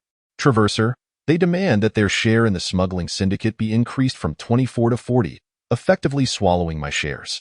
Moreover, they require that the area within 200 kilometers surrounding the special district be designated as a ceasefire zone, prohibiting both sides from stationing troops. The Northern Kingdom's government must establish a consulate in the special district, allowing free movement of personnel. All commercial, cultural, and political exchanges between the special district and other nations in the coalition must go through their four nations. The special district cannot independently establish any military forces. Humans must not harm other humans. Cat, they truly see you as the Demon King's proxy. Do they not realize that even the Demon King himself cannot dictate these matters? Most cannot be implemented without going through the Parliament. Traverser, they likely know. They are merely making outrageous demands like those fools. Cat, what do you plan to do? Temporarily agree and then renegotiate after the board approves the proposal. Traverser, they are adamant about not releasing anything until they see results, demanding that a secret pact be signed with the Demon King, explicitly stating that it must bear the dual signatures of the Demon King's government and the Parliament. Damn it, when I went to the Demon Realm to discuss business with Yoju, I even asked them if they had any information about the Demon Nation. They all claimed to only have military intelligence and dared to use me as their pawn. They will regret it when the time comes. Cat, stop boasting. The one being forced to bleed now is you. Instead of thinking of ways to bite back, consider how to curry favor with them and get them to let you off the hook. We cannot afford to waste time. We need them to agree quickly. Traverser, quickly use the teleportation magic array to return and inform Yoju of the situation here. Have her provide me with the bottom line for negotiations, so I can settle my debts. If we cannot reach an agreement, I will have to resort to the original contingency plan and liquidate assets to raise funds. Cedo Village, Villa of Antiquity. The special zone must have a military presence, as this is essential to affirm its status as territory of the 10,000 Demons Nation. This is a matter of sovereignty that cannot be negotiated. Establishing a consulate is permissible, yet the interactions of the special zone with other human nations are to be determined solely by its government, without interference from the four nations. As for the notion that humans do not harm one another, who would believe that? They have engaged in conflict with great fervor in the past. Now that humanity has become a new race within the 10,000 Demons Nation, it must be treated equally among other races, with no special privileges. This is the bottom line. Lon, given the vast disparity, it seems an agreement is unattainable. Return and inform the traveler to activate the emergency plan. Any losses incurred will be compensated by the 10,000 Demons Nation once the special zone is established. Mao, will there truly be compensation? Lon, what do you think? They have toyed with us for too long. It would be quite embarrassing not to retaliate this time. Mao, it seems that being kind-hearted is indeed a truth of life. being overly clever might not be as beneficial as playing the fool. Avoiding the fate of being pushed when the wall collapses. Lon, that is his own folly. As long as we maintain our cooperation without severing ties, he will have to swallow his pride and endure. Mao, meow haha. Just thinking about his expression afterwards brings me delight. At the Cold Tremor City Business Hotel Mao, this is the Demon Lord's bottom line. Lon believes that reaching an agreement is unlikely, so he instructed me to suggest you immediately activate the emergency plan. Your losses will be compensated by the 10,000 Demons Nation after the establishment of the special zone. The Traveler. Oh, I didn't expect Lon to be so generous towards me. Will I truly be compensated? Mao, indeed. The Traveler. Why do you look away? Let me teach you something. When lying, avoid looking into the other person's eyes and instead focus on their eyebrows. Lon is merely the head of the intelligence department. He has no authority to decide on my compensation. Mao, who told you not to be kind-hearted? However, don't lose sight of the bigger picture. We are still in the same boat.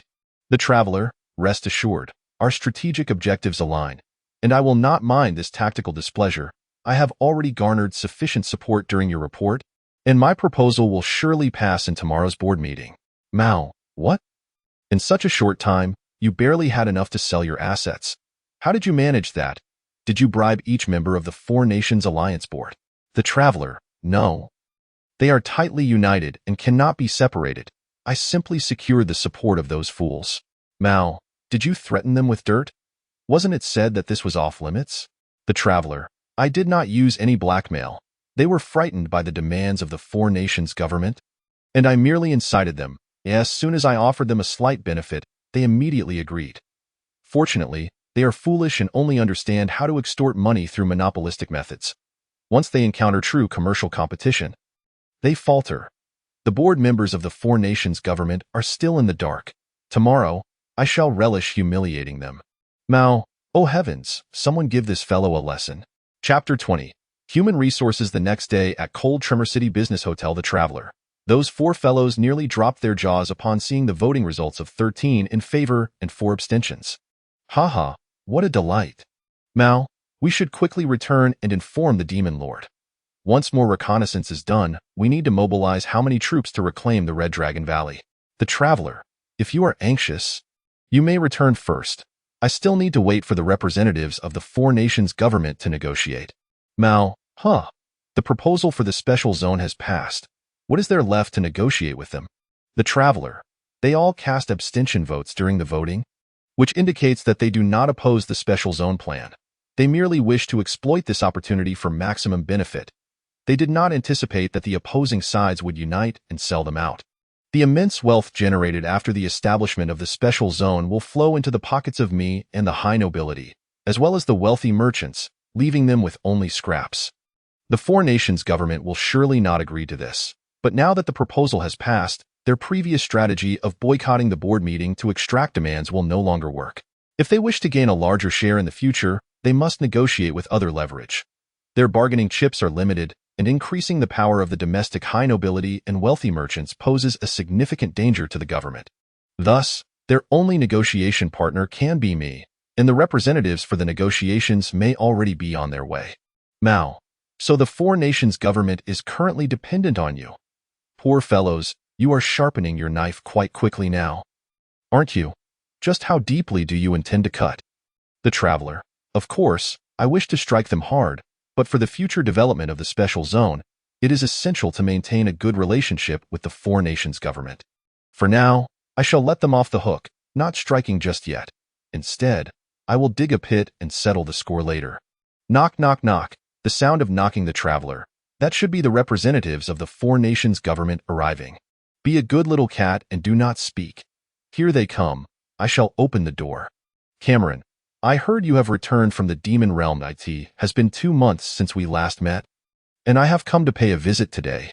The Traveler. It truly is an honor to have the esteemed Prime Minister of the Winter Capital personally visit.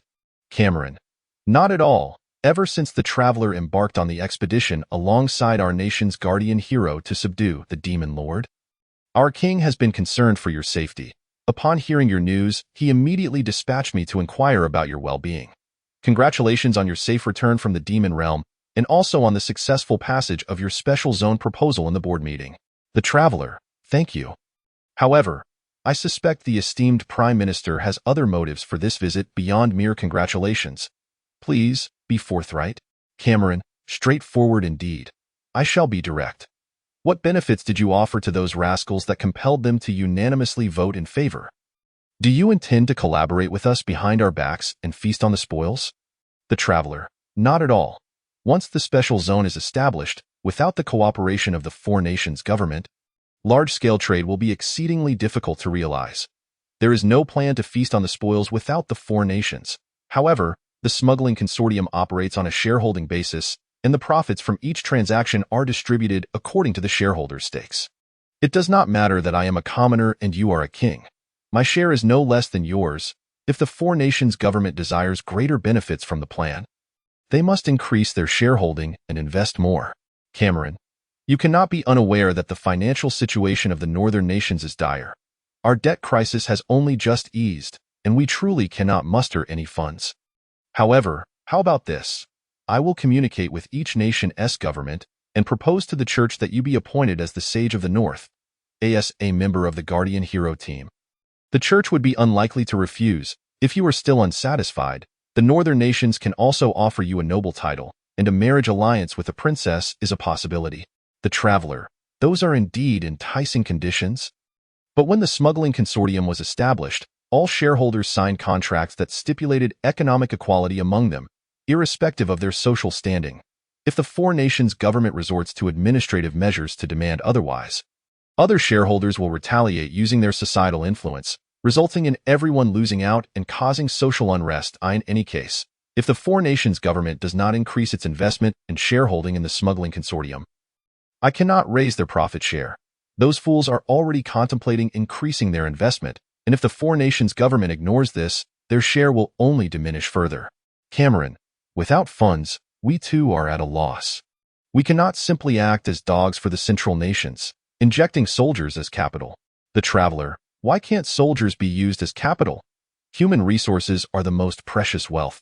Cameron, oh, how would soldiers be used as capital? The Traveler, I shall reveal a secret to you. Do not spread it widely. The Demon Lord intends to reclaim the Red Dragon Valley, which was occupied by humans during the first northern expedition. He has gathered all the Red Dragon clans and local troops to form an army, aiming to take action before this summer. Once reclaimed, the special zone will be established there. After all, ceding territory for human autonomy will not be accepted by the Demon Nation's parliament. Land reclaimed in the name of the Demon Lord will not encounter such troubles. The Red Dragon Valley houses the combat troops of the northern nations. While the Demon Lord is not afraid of losing, any conflict will inevitably lead to casualties, and the combat troops of the northern nations will face dire consequences as well. As long as the northern nations coordinate with the military, they can feign a performance during the battle and retreat thereafter. Once the special zone is established, the Demon Lord will not forget the four nations' kindness and will engage in separate transactions with the four nations' government outside the smuggling consortium. Cameron, but if this occurs, our nation would become adversarial with the central nations, losing territory without a fight. We would be unable to hold our heads high within the coalition of nations, and more critically, military aid will diminish, leading to even greater financial difficulties for the four nations. The Traveler, fear not. According to the intelligence sent by my scouts in the Red Dragon Valley, the armies commanded by the central nations nobility are also present there. When the time comes, we shall have them issue a surrender declaration to take the blame, allowing the four nations government to provide an explanation to the coalition while preserving their reputation for a valiant retreat. Cameron, the method is indeed clever, but this matter is of great significance, and I must report back to His Majesty the King for a decision. The Traveler, I fully understand. Farewell, no need to see me out. After Cameron leaves Mao. Where is your tail? The Traveler, what tail? Mao, your human church describes the Demon Lord's appearance as, he has horns on his head, wings sprouting from his back, and a tail at his rear. Where is your tail? Did you hide it in your trousers? Traverser, I am a quintessential human. Where would a tail come from? Do not clutch at my trousers. Cat. Nonsense. You are undoubtedly a demon lord who buys human souls. According to the definitions set forth by the human church, how can you be without a tail? Traverser, I donate anonymously to the monasteries in the northern kingdoms every year, with some so substantial that they wish to erect a monument in my honor. How could the mysterious saint they speak of possibly be a demon lord who buys human souls? In the royal palace of the Winter Kingdom, Cameron, I have verified with the military. There are indeed numerous reports of the Red Dragon clan appearing in Red Dragon Valley. Unlike their previous pilgrimage actions, the numbers are far too large. It seems the intelligence provided by the Traverser is accurate. Charles, alas, if a battle ensues, our chances of victory are slim. This is not a strategic stronghold, and it would be unworthy to sacrifice the lives of our valiant northern warriors. The elite troops were stationed here previously due to the Central Nation's dragon-slaying requests, and now we can resolve this matter simultaneously. I initially intended to leverage this opportunity to compel the scoundrels and the demon lord within our country to yield tangible benefits, but my pressure has inadvertently forced both sides to unite against us. Truly, a blunder on my part. I must take responsibility and abdicate. You must assist William diligently, lest his impulsiveness jeopardize the nation. Cameron, your Majesty truly intends to abdicate? Charles, if I do not, the scoundrels within the country will never agree. Better to step down, though I shall retain the title of Marshal. Go and inform the Traverser that we will acquiesce to his demands, and in due time, we shall cooperate with the Demon Lord's forces to relinquish Red Dragon Valley. Chapter 21. Special Administrative Zones. Villa in Cedo Village, Uyo. So you mean the most formidable military forces of the northern kingdoms in Red Dragon Valley will no longer be our adversaries? I have been devising ways to persuade the Advisory Council to mobilize sufficient regular troops to reclaim the strategically insignificant Red Dragon Valley. Excellent. This resolves the issue, as we can deploy the local armed police forces to reclaim the valley without going through the Advisory Council. Doman, what about the demands of the Black Consortium? Is there any way to address them? Traverser, simply establish another special zone, governed by the local remnants of the demon race, under the same conditions, unchanged for 50 years, with the Demon Lord appointing a natural-born individual as the transitional chief executive. If the Black Consortium cannot thrive under such conditions, that is their own problem. Lon, is it truly necessary to establish another special zone? There seems to be an overlap in functions. Traverser, indeed, there is a functional overlap, but this serves to set an example for the traditional demon race within the demon realm. If the special zone succeeds and only human and demon merchants benefit while traditional demon commoners see no immediate advantages, dissent will arise within the demon realm. However, if the special zone, composed of local remnants of the demon race, also profits significantly, traditional demon commoners will realize that mutual trade benefits not only humans but themselves as well, fostering goodwill between both sides. Uyo, precisely. Only in this way can we garner public support, enabling me to push forward with domestic reforms. Once the Demon Lord's government sees an increase in approval ratings, I shall deal with those congressional representatives. I have meticulously noted all the benevolent deeds I have done for them. Doman, wow. You've turned dark in an instant, truly the essence of a Demon Lord. Traverser, awaken. Who was it that spoke of calculating the potential prey only after seeing the forest? The matter is not yet accomplished. And you are already dreaming.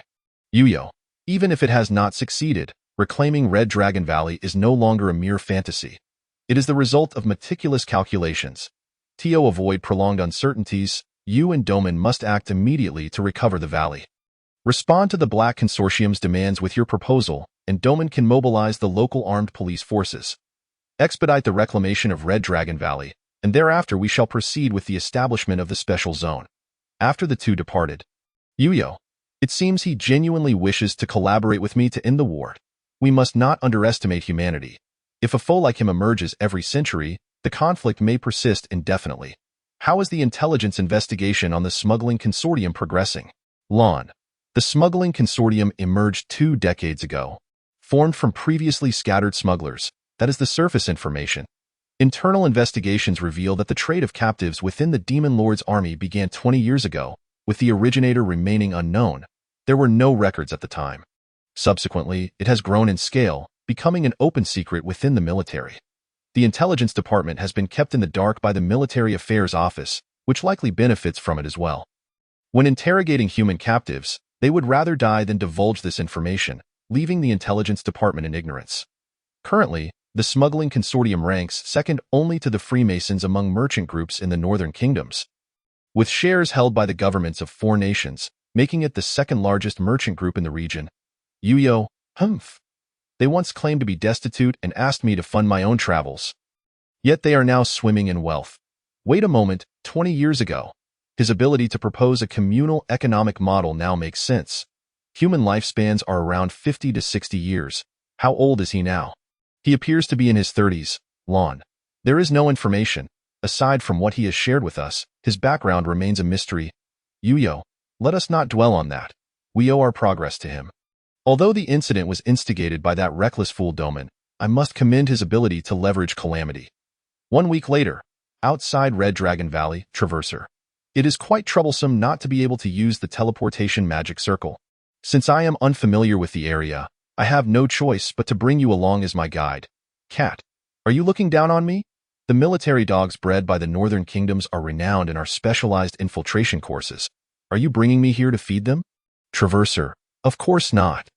Doman needs to assemble the local armed police forces to head to Red Dragon Valley.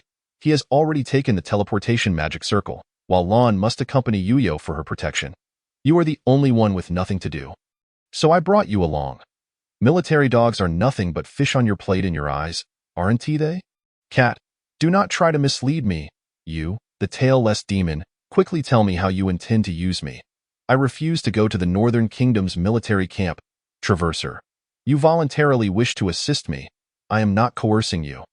I need you to infiltrate the central military camp of the Northern Kingdoms and gather intelligence on the dragon-slaying plans of the 2 permanent member states' heroes.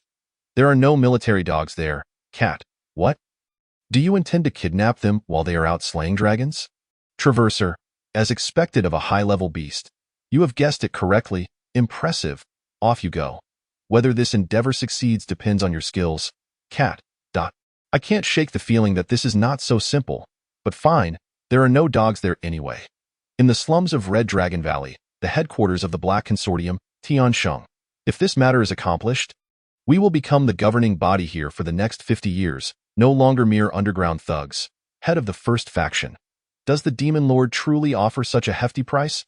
Surely he isn't treating us like a night pot, to be used and then discarded? Head of the second faction. Indeed. When dealing with politicians, one must tread carefully. They can be even more ruthless than us, Tiansheng. Not at all. This guarantee comes directly from the Demon Lord's Black Knights.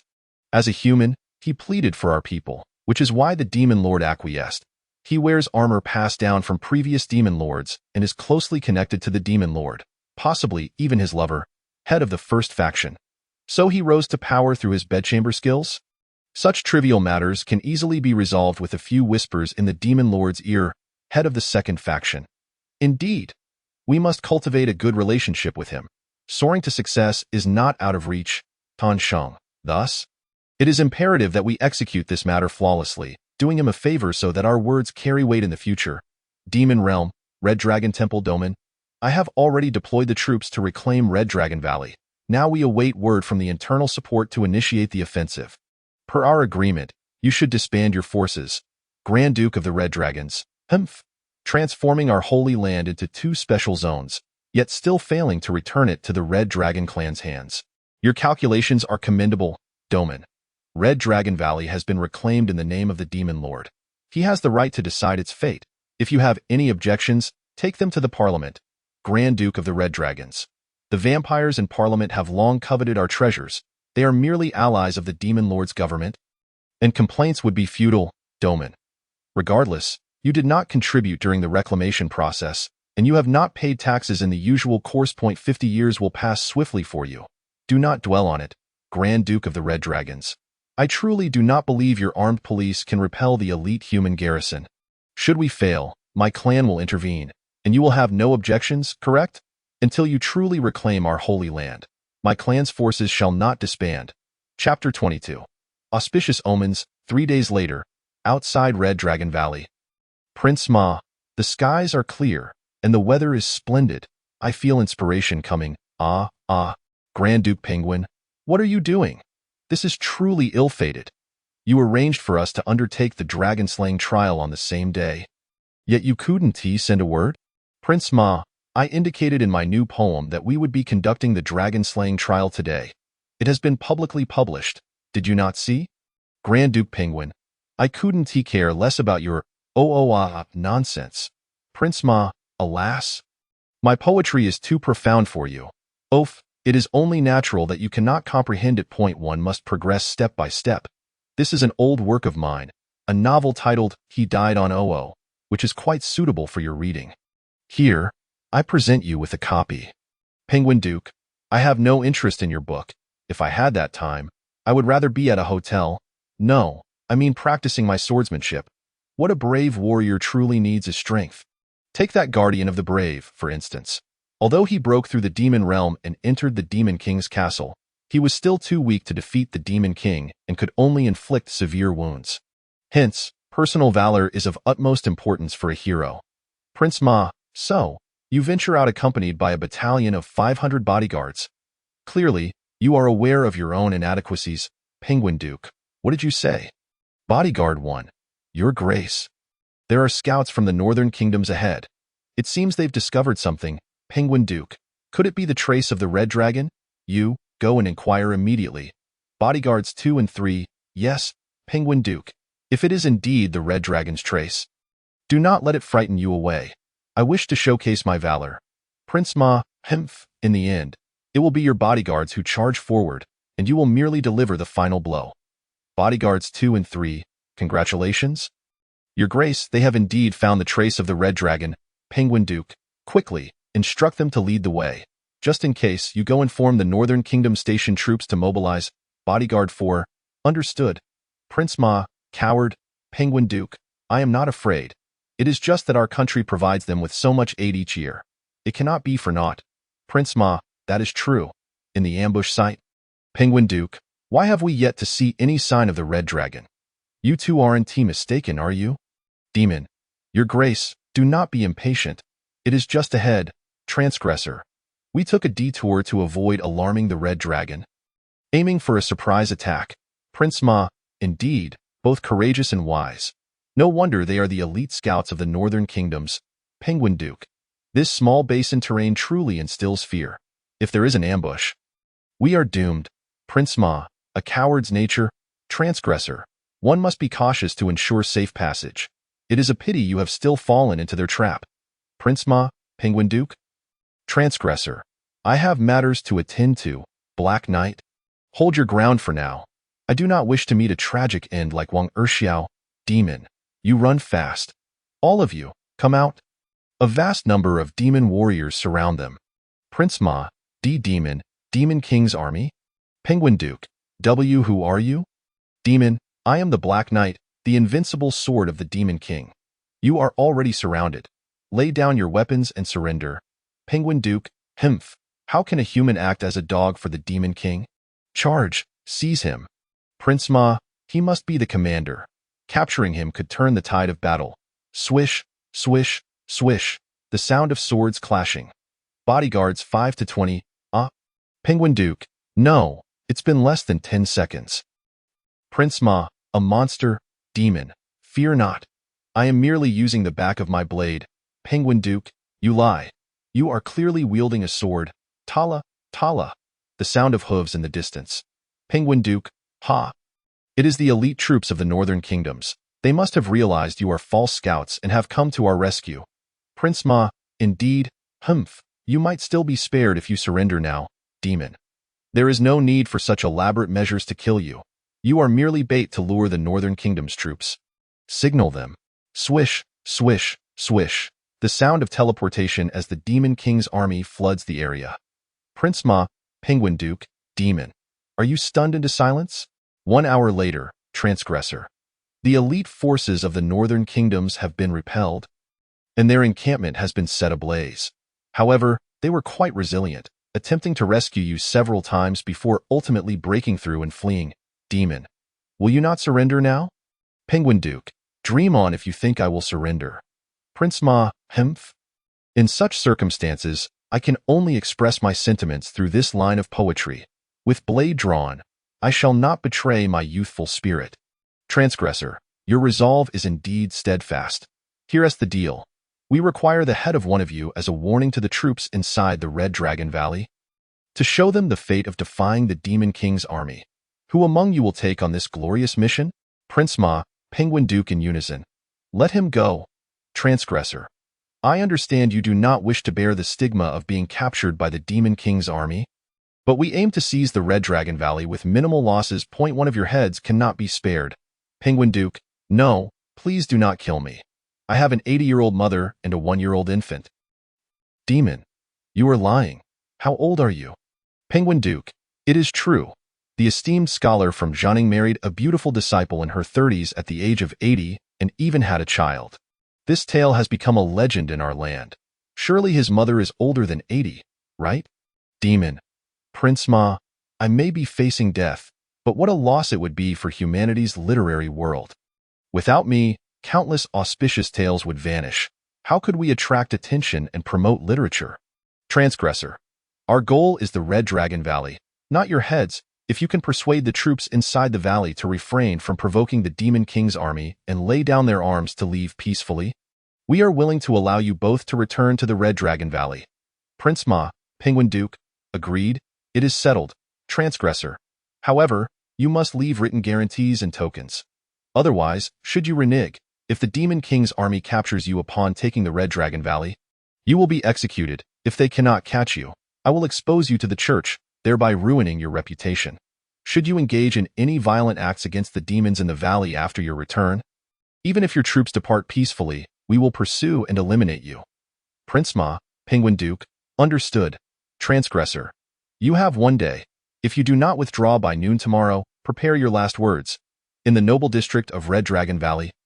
Penguin Duke, we barely escaped from the 100,000-strong Demon King's army after fierce battles. Now, Red Dragon Valley is heavily besieged. What should we do? I am a rough and uncouth man. I implore everyone to decide. Duke Chihu, you are shirking responsibility. Clearly, you wish to surrender but do not wish to voice it, hoping we will take the fall for you? Penguin Duke, nonsense. I fought alongside Prince Ma to break through and came to inform you all. Is that not so? Prince Ma, indeed. Duke Chihu, I am well aware of your affairs. Your bodyguards have already disclosed everything to me. Penguin Duke, you dared to invade my privacy? I shall report you to the church. Prince Bull, everyone, cease the quarrel. We are now heavily surrounded, and we must come to a decision. You two are the national heroes of the permanent member states, holding the highest status, and thus it is only fitting that you two make the decision. I believe no one will oppose your choice. The crowd, yes, Penguin Duke. Alas, I have just made an exceedingly difficult decision. Chapter 23. Investment and infiltration the following day in Red Dragon Valley. Transgressor. Fools with no real combat experience have been frightened into retreat by the demon race's illusionary army. What has become of the situation? Have they all withdrawn? Demon. All the royal kin from the central kingdoms have departed without exception. However, the human civilians and merchants who left alongside them have reached 80%. The remaining are merely small vendors selling vegetables and running small eateries. I clearly announced the autonomous special district plan and ensured their safety. Why are so many still leaving? Transgressor. Those who operate upscale shops and taverns primarily profit from the royal kin's public funds. Now that their clientele has vanished, how can they remain here to drink the northwestern winds? Meanwhile, those who earn their living through hard work cannot bear to part with their years of labor. I have purchased all the storefronts and homes of those who left. When the special district develops, they will regret selling at the price they did. Demon. You will make quite the profit again? I suppose. Transgressor. This is a preliminary investment. As the acting head of the special district, your task now is to attract investment, and I am your major financier. Demon. Acting head of the special district? When did I acquire this position? Transgressor. You led the forces that captured Red Dragon Valley, and you announced the special district plan.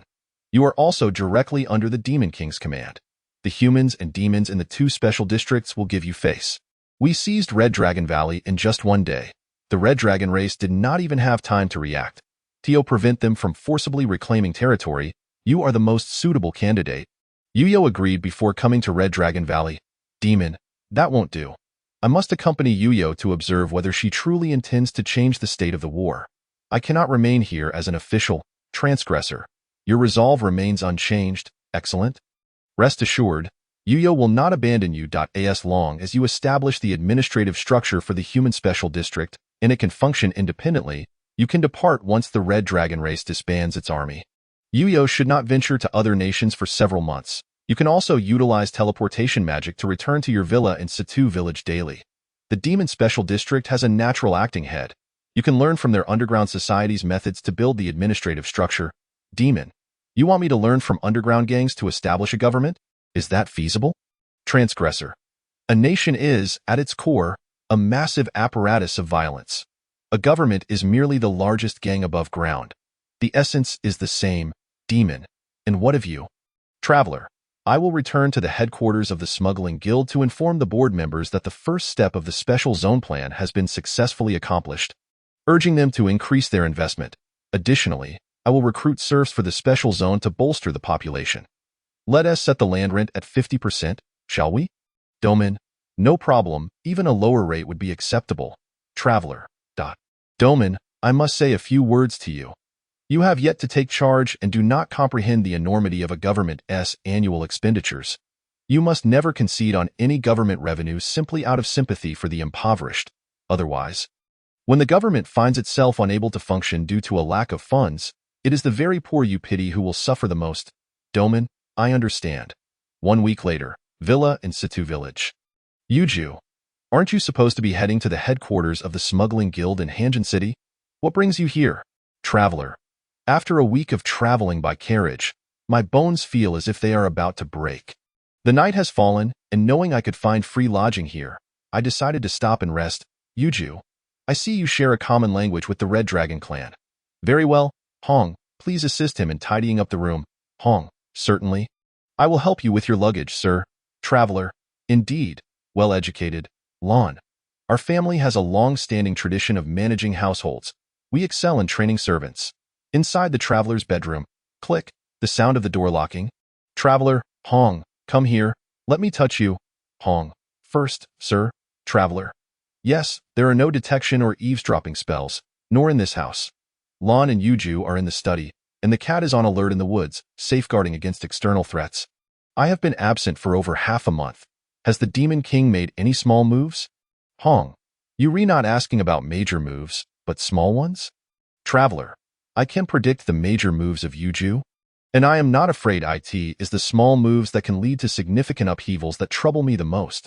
For instance, this special zone plan was initiated at least 2 years ahead of my original timeline. Personnel, funding, transport, and other preparations were rushed without being properly arranged. If this continues, my plans will be entirely disrupted. Her reforms must be gradual, as must mine. Although the special zone has been successfully established, it is a failure in relation to my original plan. The northern countries currently suffer from insufficient production. Even trading with the Demon Clan amounts to mere re-exportation, which does little to address the employment issues of returning veterans. Maintaining high military expenditures is a waste of money for the northern nations. Yielding no returns, I had hoped that in these 2 years, new crops from the Demon Realm would enhance the food self-sufficiency of the northern countries, increasing the volume of commodities to trade with the Demon Clan and selling our own products. Gradually reducing the military would transform the army from consumers to producers, establishing a virtuous cycle, so that even after a ceasefire, the lack of military assistance would not cause significant harm. But now, it remains impossible to reduce the military and increase production to expand employment. How can we expect the large number of returning veterans after a ceasefire to find new jobs? Hong, I don't understand what you're saying. I've just learned some characters from Butler Lawn. Traveler, consider it my soliloquy. If you were to understand too much, how could you remain undercover beside the Demon King?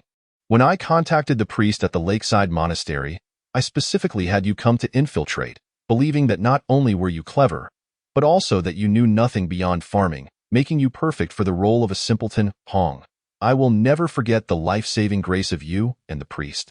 What has become of the girl I replaced? Traveler, you two bear a striking resemblance, and your experiences are similar. I had the priest send her to the Central Kingdom, so rest assured. Hong, that's wonderful. Miss Yuju has recently been working on a windmill model and teaching. The experimental fields and raising snow rabbits have been entrusted to Butler Lawn and Miss Sapphire. Recently, a few more students have joined, and Miss intends to hire a dedicated human teacher for assistance. Is she truly the Demon King? And is Butler Lawn not human? Is the cat not truly a cat? Traveler, all of it is genuine. How do you find them compared to humans? Hong. They do not resemble the malicious monsters of legend. Miss Yuju is inherently kind, and although Butler Lon is strict, he is not harsh. Compared to the landlord from my former home, they are much better, and the cat is quite adorable. Traveler. In truth, they are all good people. However, each has their own plans, and it is best if they do not conflict. You are the safety valve that prevents our conflicts. We depend on you. Hong. Understood. In the human special zone of Red Dragon Valley, Doman. This department requires funds, and that department also demands money. Good heavens, the military supplies seized from those royal families and the resources they left behind have been nearly depleted. It has only been a little over a week, and to establish and operationalize all departments, how much more will it cost? Z, at your spending rate, you will run out of cash by the end of the month. You have too few personnel, and with human autonomy, the Demon Clan cannot enter government departments. Efficiency is naturally compromised. Doman. What brings you here?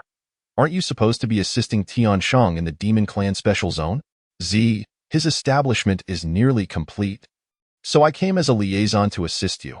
I am not considered an employee of the Human Special Zone government. Doman. Having an underground guild is indeed convenient.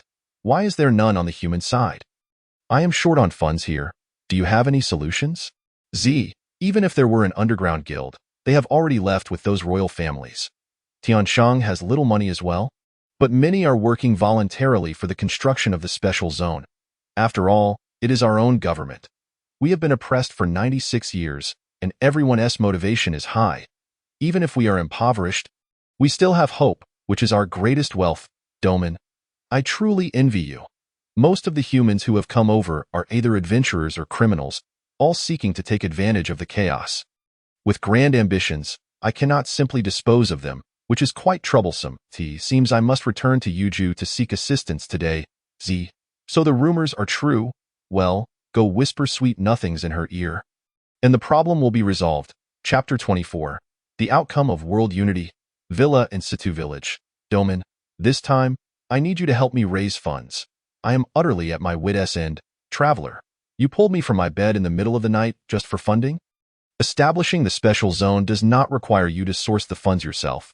You should ask Yuju. She must have a budget for establishing the special zone approved by the parliament. Now, I am going back to sleep. Doman. I truly cannot ask Yuju this time. If it becomes ambiguous, I will appear to be living off her. Traveler. Then why not marry her?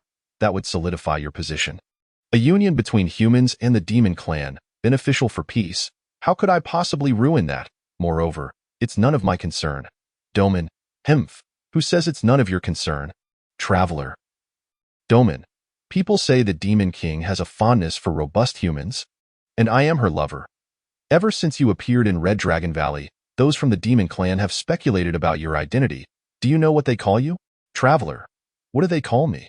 Doman. They privately refer to me as the Demon King's lover, and you as the Demon King's second lord. It seems I will have to keep an eye on you from now on, good brother. Traveler.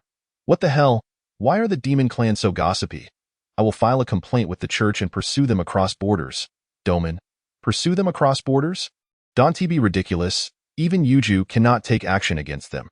They claim the Demon King is a public figure, and the people have the freedom of speech to discuss him. What is freedom of speech? Traveler. It is something you can possess without knowing.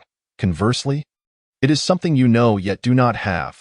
Those gossipy tongues, let us not dwell on them.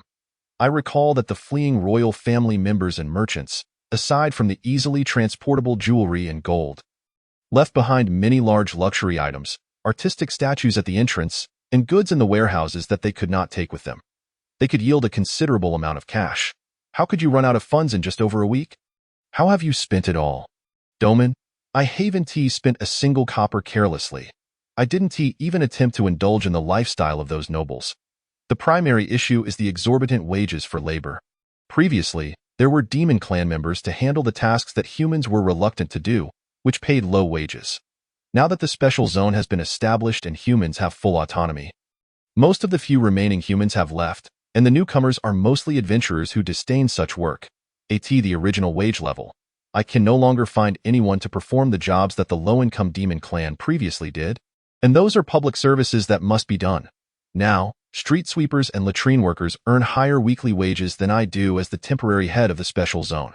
The previously drafted temporary government budget must be completely redone. Traveler, duh. It seems you have indeed achieved world unity there. However, if this continues, the finances of the temporary government will collapse. You must immediately return to discuss with Tiansheng, stating that the human special zone needs to outsource all manual labor due to manpower shortages. These laborers will not count as employees of the temporary government, and it will be presented as a favor to him, allowing him to benefit first. However, it is imperative to require that contracts be signed annually with his labor team, with monthly wage payments, and that the annual salary must be fixed and cannot be unilaterally altered. Doman. What if he refuses or demands too high a price? Traveler. His current situation is the exact opposite of yours, and he is in urgent need of money. The two special zones are interconnected, and they will have much interaction in the future. Although he may take advantage of you, he will not drive you to ruin. At the current wage levels, even a mountain of gold would not suffice to cover the costs. Now is the busy farming season for the northern nations, and in this rush, it is impossible to find enough labor. This timing is exceedingly advantageous for him. One cannot possibly account for every unforeseen circumstance. This time, we have suffered a setback. Duoming remarked, I never expected to see you yield. Aren't you usually meticulous in your calculations? The traveler replied, in reality, nothing is ever flawless. Various unexpected events lead to numerous mistakes. It merely depends on the magnitude and frequency of those errors, and whether there is a remedy. If not, we must decisively abandon the endeavor. Do you think I could conjure a mountain of gold merely to save face? Tomorrow, I will discuss the budget with Yuji. What of the second master? As you said, can he eat? The next day at the villa, Yuji stated, disregard those rumors. I have been mentally prepared for this ever since I decided to contest for the title of Demon King. In the past, during the fierce competition, my negative press was far more exaggerated. The traveler inquired, your eager gaze. With Duoming absent, let me play the role of the comic relief. How exaggerated was it? Yuji replied, indeed. It pleases me greatly. My previous opponents smeared my reputation, claiming I had changed lovers no less than 20 times over a century. With several overlapping tenures, in truth, those individuals were my educators. What a disrespectful characterization. Consequently, those scholars were deemed lowly enthusiasts, prompting a collective lawsuit for their rights. Among them were several law professors who took up arms themselves without needing to hire proxy lawyers, significantly reducing the cost of their legal battles. The lawsuit is still ongoing, and it appears they have no intention of concluding it anytime soon. The current Demon King is on the verge of bankruptcy due to the exorbitant fees of proxy lawyers. The traveler remarked, you seem quite jovial. It seems the special fund allocation for the special district and the proposal for humanity to join as a new race has been approved by the Parliament of the 10,000 Demons? Yuji confirmed. All has been approved, as reclaiming the Red Dragon Valley at a minimal cost has boosted my support. They dare not boycott me regarding the special district issue. The allocation of 2 million dinars for each special district has already been deposited into the district government's account. Since it is an additional budget, it is not substantial. We will provide the second half after the mid-year agricultural tax revenues come in. The traveler observed, fortunately, the allocation isn't overwhelming. Duoming still has some leverage, so he won't be forced to sell himself. Wait, dinars. It has already been deposited into the district account. Yuji replied, yes, it should have just been transferred today. The financial institutions of the 10,000 demons are far more efficient than human banks.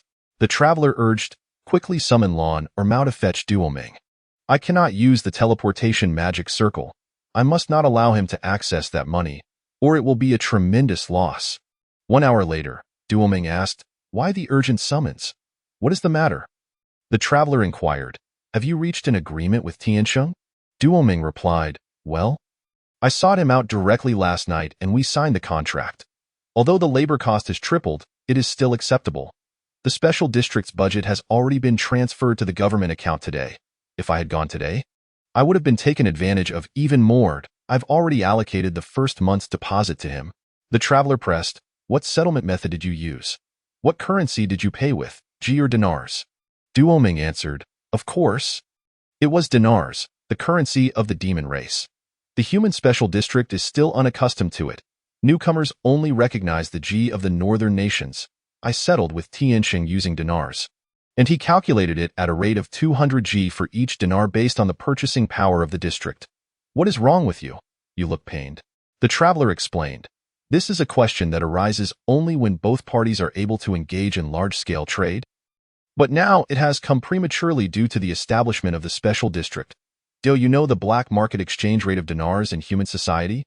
I tell you, when I left the capital of the Night Harbor Nation, Hanjin City, 1 dinar could be exchanged for 300 G of the northern nation's currency. The bundled currency exchange rate with the 5 permanent member states of the central nations is 1 o'clock. 8. It is a scarce currency with a stable value. That budget could have procured far more resources in the human world, and during the off-season, we could have hired more labor. Alas. Duoming replied, I don't understand. Isn't money just money? Why are there different rates for the same currency in various places? As long as it can be spent, isn't that's sufficient. The traveler retorted, let me tell you, you purchased a donkey at the price of a horse. Fortunately, the allocation is staggered. After the next batch of funds arrives, you should return to discuss with me and Yuji before deciding how to spend. Chapter 25. News and Rumors. Duoming remarked, yesterday, I sought you out and followed your advice to negotiate with Tianxing about the contract. Now it seems to be my fault. What would you have me do? Yuji interjected, all right, let us not bicker. Since there is such a significant difference in exchange rates, why not use that disparity to generate profit and cover the funding gap of the special district? The traveler cautioned, the black market, after all, is not an official, regulated market. It is fraught with many predatory entities. The special budget of 2 million dinars for the district should be injected gradually over 3 months to maintain the exchange rate. If we were to pour it all in at once, the black market would not be able to absorb it, and those predators would create turmoil, throwing the market into chaos. An unstable exchange rate would spell disaster for both parties engaged in small-scale trade. Those demon merchants who were originally willing to trade in the special district would also fear losses and be deterred from taking risks. Yuji queried, do you have a solution? Please share. The traveler responded, currently, my expectations have no basis in reality. The troubles that will arise from increased trading volume are numerous. We can only proceed step by step, as there are too many factors that could influence the situation. Duoming inquired, are there truly monsters in the black market? Why hasn't the government sent troops to eradicate them? If you find it inconvenient to approach the government, I could assist you in slaying those monsters. The traveler replied, the Freemasons, the Bali Corporation, and the Smuggling Guild are those monsters. Do you have any idea how many people's livelihoods are entangled with them? If you were to succeed in your crusade, it would be akin to enforcing a forced cessation of hostilities, resulting in the collapse of human society's economy. That would be catastrophic. Moreover, with the resources they possess, even several brave souls would pose no threat to them. In the Winterland Kingdom's palace, William exclaimed, Grandfather, have you heard? The Red Dragon Valley has come under siege by 100,000 demon troops. After defeating our combat forces, the Penguin Duke and the Horse Prince in the city claimed they surrendered to the demon army to protect the lives of civilians, retreating without a fight and abandoning the Red Dragon Valley. The one who captured the valley is said to be a Black Knight directly under the Demon King, a human who has established a special district for humans in the Red Dragon Valley, claiming it is governed by humans for humans with high autonomy. Bah, he is nothing but a lackey of the Demon King. Those who remain will surely suffer, subjected to severe enslavement and forced labor. Cameron cautioned, Your Majesty, you are now the king of the Winterland Kingdom. You must speak with composure and not with the same recklessness as before. William retorted, There are no outsiders present. Although my father has passed the throne to me, he still retains military authority. My ascension is merely to placate those scoundrels profiting from national misfortune. I am well aware that you are concealing matters from me. The government has unaccounted revenues annually. Although I cannot yet fully take charge and must still consult my father on certain matters, you should at least provide me with a general overview of the government's financial situation. So when I succeed him, there will be no chaos in governance. Cameron sighed, It is indeed time to inform your Majesty. The government's additional annual revenue comes from shares in the Smuggling Guild. William exclaimed, The Smuggling Guild? That treasonous organization? Allowing the demon army to receive supplies at the front lines has significantly increased pressure on our troops. Even if it serves for reconnaissance of enemy movements, our military intelligence will also be commodified and sold. The government's investment is akin to sacrificing soldiers' lives for the sake of obtaining aid from the central nations. Although I find it distasteful, I can understand. Cameron continued, in truth, the smuggling guild does far more than that. Their most lucrative business is the transaction fees for the redemption of captives after battles. William reacted, redemption of captives? There has been no intelligence indicating that we have any captives available for redemption. Even if our personnel are captured, they are taken back to the demon realm as laborers, often subjected to severe torture. According to the accounts of our officers who narrowly escaped, there are concentration camps for humans in the demon realm, notorious for the garbage pit and the Black Mansion. One officer even chronicled the touching tale of a comrade who, despite being captured, resolutely kept secrets, turning it into a novel titled Black Rock, which received high praise from the church and became a worldwide sensation. Cameron countered, those are nothing but fabricated tales, a scheme devised by the chairman of the smuggling guild, disseminated at his behest. This practice of redeeming captives has been ongoing for 20 years, and the government has been involved for 15 years. While it may not be honorable, it represents the only hope for the captured personnel to return home, ultimately saving many lives. Not only our nation, but the other 3 northern nations are also shareholders. Your Majesty must keep this a secret. If it were to become public, it would be a death sentence for those redeemed, and their families' reputations would suffer. The northern nations would lose face in the joint effort, and aid would surely be adversely affected, leading to a collapse of the government's finances. William scoffed, humph. Those who can afford the hefty ransom are undoubtedly the relatives of the scoundrels profiting from national misfortune. Our ordinary soldiers have no such opportunities. Are their lives so precious that upon return they would be exempt from punishment? It infuriates me, grandfather. Is there any way for those ordinary soldiers who have been captured to return home safely? Cameron, previously, there was nothing, but now there is an opportunity. The newly established human enclave in Red Dragon Valley is just that. In the past, our communication with the demon race was non-existent, relying solely on smugglers to convey messages. Now, the human enclave in Red Dragon Valley claims to be highly autonomous, with a population largely composed of our former civilians. We could explore the possibility of establishing a communication channel with the demon race through the enclave, which would significantly aid in the exchange of prisoners and the gathering of intelligence on the demons. William, what a splendid idea. Your grandfather is indeed wise. This way, those ordinary soldiers who have been captured could return home. Cameron, in fact, this notion originated from the chairman of the Smugglers Guild. He even proposed engaging in trade with the demon race to foster cultural exchange, hoping that both sides could achieve a ceasefire. William, this chairman of the Smugglers Guild is quite intriguing. The enclave has disrupted his lucrative business, yet instead of opposing it, he is contemplating a truce with the demons for the sake of peace. He appears to be a good person. I truly wish to meet him and hear his insights. Cameron, your Majesty must not be deceived by him. He is exceedingly cunning.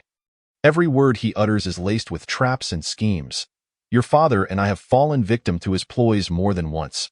Although he has lost the business of redeeming captives, he has gained the right to trade officially with the demons. With the Smugglers Guild's years of experience in dealing with the demon race, other merchant groups will pose no immediate competition, allowing the guild to seize a dominant position and reap substantial profits. There are even reports suggesting that the establishment of the human enclave was a result of his persuasion to the Black Knight. His identity is complex. Your Majesty should exercise caution when encountering him in the future. William, humph, yet another man with the heart of a beast, presenting a facade of righteousness while harboring a soul steeped in vice. Unlike our valiant protector, Doman, who is steadfast and unwavering in his mission. There's still no news of Doman. It has been several months. Cameron, there is still no word. It is likely that his situation is dire. Your Majesty should brace for the worst. William, good men do not live long, while calamities linger for 1,000 years. I have been visiting the monastery daily to pray, hoping for a miracle. Red Dragon Valley, residence of the chief officer of the human enclave Doman, a Chew, who is speaking ill of me behind my back. It must be those adventurers and escaped criminals. Z, what do you expect when you impose restrictions on them, requiring them to apply for temporary residence permits and charging exorbitant fees? Doman, who called them to the enclave if they refuse to work diligently and disrupt public order. The Enclave government is understaffed and cannot manage incidents as they arise. I had to impose strict regulations on them beforehand. Those commoners who genuinely come to the Enclave to earn a living and work are not charged a single penny for their temporary residence permits. We even established a fast track for them to work peacefully. Why are you here again? Is there something happening over there? Z. I am the liaison officer for both enclaves. Am I not allowed to visit if there is nothing amiss? Domin. I am deeply fearful of the demon race's gossiping abilities. With you around me, I can only imagine that soon enough, new tales about our relationship will emerge. Z. What? Are you afraid that the Demon King will be enraged upon discovering this and render you out of favor? Allowing that second lord to rise in power? Domin.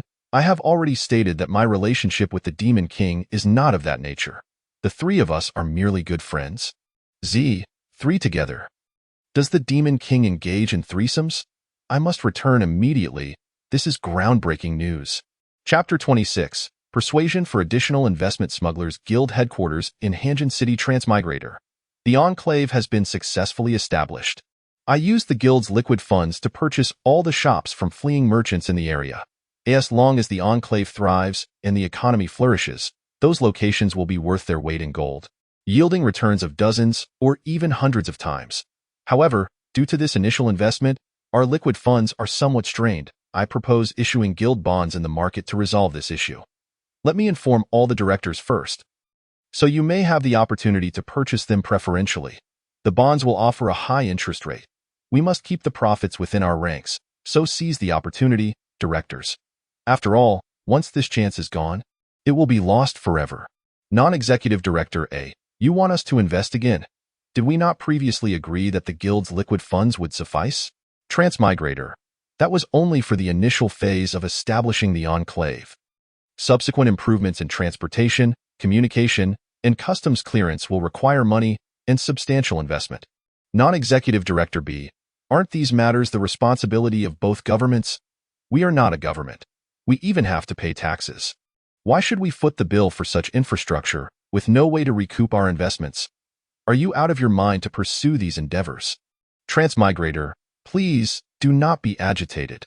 I dare not compare my foolishness to yours. I have already negotiated with the chief of the Enclave and the government of Yport Nation. The Guild will finance the construction of a commercial highway connecting both parties. Once the road is completed, the Guild will establish toll booths every 50 kilometers to collect tolls, serving as a return on our regular road maintenance and investment. The tolls will be collected for 20 years, after which the road will belong jointly to both governments. Establishing a communication system will allow us to capture business opportunities sooner, and once trade flourishes in the Enclave, we can sell the service to other guilds, collecting operational fees. We will assist the government of Yport Nation in establishing customs checkpoints. Although the customs and inspection personnel will be from Yport Nation, they will grant our goods a fast track in return. Our goods will pass through customs swiftly, providing us with a significant advantage in future competition with other guilds. The board member from Yport Nation's government is present. I speak the truth, do I not? Yport Nation Government Director, what you say is indeed true. Transmigrator, all of this is a long-term investment. While it may not yield immediate profits, once established, it will provide ongoing returns. Non-Executive Director A, what you propose is based on the assumption of substantial trade. The northern nations may be resource poor, but the central nations are vast and rich in production. I refuse to believe that the demon race possesses anything we humans cannot produce. They can only rely on force to plunder us. Transmigrator, then, esteemed directors, please take a look at this. He pulls out an item from his clothing. Non-Executive Director A, what is this? So light, so thin, and the writing is quite cleared, a new kind of parchment. Transmigrator, this is paper produced by the demon race, which I brought back from the Enclave. It is not only lightweight but also easy to preserve. They use it for their documents and books. The demon race has already established large-scale production of this paper, making it inexpensive and with mature craftsmanship. If you are unconvinced, you may attempt to decipher the production method when you return. In truth, the commercial activities of the Demon Society are also quite developed. With a dazzling array of goods, I brought this paper back for your reference due to its portability. Non-Executive Director B, so, it seems the demon race has many products. What shall we offer them in exchange? Are they not more advanced than us? Transmigrator, Of course, we shall present the unique products of the human world, such as silk and coffee from the Central Nations. Due to differing geographical environments, species will not be the same. There are many items of value to the demon race that hold little worth in human society, and vice versa. The potential profits from mutual trade for our guild are considerable. Port Nation Government Director. The benefits are indeed substantial, yet if we cannot resolve the issue of mutual trust, the risks of trade are great.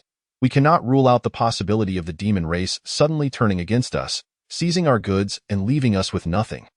The demon race may harbor the same concerns, which is why they only dare to trade within the Enclave.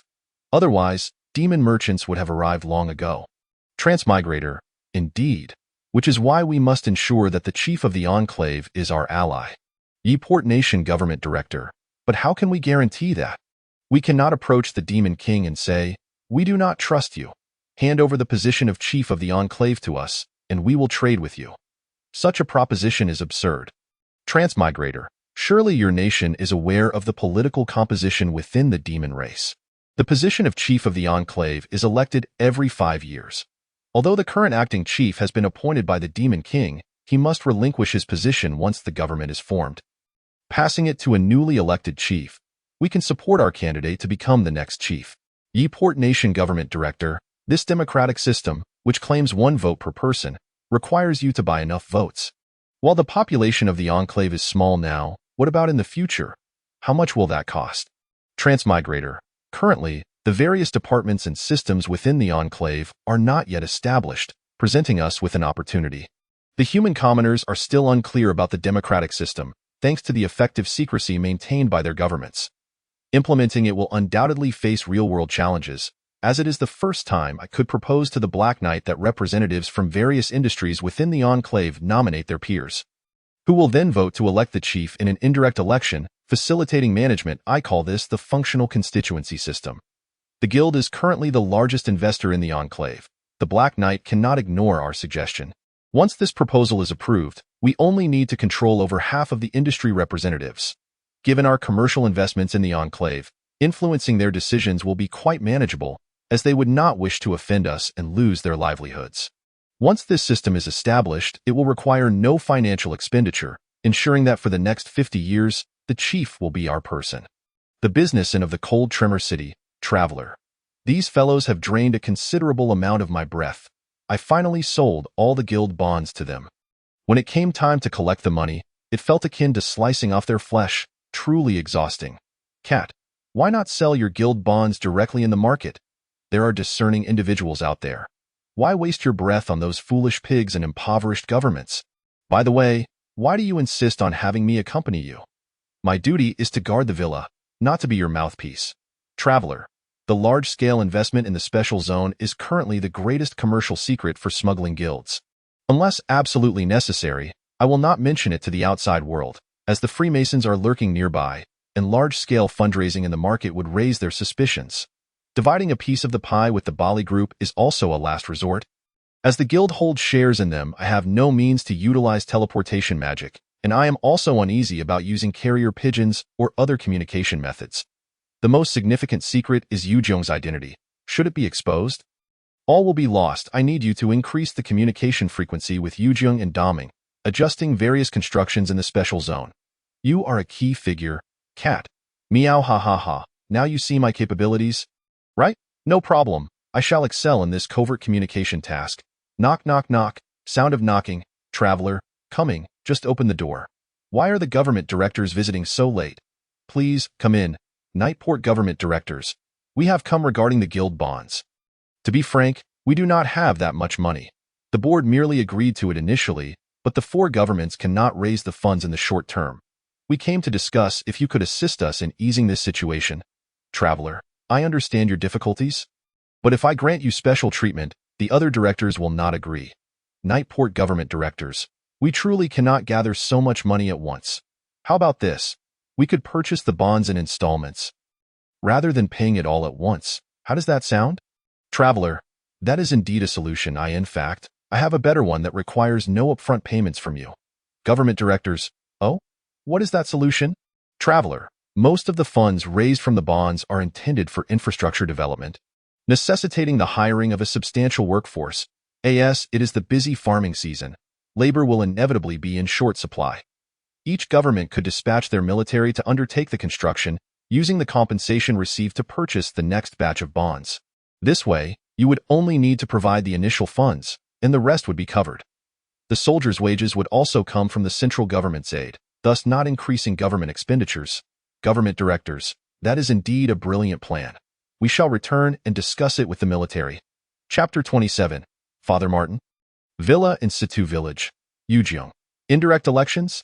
Just like when the demon race established their nation, it is surprising he thought of such a thing. Common law stipulates that the method of selecting the leaders of autonomous regions is to be decided by the local populace. Go tell Doming that, for ease of administration, I agree to the human special zone using a functional classification system to elect the chief executive. Instruct him to conduct an industry assessment and prepare a plan in advance. Cat, you have so readily acquiesced to the traveler's wishes? In this case, the chief executives produced over the next 50 years will all be controlled by the smuggling guild. If the guild were to encounter any upheaval in the future, although we have stationed troops in the special zone, they would not dare to openly rebel, yet they could still engage in actions that skirt the edges of legality, which would indeed be troublesome for us. Yujiang, no matter. Although the chief executive will be theirs, the laws must be framed according to the constitution of the Demon Kingdom, and the parliament holds interpretive authority. With a legal framework constraining them, they cannot overstep their bounds. Moreover, within 10 years, once the human populace in the special zone grasps the concept of democracy, there will undoubtedly be individuals who claim to represent the people. We can then ride the wave, encouraging those democratic individuals to undermine the system and either abolish or amend the functional classification, thus supporting our agents. Cat, in that case, I shall rest easy. I will relay this to Doming immediately. Lon, Miss, today is the day to select the site for the windmill. We should meet with the teleportation mage at the construction site of the convent to discuss the well drilling location. Yujiang, I had initially envisioned constructing a windmill to draw groundwater for irrigation, but I was unaware that finding underground water sources required a teleportation mage. Lon, such minor details are merely a footnote in the economic report for the human world. It is normal for you to overlook them. In the human realm, teleportation magic is based on the ley lines of the earth, and teleportation mages are quite sensitive to the various energy flows underground. Those with heightened perception are highly sought after by governments to locate mineral deposits. We must rely on them to accurately find the groundwater sources. Yujiang, it is completely different from the demon realm. The lands of the human nations are quite stable, while teleportation magic in the demon realm can only be accomplished through star positioning at way stations, which is laborious and costly. However, this has also resulted in their communication capabilities being inferior to ours. The populace still employs teleportation couriers and carrier pigeons to send letters, while we have already popularized the use of the voice of the throat. Situ Village Convent Construction Site. Saphir, welcome to both of you. The teleportation mage has just arrived and is resting in the back. Allow me to introduce this gentleman, Father Martin, who has accompanied me to Situ Village. These two are the Crimson Scholar and his attendant, Lon. Father Martin will be responsible for preaching and conducting religious ceremonies once the convent is completed, while I shall focus on educating the villagers and working on the experimental fields. Martin, I have heard of the Crimson Scholar's deeds from Saphir and hold him in great esteem. I volunteer to follow Saphir from the Frozen Port Convent to assist here, hoping your experiments can save more people. Yujiang, I am unworthy of such praise. My individual capabilities are limited. Once the experiment succeeds, it will still rely on the church to disseminate it, thus aiding more individuals. Martin, the Crimson Scholar is here to select a site for the newly developed windmill, correct? I shall not disturb you further. I will go oversee the progress of the construction with Saphir, ensuring that the convent is completed promptly, allowing your windmill project to commence as soon as possible. Site 5 of the windmill pre-selection in Situ Village. Teleportation mage. Digging down 10 meters here will yield water as well. Speaking of which, how many windmills do you intend to build? You have already searched 5 locations, which deviates from our original agreement. You will owe me 5 times the remuneration. Lon, rest assured, we will not shortchange you even a single copper coin. However, Miss, do we truly need to find so many locations? Are we to build windmills everywhere? Yujiang, not all will be constructed. We are merely studying the terrain to calculate where to extract water for maximum irrigation coverage, aligning with the trench digging. This way, the windmill irrigation system will be most efficient. Lawn. What about areas where the windmill irrigation system does not reach? Yujiang. I plan to build rainwater wells to address that. However, these constructions will have to wait until the off-farming season, and persuading the villagers to work voluntarily without incurring expenses will still require the convent's guidance. The following day at the Situ village convent construction site. Martin. I have told you, do not climb so high without safety nets. If the scaffolding is not sturdy, reconstruct it. That area. Do not cook here. What if it ignites the building materials? And you? Why did you enter the construction site without a hard hat? Oh. Traveler, long time no see, Father Martin. Martin. Wait. Let us speak in my room later. Listen carefully. While timely completion is indeed vital, we must not neglect safety for the sake of the village chief's gift to the Pope's 80th birthday. Rushing the schedule is not a matter of mere face value. Rectify the issues I mentioned before proceeding. I will step out for a moment and return shortly. Inside Martin's room. Martin. I was just overseeing the work. My apologies for not properly hosting a saint. Traveler. What saint? It was I who anonymously donated 5 years ago, and it took considerable effort to keep your mouth shut about it. Do you not recall? Back then, I did not perceive any reverence from you towards this so-called saint. I was on the verge of kneeling to plead for your secrecy. Martin. Wasn't I simply trying to commend you and spread your deeds? Yet you were terrified, saying, if my contributions become public, I will constantly face requests for donations. If I give less, I will be branded as stingy, and if I give more, people will accuse me of buying goodwill. You relentlessly insisted that I keep it a secret. Traveler, let us not dwell on that. Where is Saphir? I did not see her at the construction site. Martin, she has gone to the villa to teach. Those children are being quite rigorously trained by her. How is Hong Rainbow doing? Is her identity secure? Is she maintaining her cover well? Traveler, quite well. Yujiang and Lon currently harbor no suspicions. I often divert Kat, allowing you to liaise with her. Once the convent is completed, she will seek you out for confession. And at that time, we can establish a solid secret communication channel. You once sheltered her during her escape, and you even threatened me to assist her financially. It seems you still care for her greatly. What is this? Have you developed feelings? Martin, do not speak nonsense. My heart and soul are devoted to the one God, the goddess of light. Fully, it is merely that she is hidden beside the demon king. The thought of it fills me with immense worry. The church's higher-ups are thoroughly corrupt, and in the Central Nations, numerous face-value projects and image engineering initiatives are being launched, while in the Northern Nations, there are hardly any proper convents to speak of. Indeed, the northern regions are not particularly affluent. Even if the infrastructure is established, it serves the populace. The northern factions emphasize the importance of livelihood and assisting the people, not merely for altruism, but also to attract them for the sake of evangelism.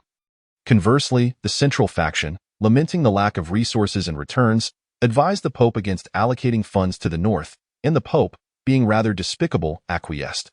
Were it not for your generous annual donations, the sustainability of these monasteries would be in jeopardy. The Traveler. Is it permissible to speak so disparagingly of the Pope? Martin, I have long perceived the truth. The contemporary church has strayed far from its original mission of seeking to end wars and provide peace to the people. They have succumbed to the corruption of worldly opulence. The classics of the goddess state. The righteous shall live by faith.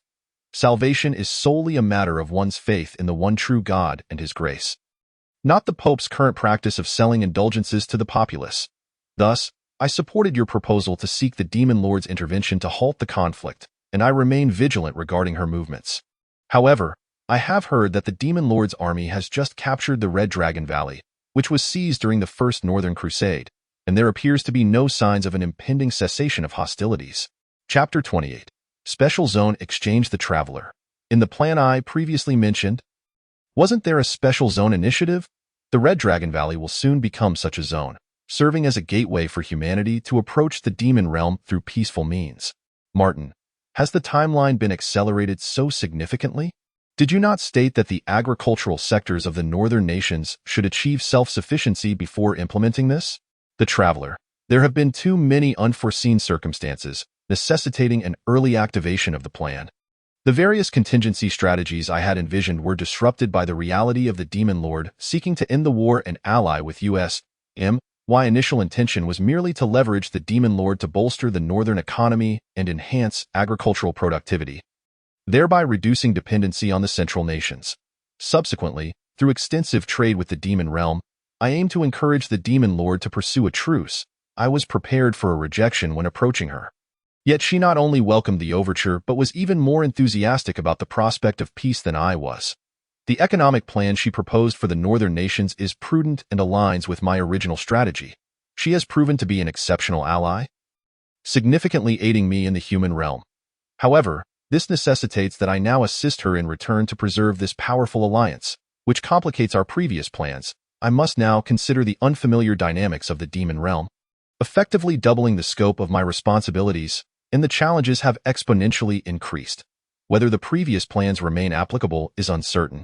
Martin, so, the demon lord's assistance has become a detrimental factor? The traveler, it is not a detriment, but rather a complication.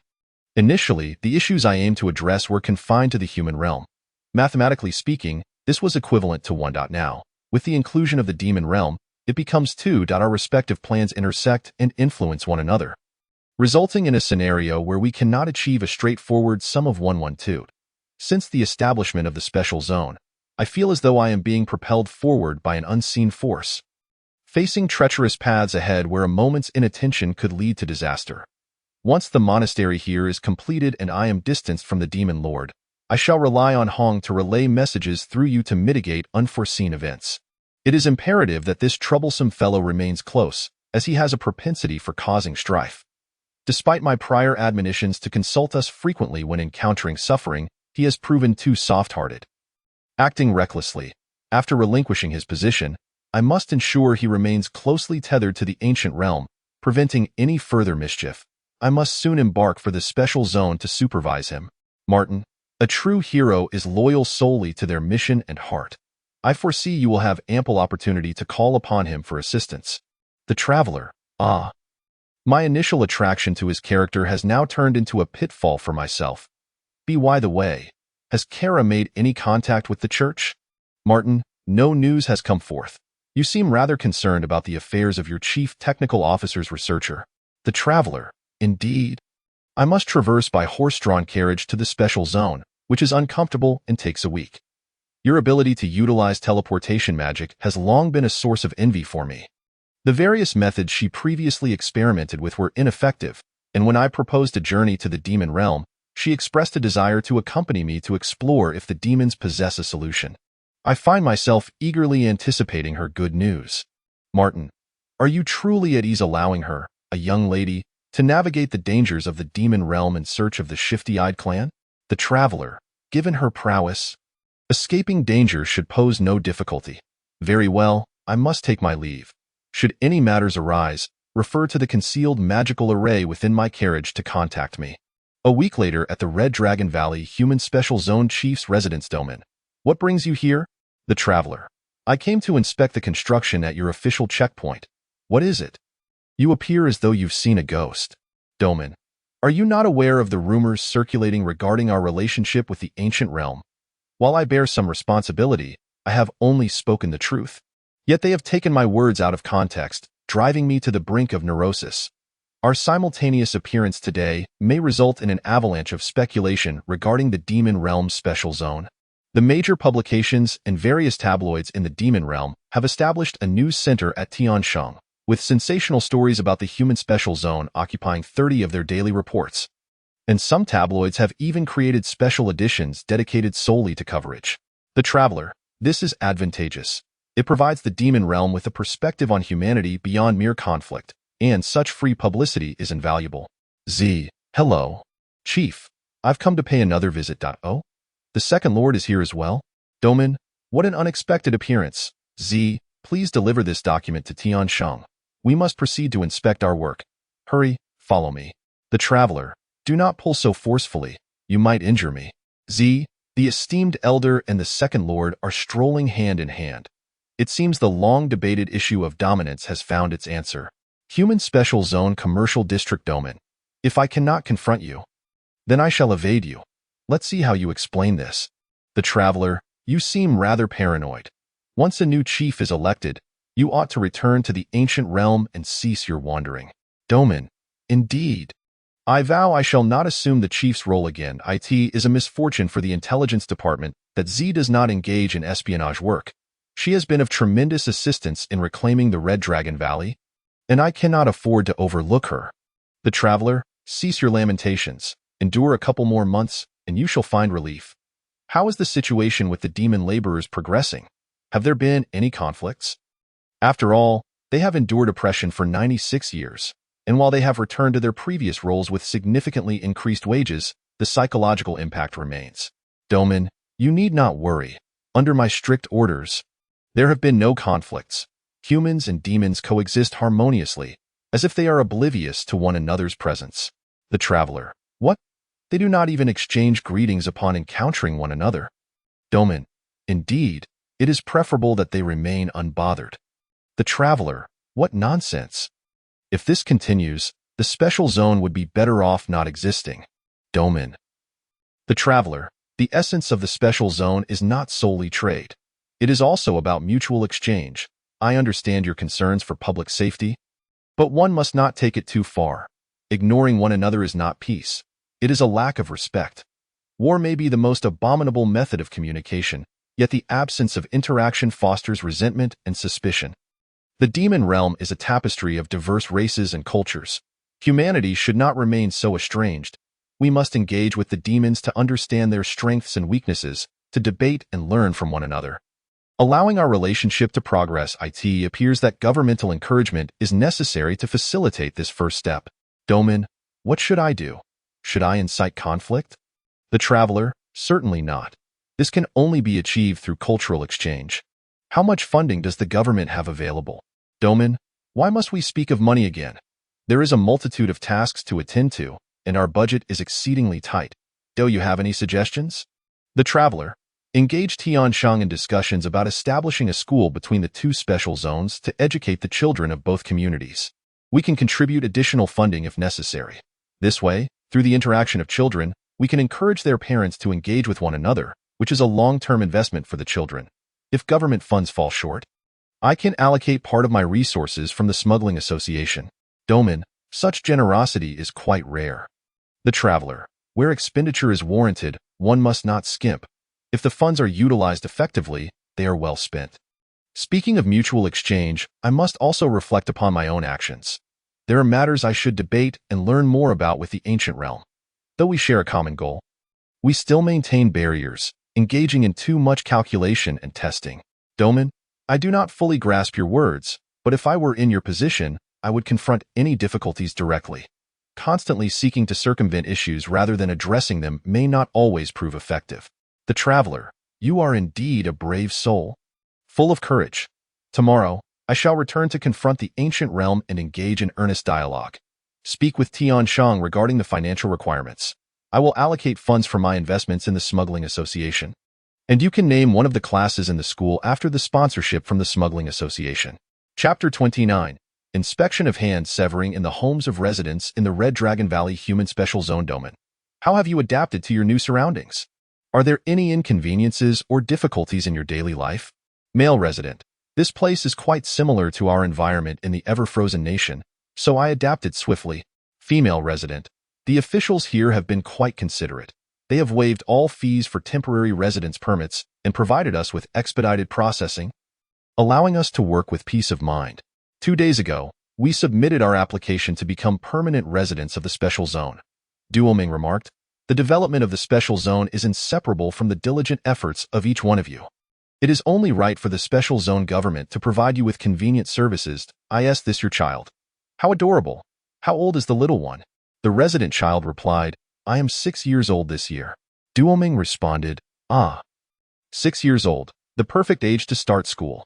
Our special zone, in collaboration with the neighboring demon tribe special zone, has jointly established a school to educate children from both sides in various subjects, facilitating their future employment. You may send your child to study there, and for the time being, there are no tuition fees. The male resident expressed his gratitude. Thank you for the government's concern and care. We will send our child to enroll tomorrow and complete the admission procedures. Duoming said, excellent. To demonstrate both government's commitment to education Tomorrow I will visit the school together with the chief executive of the Demon Tribe Special Zone, Tiansheng, to give a lecture to the students. Is there anything else you wish to discuss? The resident child asked. Uncle, why do you want to be the chief executive? Duoming replied, it's not that I want to be the chief executive. It is others, the travelers, who have chosen me for that role. Well, we shall see each other at school tomorrow. In the residence of the chief executive of the Human Special Zone in Red Dragon Valley, Duoming remarked, today, I am alone. Even if you come, you won't unearth any significant news. Z quipped, you're not trying to drive me away. You must be in a good mood. Have you encountered some good fortune? Duoming explained, I have been deeply engrossed in government work these past few days. Today, while inspecting, I saw that the newly relocated residents are living quite well. It seems my efforts have been worthwhile, hence my good spirits. Z inquired, oh, living well? How does it compare to the conditions we observed in Red Dragon Valley during its occupation? Duoming replied, it is certainly better than then. The houses are quite new, and that particular family is also well-dressed. Z remarked, that family resides at XX Road. XX number, doesn't it? Duoming confirmed, yes. How do you know? The subordinate officer in charge of the inspection claimed it was a random selection. Z retorted, random selection? You have been deceived by your subordinates. That household was meticulously chosen by lower-level officials specifically to impress higher-ups during inspections. They have previously hosted numerous visits and condolences from leaders at various levels. Essentially a comfort specialist arranged by lower officials. Duoming exclaimed, what? These scoundrels, how could they conceal this from me? How am I to understand the sentiments of the populace and arrange government work? Are there many such cases? Why have I not heard of this before? How do you know? Z explained, you must also understand the predicament of lower-level officials. Sometimes, exposing certain issues without a solution can put the government in an awkward position.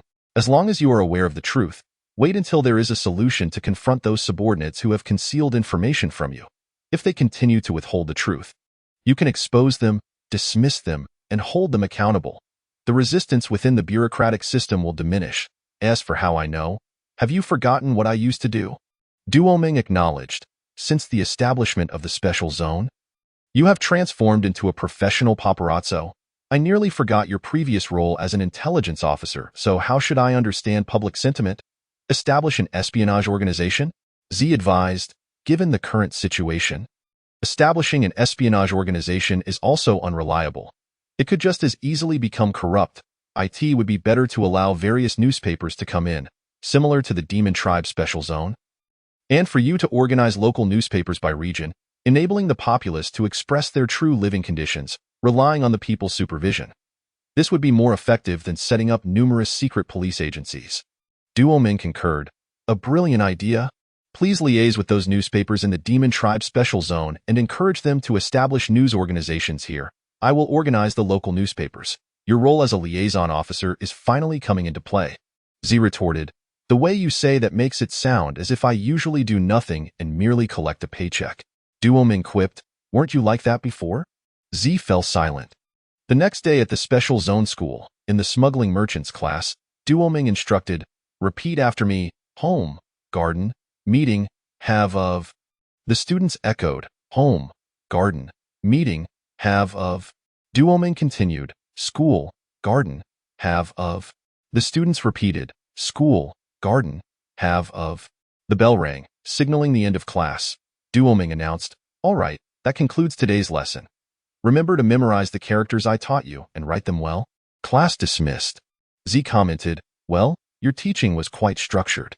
Duoming replied, I can manage teaching children to recognize characters. I will meet with the teachers and then return to my office. A sycophant exclaimed, the chief executive personally coming to teach at school highlights the government's emphasis on education. Truly exemplary for us. Duoming modestly responded, oh, not at all. They shook hands. Duoming asked, are you a teacher at the school? What subject do you teach? The sycophant replied, I am not a teacher. I am a historical research officer for the government, here to document historical moments. Duoming inquired, oh, I have some impression of that department, but I am not very familiar with it. What do you typically do? The sycophant explained, We record every move of the chief executive's governance and collect items used by the chief executive as artifacts for posterity. Duoming asked, I understand the recording part, but what constitutes an artifact? The sycophant elaborated. Artifacts are items the chief executive has interacted with during inspections, such as the horn you used during your inspection, the chair you sat on while dining, and even this blackboard with your handwriting. All are considered artifacts. Duoming queried, even this blackboard? It needs to be cleaned for the students to use. The sycophant insisted, it cannot be erased. This is the chief executive's genuine work, of utmost preservation value. This blackboard must be entirely removed, and then the writing will be magically solidified, placed in a dedicated museum for future generations to view. Duoming exclaimed, There's a museum? That must cost a pretty penny. Who will bear the expenses? The sycophant replied, such a significant undertaking is only fitting for the government to pursue using taxpayers' money. Duoming remarked, Your work truly holds great significance. The sycophant humbly responded, I am flattered. The chief executive's leadership is commendable. I merely contribute my efforts. Duoming then recalled, By the way, we just shook hands, correct? The sycophant affirmed, Yes, it is indeed an honor to shake hands with the chief executive. Duoming jested, Then according to your earlier theory, your hand is now a historical artifact. I shall have my guards assist you in severing it to create a specimen for the museum, allowing future generations to admire it. The sycophant gasped, Ah? Chief executive, please spare my hand. No, please. Duoming laughed. What are you shouting for? Keep it up, and I will ruffle your hair. The sycophant fell silent. Duoming fumed. This is infuriating. With the government budget tight, officials are still engaging in such antics. Once we turn your hand into a specimen, I'll have all officials come to view it, ensuring they remember this historical moment. Z inquired, And what about the blackboard in the museum? Duoming declared, I shall erase the blackboard immediately, and the museum will be abolished. From now on, we will only keep written records of the chief executive's governance. Such waste of the government's financial budget must be resolutely curtailed in the future. Chapter 30. Mutual Confrontation 5 days later. In the study of the villa in Situ village, Yojo asked, Why have you returned? Shouldn't you be helping Duoming in the special zone? The traveler replied, I have already assisted him in planning and provided him with ideas. I returned to have an open and honest discussion with you. Yojo responded, Open and honest? Is there anything you have not concealed from me? You spring this on me without any preparation. The traveler explained, observing the mutual disregard between humans and demons in both special zones, coupled with our past schemes and tests against each other. If we do not discuss this properly, both of our plans will inevitably fail. Lon, you should listen in as well. Lon questioned, Do you trust me? An intelligence officer, this much? The traveler affirmed, Regardless, Yojo will not conceal anything from you afterwards. Your listening in will help her with analysis. As you know, my intention in visiting the demon realm with Duoming was to open the doors for trade with the demon tribe, hoping to foster mutual understanding through trade, utilizing shared interests and sufficient communication to resolve conflicts. For this, I have my own plan, with the prerequisite that the large number of retired soldiers from the northern countries do not become the scourge disrupting the human world after the war ceases. I apologize for not considering the situation of the demon tribe post-war. After all, I did not have your detailed information at that time, and we were not allies. Yojo replied, It's all right. I understand. Please continue. The traveler elaborated, My plan was to persuade the demon king to agree to trade with humans through prisoner exchanges and commercial interests, subsequently introducing new crops from the demon realm, something my previous expedition team had surveyed, to increase the food and commercial asset volume of the northern countries, allowing them to monopolize trade with the demon tribe, all conducted in secrecy. Once the northern countries achieved economic independence, I would propose the special zone plan, expanding trade scales, using immense economic benefits to guide the central countries and the church to cease hostilities with the demon tribe. By that time, the northern countries would have become economically independent and resource-rich, capable of offering sufficient severance pay and numerous job opportunities to resettle those retired soldiers, preventing them from becoming destabilizing factors in human society. After the establishment of the special zone, we would increase mutual trust through cultural and military exchanges, gradually alleviating the accumulated grievances on both sides, and eventually, after a significant period, this would take about 50 years, Achieve direct trade and cultural exchanges without needing the special zone. Realizing true peace. This was my plan, entirely framed from the perspective of the human world. Yojiro remarked, "What a grand plan. However, you have not mentioned the crucial part, which makes it hard for me to believe." The traveler asked, "What crucial part?" Yaojio, "That is your purpose. Do you know why I constantly test you? It is not due to your cunning or depth of character, but rather my uncertainty regarding your intentions. Although Daming may be reckless, his objectives are straightforward. He may stir trouble. Yet he is trustworthy. You, on the other hand, show no affection for wealth, as evidenced by your generous donations to the Northern Monastery each year. You do not seek fame, status, or beauty. I'm aware of the conditions offered to you by Chancellor Cameron of the Winterland Kingdom, and you harbor no faith? Having often mocked the church, unlike Daming, who possesses a wealth of compassion, you once contemplated exterminating us all when I threatened to reveal the theory of communalism, hoping to frame Hong for the act. What, then, is it that you truly desire? Every time I ponder this, I find it impossible to trust a single word you utter, and I believe others who interact with you feel the same. Fearful of hidden traps. Lacking Daming's instinct, I overthink. If you genuinely wish to be candid, then reveal your purpose to me. The traveler, ha ha ha ha. Finally, someone has inquired about my purpose. In countless time travel novels, when the protagonists remain vague, there are always numerous side characters assisting them. Are those side characters fools? Aren't they afraid the protagonist will betray them? Upon arriving here, I seamlessly integrated into the local society, having no desire to return home. Yaojio, what do your words mean? What protagonist, what side character? Have you lost your mind? The traveler, I am not insane.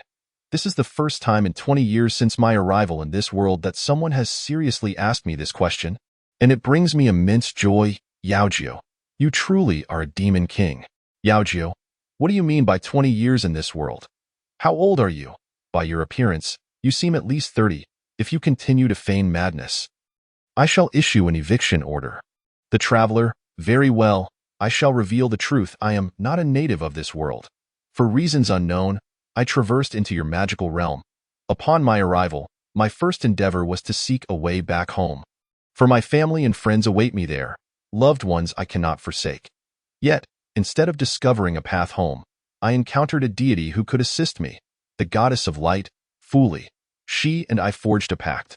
If I were to end the century-long war between the demon race and humanity, ensuring peaceful coexistence, she would grant my wish and send me back. Yaojio, what evidence do you possess to substantiate your claims? Furthermore, it has been 20 years. Through your efforts, true peace will require at least 50 years. Even if you were to return, your family and friends would have perished. The traveler, that is the passage of time in your world. The flow of time differs between our realms. I have not aged a day since my arrival here. You are aware that the magic and martial energy of your world do not affect me. My initial explanation was that my physiology is unique, but the deeper truth is that our temporal dimensions are disparate. A conclusion reached through numerous experiments. I can concentrate my thoughts to accelerate or decelerate the flow of time around me within a 5-centimeter radius, as demonstrated. The pen on Yaojio's desk rapidly decayed. Yaojio. The traveler, when my thoughts are unfocused, I tend to reject the magical and martial energies of this world, which is why I have been unable to utilize teleportation magic. You may summon Lon to examine the remains of this pen to verify the veracity of my words. Lon steps forward to investigate. Lon, indeed, there are no residual traces of corrosion magic. Judging by the degree of rust on the metal tip, it appears to have aged over a century, and thus far, there is no intelligence regarding magic that influences time. The traveler, this serves as evidence. Please trust me. Yaojio. To be candid, I am utterly astonished. Although there have been speculations regarding your identity, to receive proof and answers directly from you leaves me stunned. You are so forthright. What is it that you seek? The traveler. I wish to understand your plans from the perspective of the demon realm. Our plans will undoubtedly influence one another, for better or worse, and to prevent internal strife, I aim to harmonize our strategies to avoid conflict. Yaojio. Very well, then my plan is as follows. First, to enhance the agricultural output of the northern nations, gradually liberating them from the economic control of the central kingdoms. Subsequently, by establishing trade channels with the northern nations, I intend to transform them into intermediaries for commerce between the demon race and humanity, thereby creating a buffer zone, as you suggested. The northern nations will utilize the profits from transshipment trade to stabilize their domestic forces, while the demon race will generate employment opportunities through trade with humanity, addressing the issue of veteran reemployment. Once the trade volume reaches a sufficient level, providing ample job opportunities to absorb the discharged personnel from the demon army after the ceasefire, we can commence negotiations for peace. Following the establishment of peace, although the human military may not entirely disband, there will certainly be reductions, at which point our forces will also be scaled down, maintaining a balance of power. The demobilized demons will transition into producers, generating more goods for trade with humanity, and the northern nations will engage in increased transshipment trade, drawing politically closer to the demon race, fostering mutual trust. Through several rounds of demobilization, the war will cease. Aligning closely with your plan. The traveler, while lacking cultural exchange, this remains the most pragmatic plan from the perspective of the demon race. However, I noticed your demeanor was not at all jubilant while discussing this plan. Are there flaws? Chapter 31. Sports Games Yaojiu. This issue relates to the fundamental national conditions of the Kingdom of 10,000 Demons. You are aware that the demon races within the kingdom are diverse in ethnicity and culture, broadly categorized into 4 types. The first type comprises combat races, such as the Great Wolf Clan, possessing great strength yet lacking in production capabilities, relying on subordinate tribes for sustenance. The second type consists of subservient races engaged in production, lacking combat prowess, akin to the Dark Elves. The third type encompasses commercial races that thrive through the exchange of goods. They have a presence in various sectors, political, military, and commercial, of the Kingdom of 10,000 Demons. And I belong to this category. The fourth type includes reclusive races represented by the Red Dragons and the Squint-Eyed Clan, who focus solely on their interests, wielding formidable power but generally refraining from external interference. During the initial phase of demobilization, it is crucial to maintain a balance among the different races, as entrusting the military entirely to one race poses a threat to national security. The transition of other races' soldiers into productive roles is manageable, given the support of their kin and their inherent adaptability. However, combat races, aside from their robust physiques and keen reflexes, lack any practical life skills. Asking them to compete in society with other races solely on their own merits would likely lead to starvation. It is unrealistic to have them wholly dependent on government support, as they would become a significant destabilizing force within the Kingdom of 10,000 Demons, a risk that will only grow with each round of demobilization. This issue remains unresolved, and for now, I plan to proceed step by step, focusing on advancing the initial stages. The traveler, given that combat races possess robust physiques, wouldn't they have an advantage in physical labor? Why not direct them towards such work? Yaojiu. The employers for these labor-intensive jobs are typically from the second and third categories. Former subordinates and servants, upon discharge, become their own bosses, a transition that combat races, who have undergone advanced military education and possess lofty aspirations, may struggle to accept. Forcing them to work under the second and third categories would likely incite unrest and exacerbate tensions among the races, disrupting social harmony. The traveler. What percentage of the demon army consists of combat races? Yaojiu. Combat races account for 10% of the population in the Kingdom of 10,000 Demons, predominantly within the regular army, local forces, and police units. According to my calculations, if we demobilize 20 after the ceasefire, 10 of combat races will lose their jobs. They are highly likely to become violent gangs, wreaking havoc both domestically and abroad, jeopardizing stability and severely undermining the peace process. The traveler. Your analysis is astute. It seems that within traditional sectors, there are no employment opportunities available for those discharged combat veterans. Have you considered creating new industries specifically for them? Yaojiu. Creating new industries specifically for them? What kind of new industries would require only robust physiques and keen reflexes? The traveler. It would not solely require strength and agility. They would also need to understand tactics, weaponry, and equipment manufacturing. Yaojiu. They have received advanced military training, so these skills should not pose a challenge. What precisely is your solution? Please share. The traveler. Actually, this is one of the methods I plan to employ for the re-employment of veterans in the northern nations. I would like to see if it can be adapted for the demon race. My original intention was to industrialize the sports games practiced by the northern armies and civilians, fully harnessing the economic potential of sports to create job opportunities and absorb veterans to the greatest extent possible. Yaojiu, sports games. The traveler, indeed. Yaojiu, you are often preoccupied with work and may not be familiar with sports games. These games involve intense physical and tactical competition, making them exceptionally suited for soldiers. However, the northern nations are currently impoverished, and the government lacks funds to promote them. Even if established, the populace lacks the means to attend. Yet, once the northern nations prosper through trade with the demon race, the scenario will be entirely different. Once the citizens have secured their basic needs for food and clothing, they will inevitably develop higher spiritual demands. At that point, the fierce competition of various sports games will hold immense appeal for the populace, making it effortless for them to spend a bit of money to watch.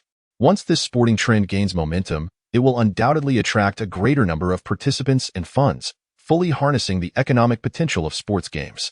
This will facilitate the establishment of a functional market mechanism for sports games, nurturing and developing the sports gaming market. In doing so, sports games will operate under market economic principles, akin to other industries, thereby achieving a virtuous cycle of development for the sports gaming sector, creating numerous job opportunities and integrating veterans into the workforce. Yongjiu, Lon, please investigate whether there are any such sports games within the Demon King's army and report back to me immediately. Lon, there's no need for an inquiry. Mississippi. During my time at the intelligence headquarters, I developed a fondness for darts, archery, and card games, and I was quite the poker enthusiast. I was even exiled abroad for winning 3 months' salary from my superior at the card table. Yongjiu, wasn't he that prior to my election? You too, winning so much money from your superior. Wasn't he that courting trouble? Lon, as the saying goes, there are no familial ties at the card table. If I were to flatter my superior with leniency while playing, what would be the point of the game? It would be better not to play at all. The traveler, I didn't expect you to be quite so enamored with poker. Lon, indeed, I even hired a mathematics professor at my own expense to teach me how to calculate the ratios of various card combinations. The traveler, you see, this is the allure of sports games. By industrializing them, not only can you achieve substantial socio-economic benefits, but once the time is ripe, you can also facilitate exchanges between humans through sports games. This will foster a common language, enhance mutual trust, and solidify the fruits of peace. Yongjiu, what should I do now? Do you have any suggestions? The traveler, you should begin organizing personnel to assess all sports games within the demon country, clarifying the number of participants and their composition in each type of game. Let those who enjoy engaging in sports games collaboratively establish the rules for their respective games, which can then be recognized by the state. Currently, the government is promoting these sports games within the military, and after a ceasefire, the state can sponsor competitions featuring teams composed of retired combatants, drawing spectators. Subsequently, the most popular and profitable projects can be industrialized, generating revenue to subsidize less profitable sports competitions. Of course, you may also invite private capital to participate, allowing the government to focus solely on taxation and oversight, while they develop independently according to market dynamics. Yongjiu, I just calculated that if the sports gaming industry succeeds, it could also invigorate other traditional industries. The new job opportunities generated could sufficiently absorb the retired combatants. The traveler. Moreover, the victors of sports competitions will emerge as stars in the eyes of the public, earning immense honor. The proud and ambitious combatants will not shy away. Rather, they will strive even harder. The teamwork fostered through sports games can serve as a unifying force among various races, promoting greater solidarity. In summary, developing the sports gaming industry is a potent approach to harmonizing the interests of 3 different races, embodying their ideologies, and achieving a harmonious society. Chapter 32. The Freemason branch of Hanjin City. Northern Kingdom's Freemason, Northern Kingdom's Division. President Henry, President, what brings you here? I received no prior notice. I apologize for the lack of hospitality. Freemason President Gauman. Upon receiving intelligence that the Demon King's army had seized Red Dragon Valley to establish a human special zone, I immediately utilized a teleportation magic circle to arrive here. You are closer to those 2 special zones than I am at the Central Kingdom's headquarters. Do you have any more specific information? Henry, the situation remains unchanged from what I reported to headquarters yesterday. We only know that the head of the human special zone in Red Dragon Valley is temporarily acting under the direct supervision of the Demon King's trusted Black Knight, while the head of the demon special zone is temporarily overseen by the remaining local demons. Beyond that, I have no further information. I have dispatched individuals disguised as adventurers to gather intel. But the Black Knight has recently implemented a temporary residence permit policy for managing adventurers, which has somewhat hindered our personnel's operational efficiency. The transmission of intelligence has not been as smooth as before. With delays now reaching a week, today's intel has yet to arrive, Gao-man. The dynamics of the demon race this time are unlike previous instances. The capture of Red Dragon Valley carries no strategic value. And they have even allowed a substantial number of Central Kingdom royals to escape, which could have been used to extort and coerce political gain from the Central Kingdoms. This is what the Demon King should have pursued. Furthermore, they have ceded their territory to human autonomy. Even if the Black Knight is a trusted confidant, reclaiming Red Dragon Valley is a significant achievement, yet this behavior is exceedingly anomalous. Henry, there are rumors that the Demon King has a preference for robust human males, and the Black Knight is her lover.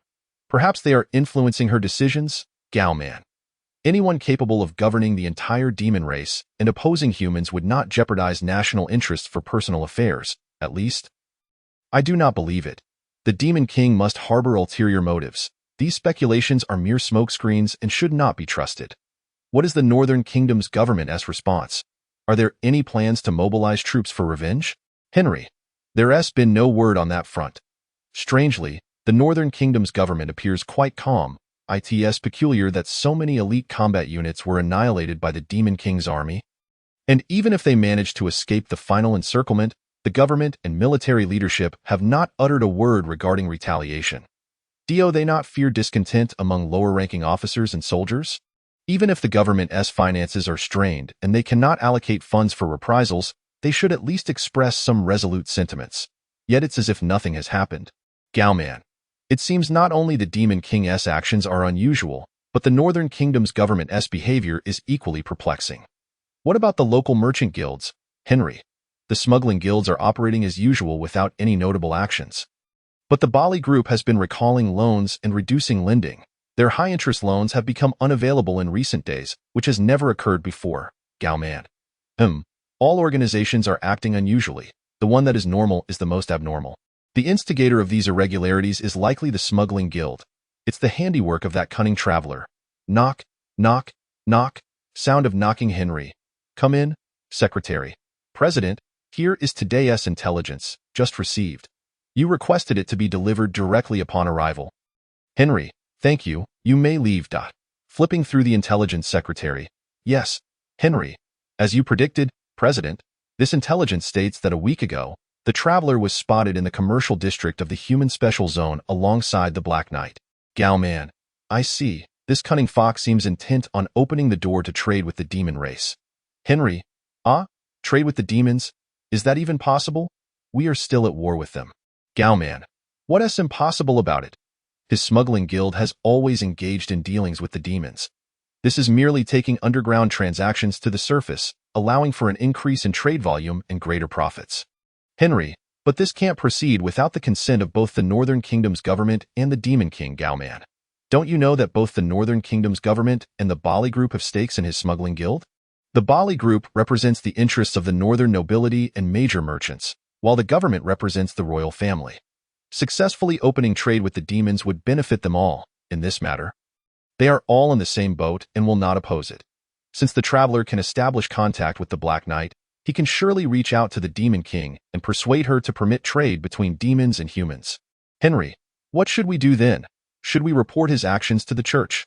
Discredit him and undermine his business? Gao-man, we lack strong evidence. Reporting him to the church would allow him to claim its slander. The Northern Kingdom's royal family, nobility, and major merchants would rally to defend him, denying the allegations. Consequently, the Freemasons would become their common enemy, and our business in the north would be finished. The multilateral coalition would not pressure the Northern Kingdoms too severely to ensure they remain a loyal dog against the Demon King's army. And the aid provided would not diminish. Ultimately, it would be us, the Freemasons, who suffer the consequences. Henry, what then should we do? The Human Special Zone in Red Dragon Valley has been established for nearly a month. The smuggling guild has likely prepared well in advance. If we approach the Black Knight now, we surely cannot match the traveler's standing in her heart. Once trade begins, we'll only be able to scrape together the remnants. Gao-man, the smuggling guild has taken the lead in this matter. and it is normal for us to be at a disadvantage. You mentioned that the Bali Group is tightening its lending practices and ceasing high-interest loans? Henry, yes, Gao-man. Then it follows that the smuggling guild is in need of funds. What about the Northern Kingdom's government? Are there any plans for another bond issuance? Henry, none. If there were, we would be the first to be persuaded to invest, Gao-man. Humph, every year they issue new bonds to repay old ones, and they engage in quantitative easing, reclaiming gold coins to increase impurities for reminting, causing the value of the Northern Kingdom's currency to decline year by year. Who would be foolish enough to buy their bonds? They really have the gall to keep peddling them. Do they take us for fools? I have successfully negotiated with the governments of the Central Nations, stipulating that henceforth, the bonds they issue shall be settled in a basket of currencies from the 5 permanent members of the Central Nations. And they can no longer deceive us with the Northern Nations commonly used G. Henry, your wisdom is unmatched, President, but what is to be done? The Northern Nations government no longer requires funds. Our monetary offensive may prove ineffective. Perhaps you should return to the Central Nations government and urge them to exert political pressure to compel the Northern Nations government to concede. Gao-man, that is not feasible. A forced concession will yield no sweetness. Even if the Northern Nations government were to yield some benefits under pressure from the Central Nations government, their hostility towards us would not diminish. They would obstruct us at every turn, causing us to stumble. And we would still find ourselves outmatched by the smuggling consortium. Henry, what, then, is our course of action? Are we left without options? Gao-man, fear not. I have a strategy that will compel the traversers, those cunning foxes, to come to us, allowing us to engage in equitable competition with the demon clans in trade and smuggling. Chapter 33. Food Safety. 1 week later. Villa in Situ Village. Traverser, what is the reason for my summons? I heard from the cat that Doman returned in tears. Yojio, it is not as exaggerated as that. He merely returned overwhelmed by governmental affairs to vent his frustrations. What troubles you? You appear unwell. Your complexion resembles his. Traverser, the black market has seen the exchange rates of various currencies against the dinar fluctuate wildly over the past week, akin to a roller coaster ride. Stabilizing it has consumed much of my energy. Those Freemasons are taking advantage of the smuggling consortium and the capital influx into the special zone's infrastructure to wreak havoc on the black market, seeking to bring me to my knees. What has transpired on Doman's side? Yojio, in recent days, individuals in the human special zone have been hoarding essential goods using the Northern Nations commonly used G, resulting in soaring prices within the zone. Doman came to me seeking assistance in allocating resources to stabilize the prices. Traverser, humph. This is likely the handiwork of the Freemasons. However, they will miscalculate this time. Stabilizing prices in such a small area as the special zone will require little effort from the demon clans. Yojio.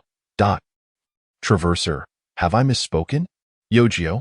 Not entirely. As for clothing and other items, the demon government is unfazed by their hoarding. Replenishing supplies is straightforward. However, when it comes to food, the toxin resistance and immunity of demons and humans differ significantly. All demon food must undergo human trials before it can be distributed. Otherwise, adverse effects could arise. Snow rabbits pose no issue as both sides have access to them, but rabbit meat lacks nutrition. And a steady diet would lead to illness. If we begin trials now, it will take at least a month to ascertain any long-term effects on human consumption. Traverser, a month? Can't we make an exception and shorten the time frame? Yojio, we cannot. Food safety laws prohibit the government from circumventing regulations. Traverser. The demon clans are indeed advanced. Yojio, you must understand that the demon clans comprise numerous races, each with varying levels of toxin resistance and immunity. If the foods produced by each race enter the market without prior bodily testing, it could indeed lead to fatal consequences. Several food safety incidents have occurred in the history of the Demon Kingdom, involving the big-headed Dark Elves and the Stone Giant Wolf Clan, severely impacting social stability and harmony. The Parliament has enacted legislation and maintains constant oversight on this matter. Thus, I sought you out to see if you could procure a batch of grain from the power group to alleviate the urgent situation in the special zone. Traverser, a week ago, individuals in the Northern Nations began hoarding grain in large quantities. The power group has sold off a considerable amount of its stockpile to finance the purchase of smuggling consortium bonds. I need to inquire further, but I suspect it will not suffice to address the immediate crisis. This is precisely what the Freemasons have calculated. I will have the power group attempt to import from the central nations. But if that route is also temporarily blocked, then I will be at a loss. Yogyo, what do you mean by being at a loss? Traverser, the Freemasons' maneuvers target the special zone. They must have anticipated the smuggling consortium's development plans for the area. This serves as a warning to me, reminding me not to forget their influence. They intend to insert themselves into the situation. Yogyo, as the Demon King, I welcome commercial competition that promotes fair trade. What is your objection? Is it merely a matter of your pride? Traverser, in the realm of commerce, victory and defeat are commonplace. Such failures in business will not wound my pride. You are aware of the Freemasons' extensive documentation, which reveals they are the largest commercial conglomerate rooted in the Central Nations, permeating human society. Compared to them, the smuggling consortium is merely a local player in the Northern Nations. If the Freemasons gain control of trade with the demon clans through legitimate competition, the Northern Nations would only receive a portion of transit fees, which would not significantly aid their government finances. The primary beneficiaries would be the already economically advanced Central Nations, thus preventing the Northern Nations from achieving economic independence. Although an increase in trade volume with the Central Nations may lead to a ceasefire, the assistance from the Central Nations to the Northern Nations would inevitably diminish post-ceasefire, as short-sighted individuals exist within every government. In such a scenario, the Northern Nations would be unable to demobilize their military, lacking funds for severance, and would also struggle to maintain their troops due to reduced aid and stagnant economic growth. Consequently, various factions composed of soldiers and underground gangs would emerge in both demon and human territories, jeopardizing the peace process. Yogyo, it seems that trade protectionism during these exceptional times is indeed necessary. Should I speak to the Parliament about granting the Northern Nations most favored nation status? Traverser, there is no need. Even if your Parliament enacts favorable conditions, it would be futile if the Northern Nations fail to develop adequately. Moreover, if the demon clans cannot adopt a uniform policy towards human nations, some may perceive it as a strategy to fracture the demon clans' multinational alliance, thereby hesitating to engage in trade with the demon clans. The Freemasons are pressuring me not only to allow the smuggling consortium and the Northern Nations government to share in the trade with the demon clans, but also to establish their own channels of contact with the upper echelons of the demon clans through me. Yogyo, merchants are driven by profit. They have likely been envious of your smuggling business for some time. What do you propose? Should I introduce you to them? Traverser, envious of me? Aside from my smuggling endeavors, I doubt they would take notice of any other business I engage in. Introduce you to them? I fear you might devour them whole. This is the perfect opportunity to let the natural-born individuals take the stage, allowing them to negotiate with the Freemasons. With the backing of the Demon King's government and their intrinsic qualities, the Freemasons would find it impossible to exploit us excessively. One day later, Freemason Northern Nations Regional Branch in Hanjin City. Traverser. It is quite difficult to gain entry here. Meeting you is even more challenging. The receptionist refused to announce my presence and insisted on having me thrown out. Henry, isn't it your attire that is causing this? You look like a beggar. After earning so much money, you can't spare a few coins for decent clothing? Traverser, I dress this way to avoid your bodyguards that you dispatched for me. There are plenty of beggars in the Northern Nations. Dressing like this grants me freedom. Gowman, freedom is priceless. Sometimes it is something you cannot purchase no matter how much wealth you possess. Your attitude towards money is refreshingly pragmatic compared to most, which bodes well for our discussions. Traverser, I was certain that Henry could not wield enough influence to leave the Northern Nations destitute. It appears that it is you, Hyman, who has taken the reins personally. Damn, why charm truly knows no bounds. Gowman, you exaggerate. This is merely a temporary shortage of supply. Even if the Northern Nations, commonly used G, loses all value, I would not offer such a substantial sum to lure you here. You know well why I wish to discuss matters with you, do you not? Traverser, of course, it is for the sake of trade with the demon clans, right? You seek my assistance in establishing a connection with the upper echelons of the demon clans for direct trade. Speak plainly. Who do you wish to find? Gowman, the Demon King. Chapter 34. The Three Forms of the Demon King. Traverser. The Demon King. Are you a mouse offering yourself as bait for a cat? Seeking profit at the risk of your life? Are you not afraid of being devoured by the Demon King upon meeting? Gowman. After 2 centuries of conflict between humans and demon clans, I am well aware of their nature. They are not merely a collection of frenzied beasts. In my view, their rationality may even surpass that of humans, so as long as there are no significant language barriers, mutual understanding and communication should be achievable. As for your concern about being consumed by the Demon King, it remains uncertain who would devour whom. Traverser, a seasoned veteran of the commercial seas for 40 years, is indeed different. Ordinary individuals would not dare to conceive of such ventures, let alone undertake them at such great cost. You have amassed a fortune beyond compare in the human world, undoubtedly making you the wealthiest individual, deserving of that title. Rather than seeking to enjoy your twilight years, you pursue such perilous endeavors? Perhaps you should send a subordinate. Henry is quite the handsome fellow. The Demon King would likely be interested in conversing with him. Henry, what the hell? Are you trying to push me into the fire pit? Seeking revenge, are you?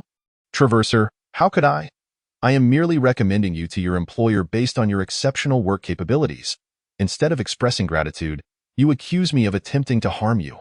Truly, you lack the insight to recognize goodwill. Henry, you are a good person? If you were a good person, humanity would have no villains left. You are clearly trying to set me up for embarrassment.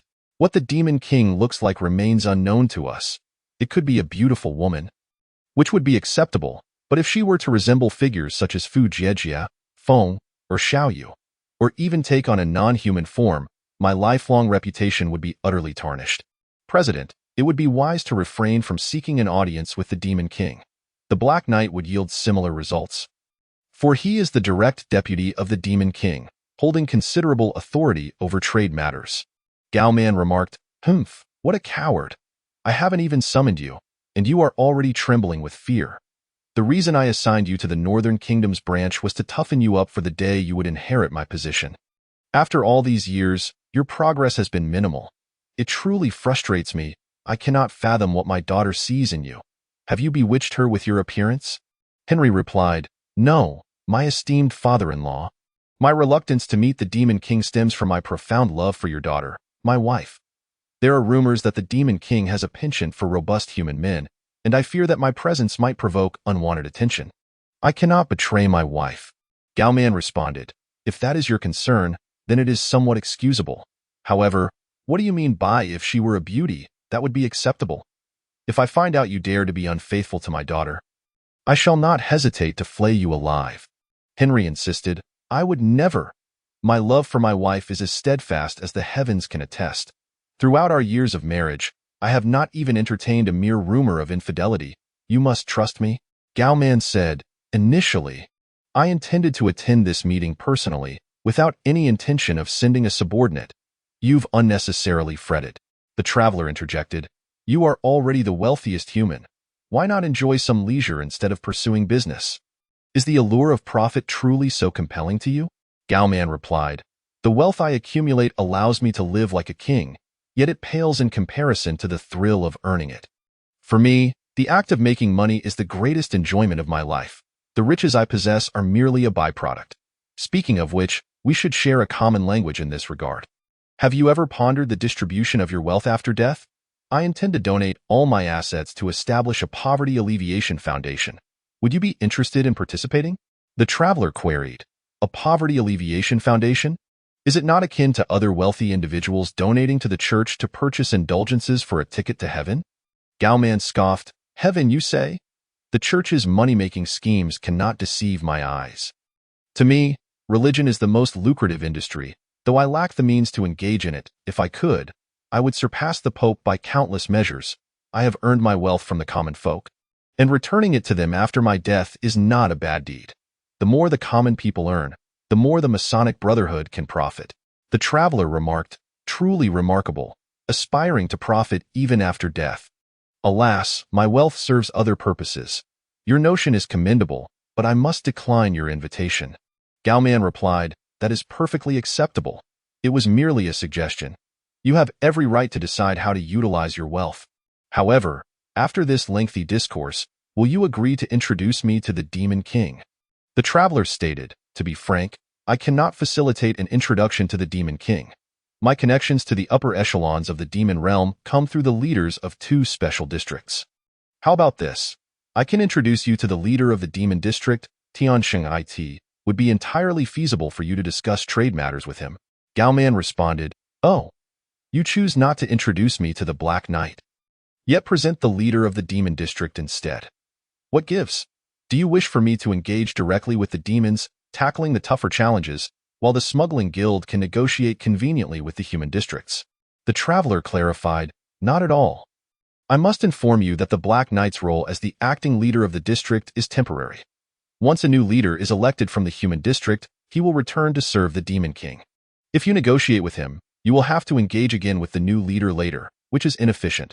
The Demon District, however, is different. Tian Sheng has already expressed his intention to run for the next official leader and has a high likelihood of success. Engaging with him ensures a continuity of policies far superior to that of the human district. Furthermore, as trade develops, you will be transacting directly with the demons, bypassing the human district, yielding significantly higher profits compared to dealings with human leaders." Gao Man remarked, "Your method of persuading people to temporarily relinquish current happiness and benefits in exchange for future gains mirrors the church's preaching. If you were to establish a religion, you would undoubtedly amass a fortune. While your words hold merit, I require intelligence from my side before considering your proposal. For now, you may return. Should I reach a decision, I will seek you out at the smuggling guild." After the traveler departed, Henry commented, "Negotiating directly with the leader of the demon district is indeed a commendable option. Why did you not agree immediately?" "Esteemed father-in-law, we could influence the district's prices in the short term, yet long-term prospects are bleak. Once the district stabilizes, we will lose our leverage, and our investments to maintain high prices could incur significant losses." Gao Man replied, "According to our commercial spies, the demons in the demon district are remnants from the Red Dragon Valley, occupied by humans. Their animosity and wariness towards humans are profound. If we could establish direct trade with them, the profits would indeed surpass those earned through the human districts. Yet the challenge is formidable, leaving me hesitant." Henry countered, "Weren't you planning to negotiate directly with the Demon King? Have you lost your resolve upon the change of the demon leader?" Gao Man retorted, "Who says I lack courage? The fact remains that, in the short term, the Masonic Brotherhood cannot compete with the smuggling guild. Only through prolonged effort can we achieve that. Very well, let us await the intelligence from today. As long as there are no significant changes and the traveler's information proves accurate, I shall accept his proposal." Chapter 35. Record 2 days later, at the villa in Situ Village, Yuji remarked, "So, Gao Man of the Masonic Brotherhood has ultimately agreed to your proposal. From your description, he seems rather intriguing. The intelligence I received from the Demon Intelligence Department appears somewhat tinted. It seems they approached their analysis with a biased perspective." The traveler replied, "Indeed, Gao Man has consented to sell his hoarded daily necessities and food at fair prices to stabilize the district's prices to previous levels." "What evaluation did your Demon Intelligence Department provide him?" Yujio stated, "They claim he is a mercenary, driven solely by profit. Since his rise, he has imposed exceedingly harsh production regulations in his factories to maximize the exploitation of workers, resulting in numerous instances of workers jumping to their deaths. In 1 year alone, 13 workers leapt from cliffs in succession. He has faced immense pressure from the central government and the church, and the common folk regard him as a heartless, greedy businessman. Various rumors circulate about him, such as waking up at midnight to crow like a rooster to force workers to start early, or deducting wages for trivial mistakes during payroll, and so forth." The traveler noted, "Every manufacturer initially accumulates wealth through the sweat of laborers. His actions after earning his first fortune diverged significantly from those early days. Over 30 years, he has consolidated most of the commercial guilds in the Central Nations into the formidable Masonic Brotherhood through various lobbying and capital maneuvers, gaining high regard within the industry for negotiating on behalf of the guilds with the government and church. He does not indulge in extravagant spending and even provides small loans to the common people, fostering the emergence of new industries. Had it not been for the deep-seated negative perceptions of him among the populace, his reputation would not be so tarnished. I personally hold him in high esteem." Yujio lamented, "What a pity! Had the timing been right, I would have truly liked to meet him and engage in a thorough discussion." The traveler suggested, "There will be ample opportunities to interact with him in the future. We must focus on developing the agriculture and economy of the northern kingdoms over the next few years, ensuring that post-war demobilization does not incite social turmoil. How is your experimental farm faring?" Yujio replied, The breeding techniques for long-haired snow rabbits and the cultivation techniques for sweet potatoes have been mastered by Sapphire and the others. The three-field agricultural method still requires time for validation. The monastery is nearing completion, and my windmill irrigation system will soon commence trials. I estimate that in 2 to 3 months, everything will be on track, requiring no further oversight from me. The traveler remarked. By that time, the government of the special district should also be fully operational, and with the weather warming up, I presume you plan to visit the Central Nations for a seaside holiday as originally intended? Yu-Gi-Oh retorted, do not portray me as someone who indulges in leisure under the guise of official business. I am risking much to conduct market research and lobbying in enemy territory to promote demon-produced goods. The traveler quipped, indeed, the great and wise Demon King undertakes a noble, glorious, and righteous expedition. We common folk should deeply appreciate this. Yu-Gi-Oh responded, do not jest with me. You are collaborating with me to end the war for your own return home. Are you not? In truth, within our group, only Duoming genuinely desires to bring about peace for the sake of human welfare, yet he is the least capable of achieving this. It is quite ironic. The traveler concluded, some matters cannot be resolved through brute force. The prophecy of vanquishing the Demon King merely offers humanity a glimmer of hope to conclude the war. Humans are a race that thrives on hope, although I have met the Light Goddess, the sole deity, and forged a pact with her. I have always believed that this prophecy was not conveyed by her. Its true purpose is to provide hope, enabling humanity to endure harsh conditions in pursuit of a brighter future. Yu-Gi-Oh. It is quite rare to hear such philosophical words from you instead of complaints. Are you unwell? Traveler, what do you mean I'm unwell? You're the one who's sick. Who would believe the Demon King intends to delve into human territory for the sake of peace? Yu-Gi-Oh. I had mentioned this idea to Ran when it first crossed my mind. He thought I had been driven mad by the burdens of being a Demon King and secretly sought out a few psychologists for me, making me appear rather ill now, with all of you joining me in this madness. How delightful it is.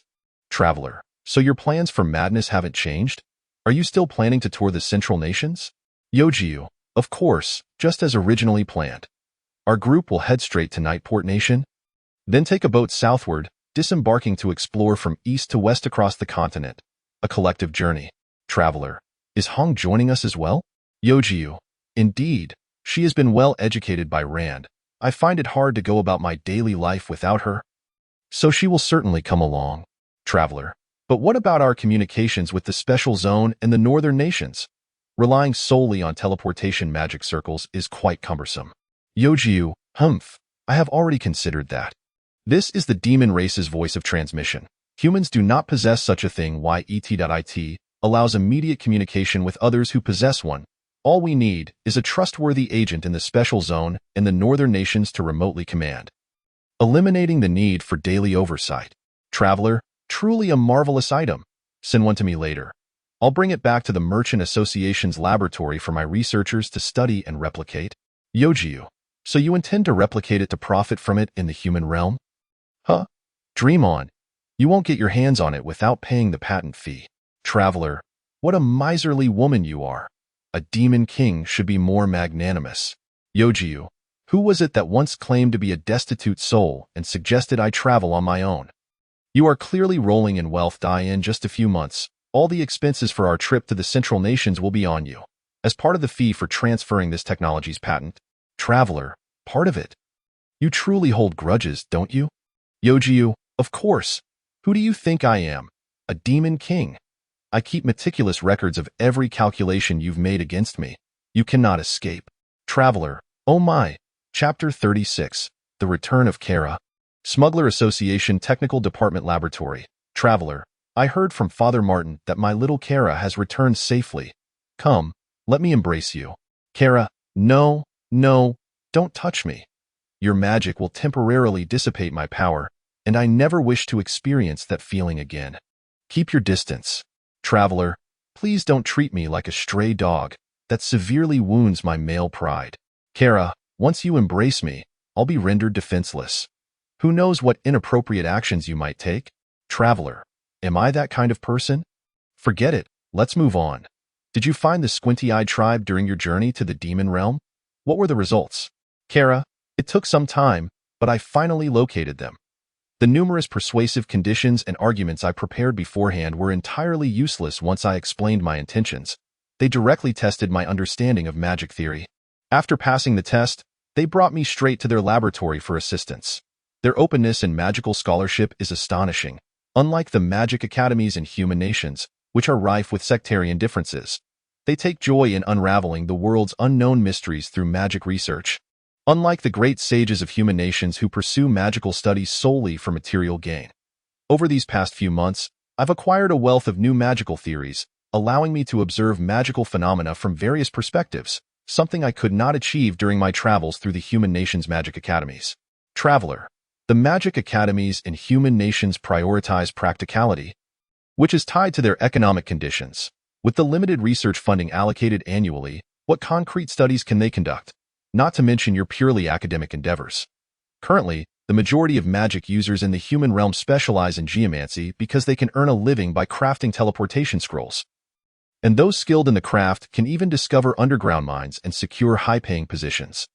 The reason I was able to hire you as a researcher in my laboratory was that you had yet to find suitable sponsorship for your studies, allowing me to acquire such a treasure.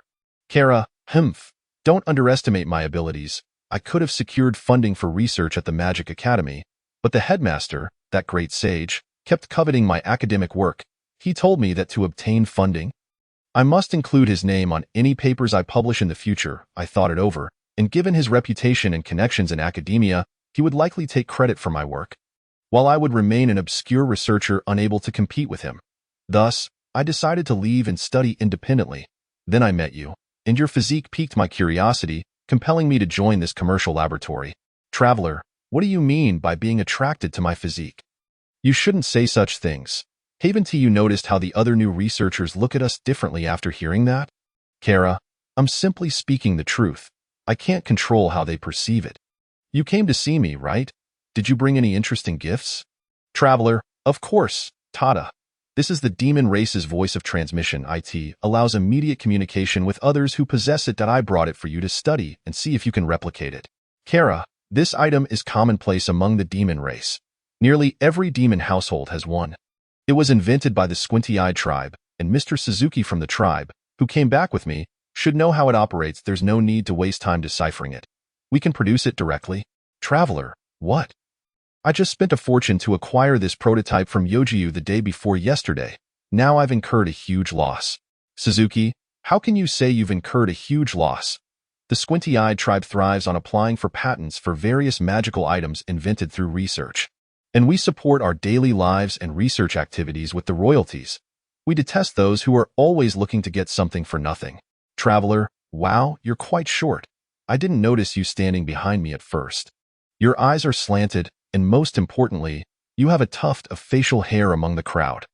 Why do you resemble a certain nationality? Kara, this is Mr. Suzuki from the squinty-eyed tribe, who has come to assist me with my research. Mr. Suzuki, this is the special individual I mentioned earlier, the traveler with unique qualities. Suzuki, so you are the traveler. We have heard about the peculiarities of your body from Kara. If it weren't for Kara's outstanding achievements in magic scholarship, we might not have believed it. You're just in time. Come, assist us with our research. The experimental equipment is ready. Traveler, experimental equipment. Are you referring to that large sphere behind you? I was curious why it wasn't there last time. What is its purpose? Can you explain it to me?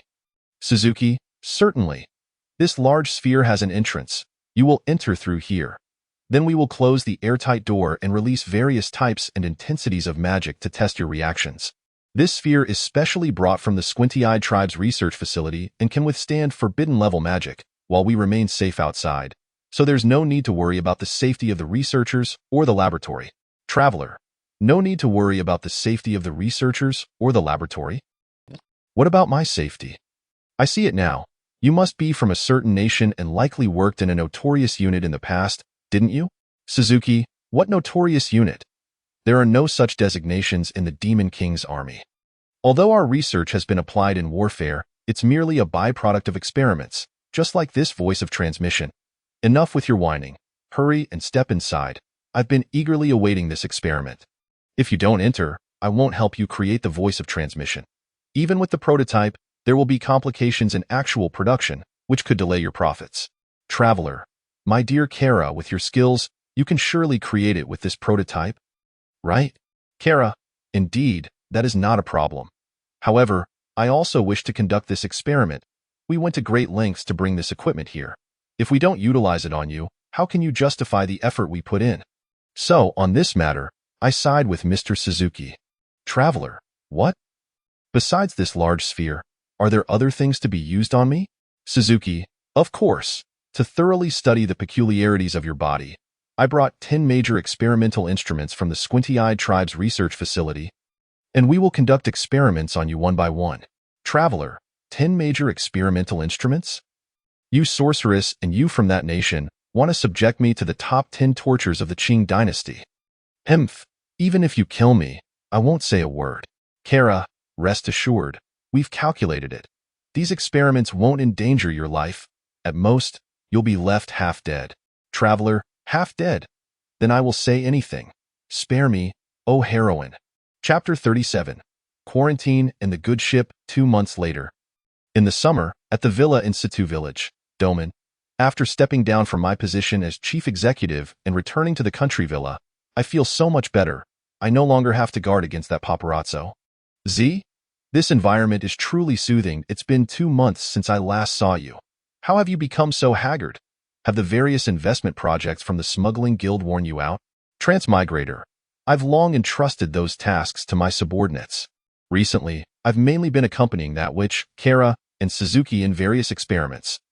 Looking back, I thought I had struck gold by successfully recruiting her into the tech department, but it turned out to be a pitiful endeavor. Truly, one reaps what one sows. Doman, wasn't it you who concealed your identity and your relationship with Kara, leaving me to worry after she departed alone?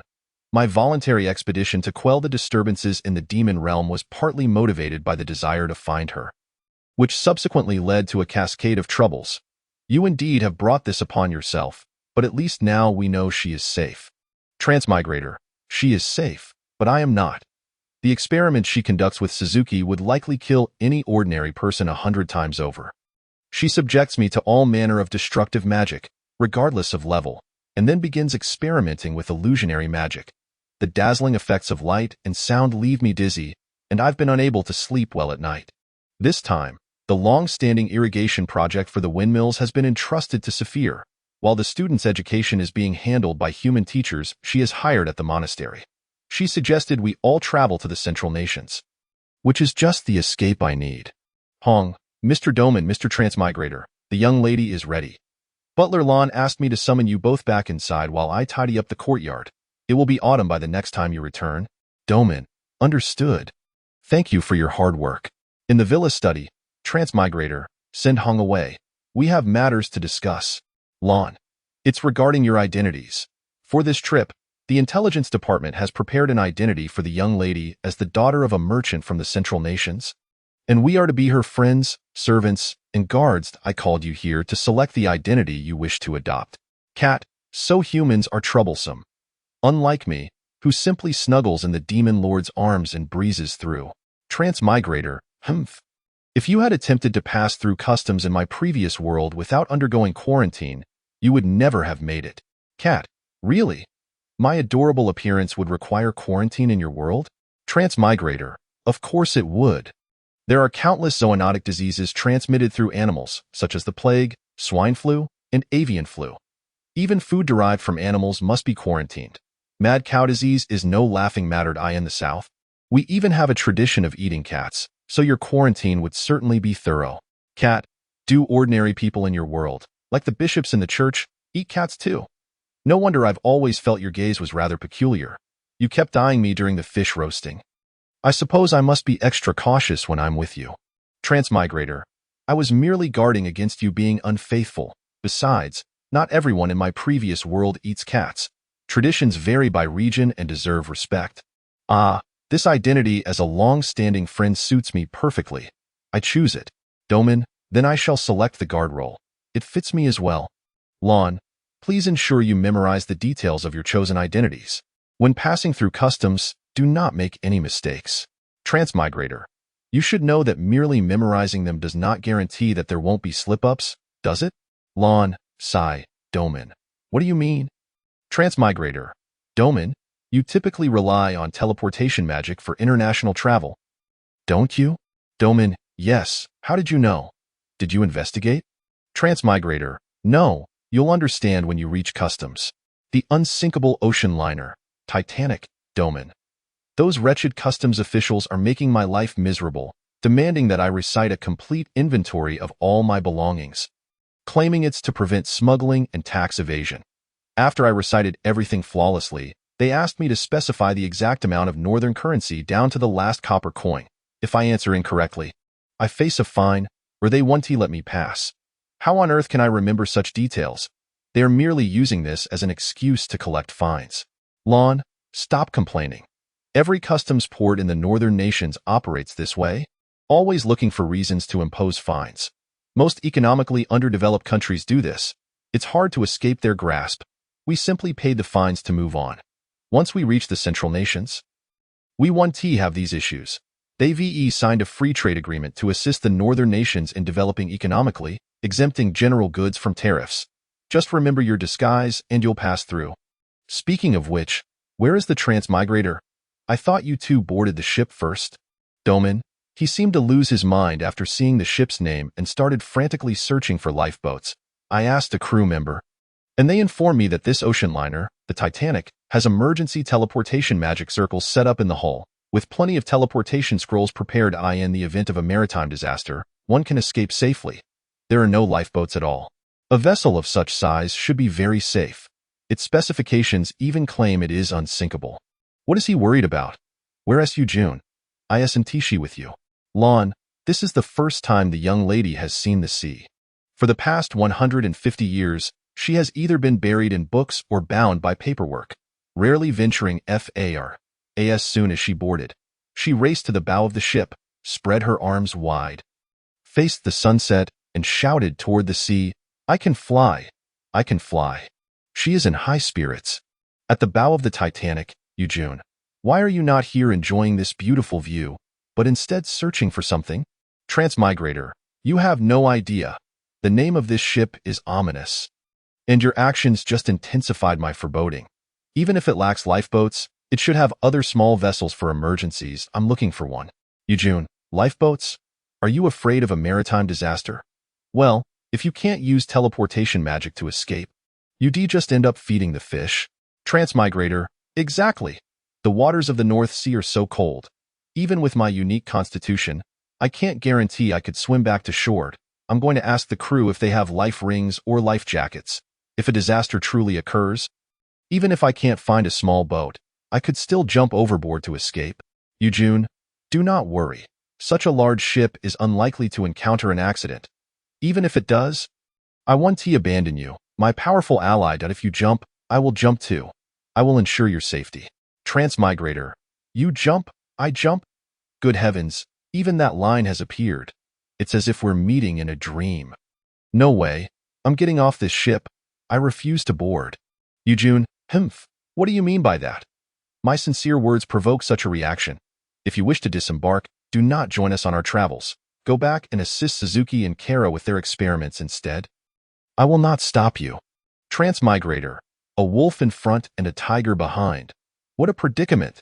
Chapter 38, Special Tax on Luxury Goods Central Nations, Bowine Country, Penguin Port. Transmigrator, at last, I can safely set foot on solid ground. Ah, how wonderful it feels to be alive. Domin, stop with the sentimentality. Aren't you tired? You've been acting as a lookout on the Titanic every night, supposedly to prevent the ship from colliding with an iceberg. Even after we left the North Sea, you insisted on keeping watch at night. The captain and crew think you're a stowaway trying to work off your fare. Transmigrator, of course, I'm exhausted. Now that I can finally relax, I feel incredibly fatigued and dizzy. Once we pass through customs and check into a hotel, the first thing I'll do is sleep. You wouldn't understand the stories I heard about the Titanic from my previous world, combined with June's various antics on board. I thought that after this voyage, we might only meet again in dreams.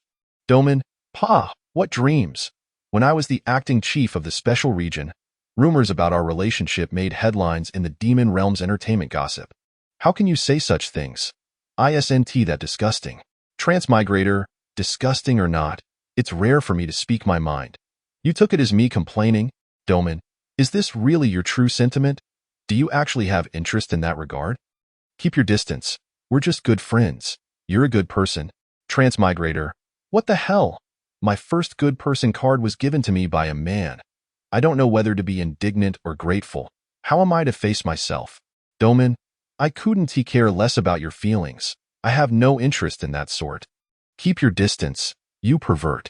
Transmigrator. What pervert? I'm into mature women. Don't slander me.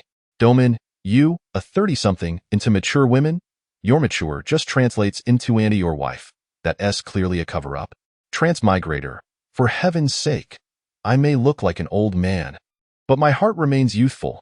What is wrong with having a crush on mature women? Besides, wives can be quite charming. Don't come near me, go find your good man, you perverted monster.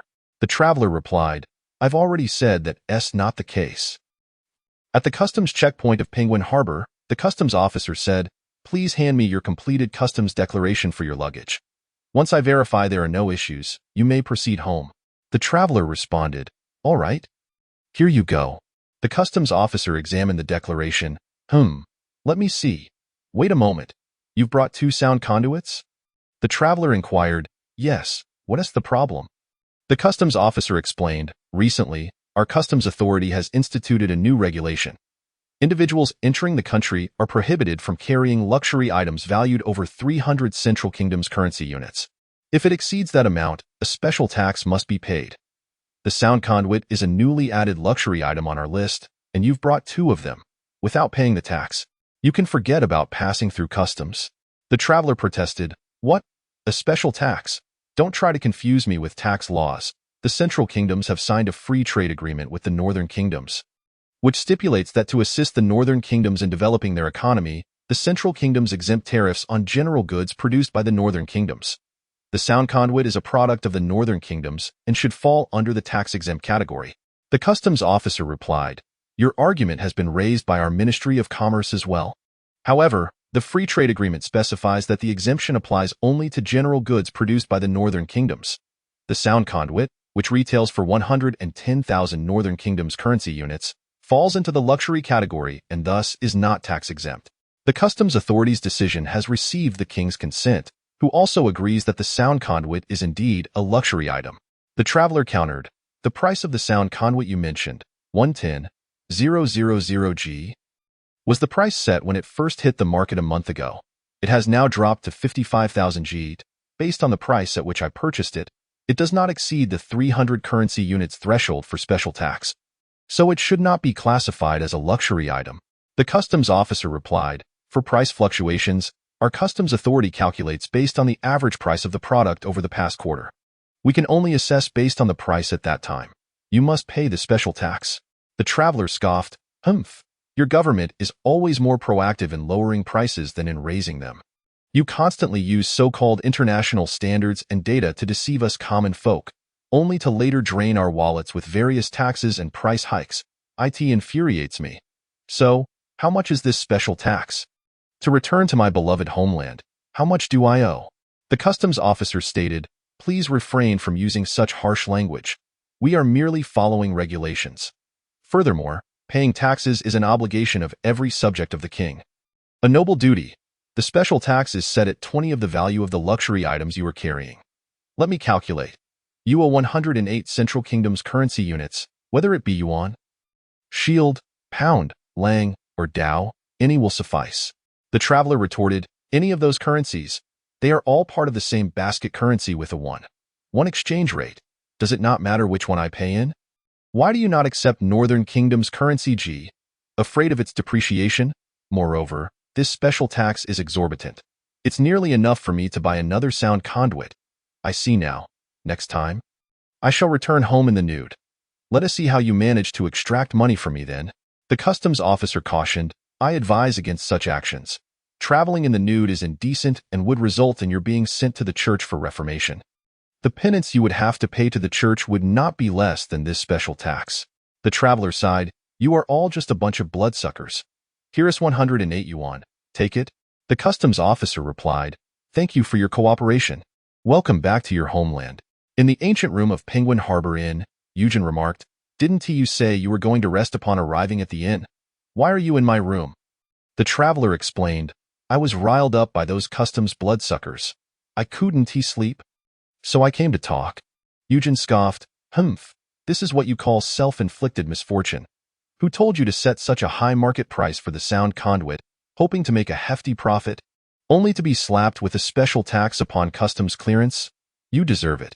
The traveler replied, "Do you really think this special tax is solely for luxury items? If you believe that, then the majority of products from the demon race will soon vanish from the Central Kingdom's market." Eugen queried, "What do you mean by that?"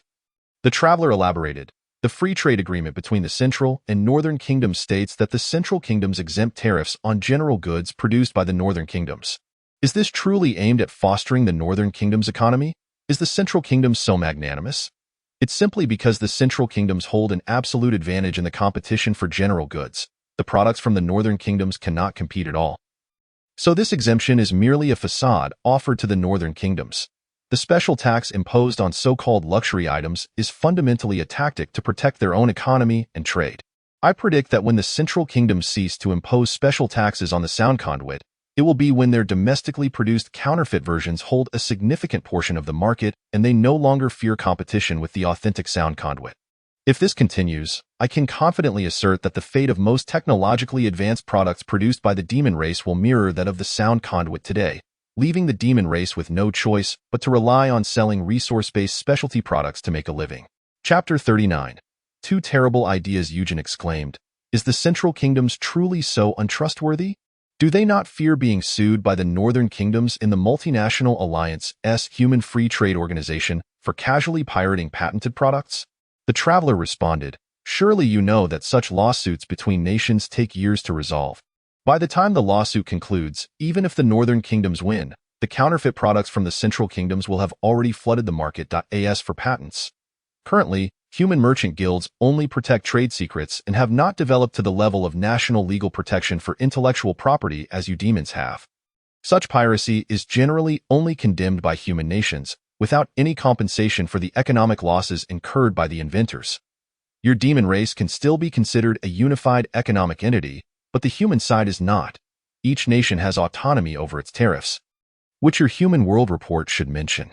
Eugen conceded, "The report does mention their autonomy over tariffs, but it also states that since the establishment of the Free Trade Organization within the Multinational Alliance and the signing of tariff agreements, the economies of various nations have almost merged into one.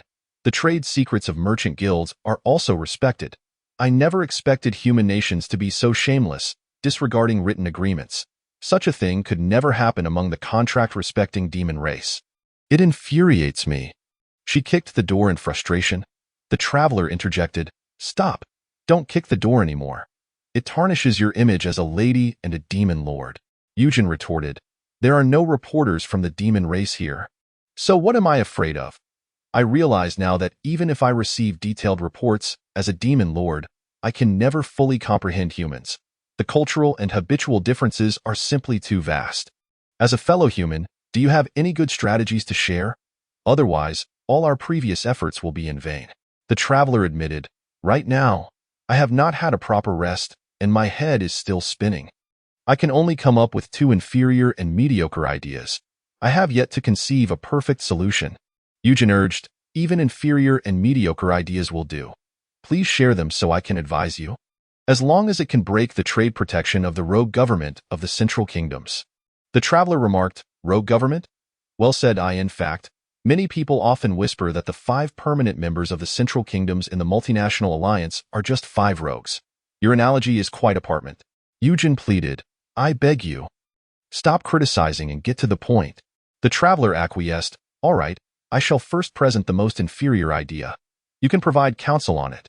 The most inferior idea is for the demon fleet to launch a southern campaign, attacking the crucial ports of the Central Kingdoms, forcing them to sign treaties that open their domestic market and allow demon products to compete on equal footing with their own." Eugen responded, "Indeed. This is an inferior idea. It appears your mind has truly fogged. While there have been numerous naval battles in the centuries-long war between demons and humans, they have all occurred in summer. As outside of summer, the North Sea is littered with icebergs that hinder fleet passage. The near seas of the demon territory remain ice-free due to geothermal activity, so demon merchant ships only navigate in those waters. Despite the poor state of the Central Kingdom's land army, their navy is remarkably powerful, capable of launching long-distance raids on demon ports during the summer. Currently, the most likely scenario is that human fleets would advance north to attack important demon ports, forcing us to sign treaties. The traveler replied, "That is precisely why I called it the most inferior idea. You could spend several years building a large fleet to defeat the human navy before implementing that strategy." Eugen countered, "Have you lost your mind? My goal is disarmament and peace, not military expansion.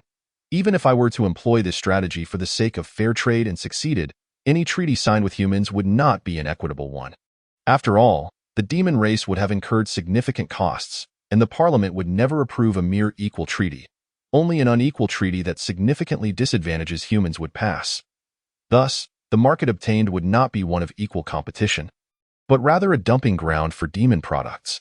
The economies of the central nations will inevitably be drained by the myriad of privileged goods from the demon race, leaving the demons with an inexhaustible wealth and the people of the central nations with boundless hatred.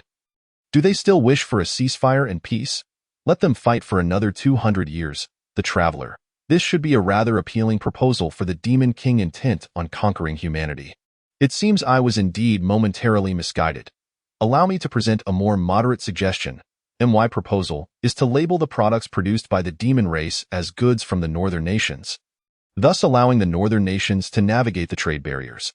The northern nations have established trade agreements with the central nations. Therefore, the central nations can only employ methods such as special taxes to protect their trade. As long as they do not breach the agreement, total obstruction is impossible.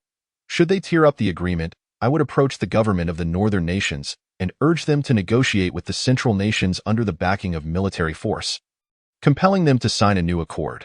Should they refuse to comply, we would redirect our swords and march into the central nations. You, Demon King, must also privately assure that no military threats will be made against the northern nations' security during their negotiations, and even provide them with certain military supplies. Do you believe the current army of the central nations can withstand such a force? The military strength of the northern nations could obliterate the central nations within 3 months. Yojiu, how pitiful. Have you really become so dull-witted after a mere 10 days without proper sleep? Would it not be wise to rest for a while? Once you are refreshed, we can further discuss our strategies. There is no immediate rush. The traveler. But you were the one who urged me to speak urgently. Now you criticize me? I am not yet confused. Why not provide your counsel on this moderate idea? Yojiu, your idea shifts the trade issue between the demon race and humanity to an internal matter among human nations. While the intention is commendable, several aspects are impractical. First, do you genuinely believe that merely changing a label would convince the central nations that the vast array of demon products originates from the economically backward northern nations? Would they not harbor suspicions?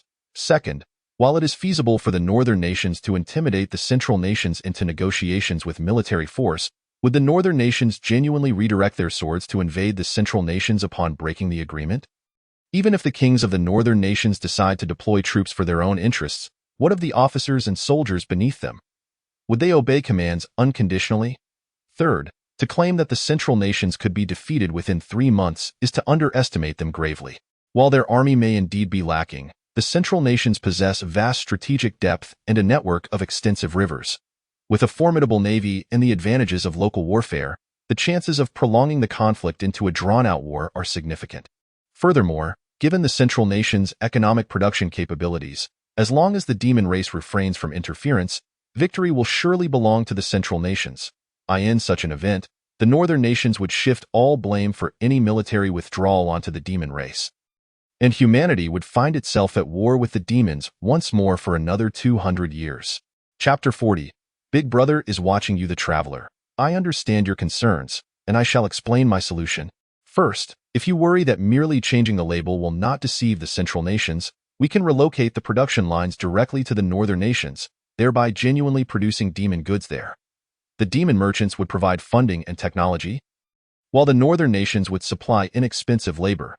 This way, the demon merchants would still reap substantial profits, and the northern nations would address their unemployment issues, while the central nations could hardly deny that the products are produced by the northern nations.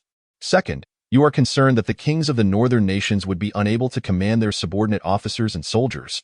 I can assure you that even if the kings of the northern nations wish to deploy troops to vanquish the Holy Church, upon issuing a command, the officers and soldiers would comply unconditionally. This is because the kings, having seen their domestic economy dominated by foreign powers and local aristocrats and merchants, must have the support of the military to maintain their thrones.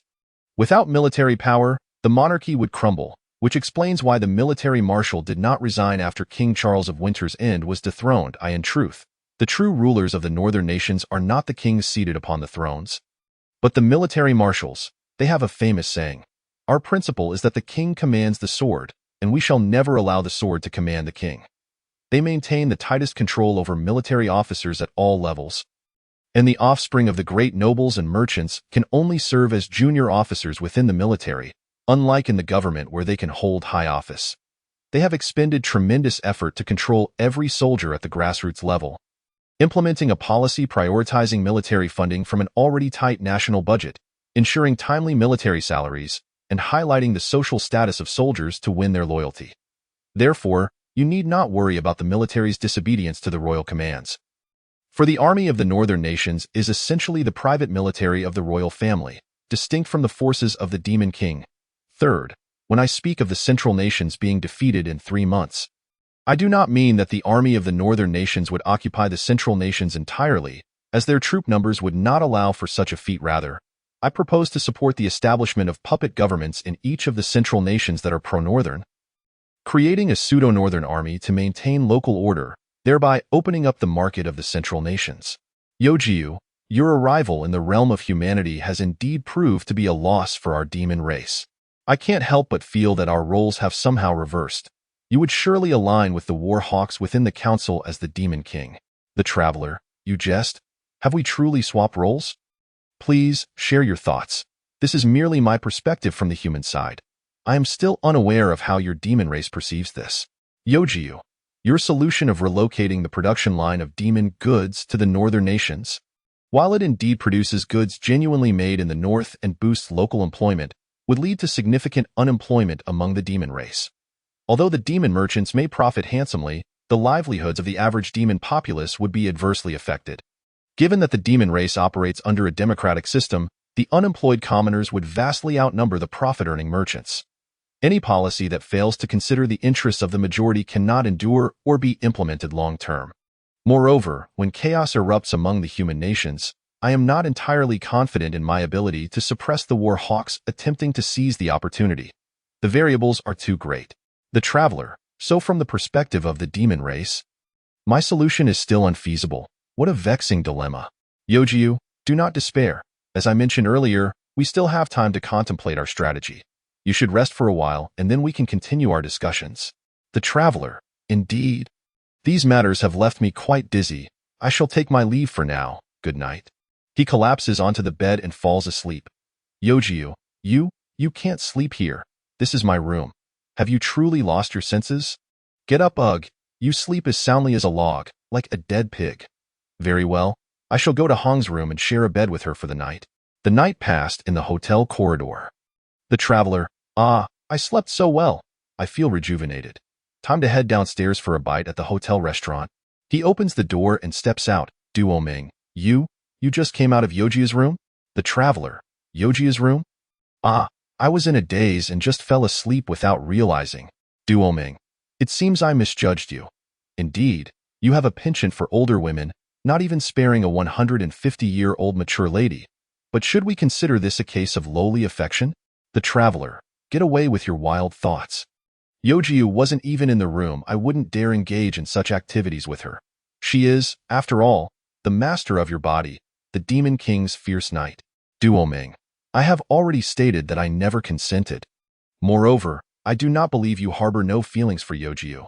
With your shared ambitions and common interests, would your relationship not develop over time?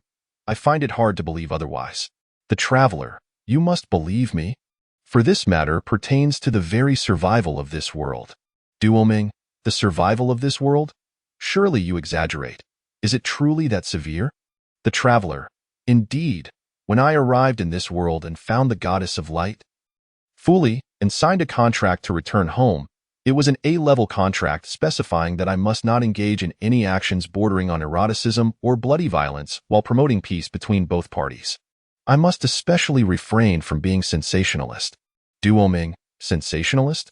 Is that something one can consume? The Traveler. It simply means that I must not even entertain thoughts of eroticism or violent behavior. Duoming, the goddess of light. Fuli, has placed such restrictions on your endeavors for peace. That is indeed peculiar. The Traveler. Alas, she has her own difficulties, as there is an omnipotent overseer keeping a watchful eye on her. As her follower, you must empathize with her plight. Duoming. Is this so-called overseer truly that formidable? Even the goddess of light, Fuli, fears him? The Traveler. Of course. Should he become angered, he would dispatch his minions, the river crab army, to consume all of the goddess Fuli's provisions, leaving you, her follower, to starve. Duoming. He possesses such fearsome subordinates? How terrifying. The Traveler. Indeed, he has many such minions. Therefore, should I wish to make any inappropriate advances towards Yojiu, who is a 150-year-old lowly by the standards of her race, it would not escape the notice of his various discerning agents, who would annihilate this world in the name of protecting the innocent. Duoming. Protecting the innocent? The world is rife with scandals concerning those with a proclivity for young girls. Numerous rumors abound of grand nobles and church bishops violating the innocence of children. Yet, where is this omnipotent big brother to obliterate such a world? Are you jesting with me? The Traveler replied, Are you foolish? What status do they hold compared to mine? A grand noble engaging with a young girl is merely termed as the solicitation of a minor, done for the sake of providing a morsel to eat in exchange for such company. A church bishop, touching a young boy, is purportedly to aid the child in ridding himself of impurities, guiding him to be more devout to the divine in the future. As for me, I am naught but a vagabond from an unknown origin. Daring to entertain such thoughts would be a grave transgression. For the sake of our dialogue enduring and my safe return home, I must confine myself within the boundaries of our pact, not daring to tread beyond the limits. Doman remarked, Is that so? My wild instincts suggest that your usual utterances and actions are fundamentally akin to dancing on the edge of a precipice. The Traveler interjected, Hold on. Do not speak carelessly. Are you unaware of the weight of words? Should you wish to spread tales of my affairs, it would be akin to wishing for my demise, for I am bound by the constraints of our agreement. Doman countered, Look at you. So anxious that you can't even articulate properly, calling it a castration instead of strictness. I won't disseminate your matters, will I? The Traveler responded, That is good, very good. In fact, I wish to compile our discussions into a tome, to be published and presented to our omnipotent big brother, allowing him to peruse this exquisite work devoid of any suggestive or violent content, and perhaps assist in promoting it, turning it into a celebrated theatrical piece for mass appeal. Doman commented, Seeing you so animated that you refer to literature as poison, having rambled on for so long, I find myself rather hungry. Let us descend for a meal. The Traveler agreed, Indeed, the importance of dining cannot be overstated. Chapter 41. Packaging the image of the demon race at the restaurant on the first floor of the Penguin Harbor Inn. Hong stated, You two have arrived. Please follow me. The young lady wishes to invite you to the private room over there to enjoy breakfast together while continuing the discussion from yesterday with Mr. Traveler. The Traveler inquired, And what about you, Hong? Hong replied, I have already had breakfast. Butler Lon asked me to convey this message to you both before heading out to explore local attractions and assess the traffic situation. I shall take my leave now. Please enjoy your meal. Doman acknowledged, Thank you for your efforts. In the restaurant's private room, Yuji remarked, Yesterday, it was just the two of us discussing matters in that state. Now that everyone is present, let us deliberate together to seek new perspectives and solutions. The Traveler affirmed, Indeed, with more minds, there are more ideas. Different viewpoints on the same issue can yield varied conclusions. Some matters may not be fully grasped from just our perspectives. Doman interjected, What are you two discussing? I am entirely in the dark about yesterday's conversation. Someone enlighten me. Yuju explained, It was like this. As soon as the Traveler settled in at the inn, he came to my room. And that is the situation. Doman, Lon, Cat, do you have any ideas to share? We currently lack effective methods. Doman articulated, From my perspective as an ordinary citizen, I do not oppose the imposition of high tariffs on demon goods for the sake of protecting the domestic economy. After all, demons are still enemies. Even if we must engage in trade with their products, it is disheartening to see our own goods unable to compete with theirs, primarily because the image of demons as adversaries is deeply ingrained in the hearts of the populace. Yuju acknowledged, "Indeed. We had not considered this aspect from the perspective of the common people. What are your thoughts? Please share." Doman proposed, "To alter this enmity, we must change the perception of demons in the eyes of humanity. Previously, demons were seen as symbols of brutality, cunning, and malevolence, with all their actions aimed at enslaving humanity in the future. Their various propaganda aimed to undermine the coalition of human nations, while military activities were intended to destabilize human states. Can the demons not reform their external image to shift public opinion?" Yuju probed, "Oh, do you have any methods to improve the external image of the demons?" Doman suggested, "Take, for instance, the Demon King's emblem and the flag of the Demon Kingdom, which prominently features a seven-headed dragon.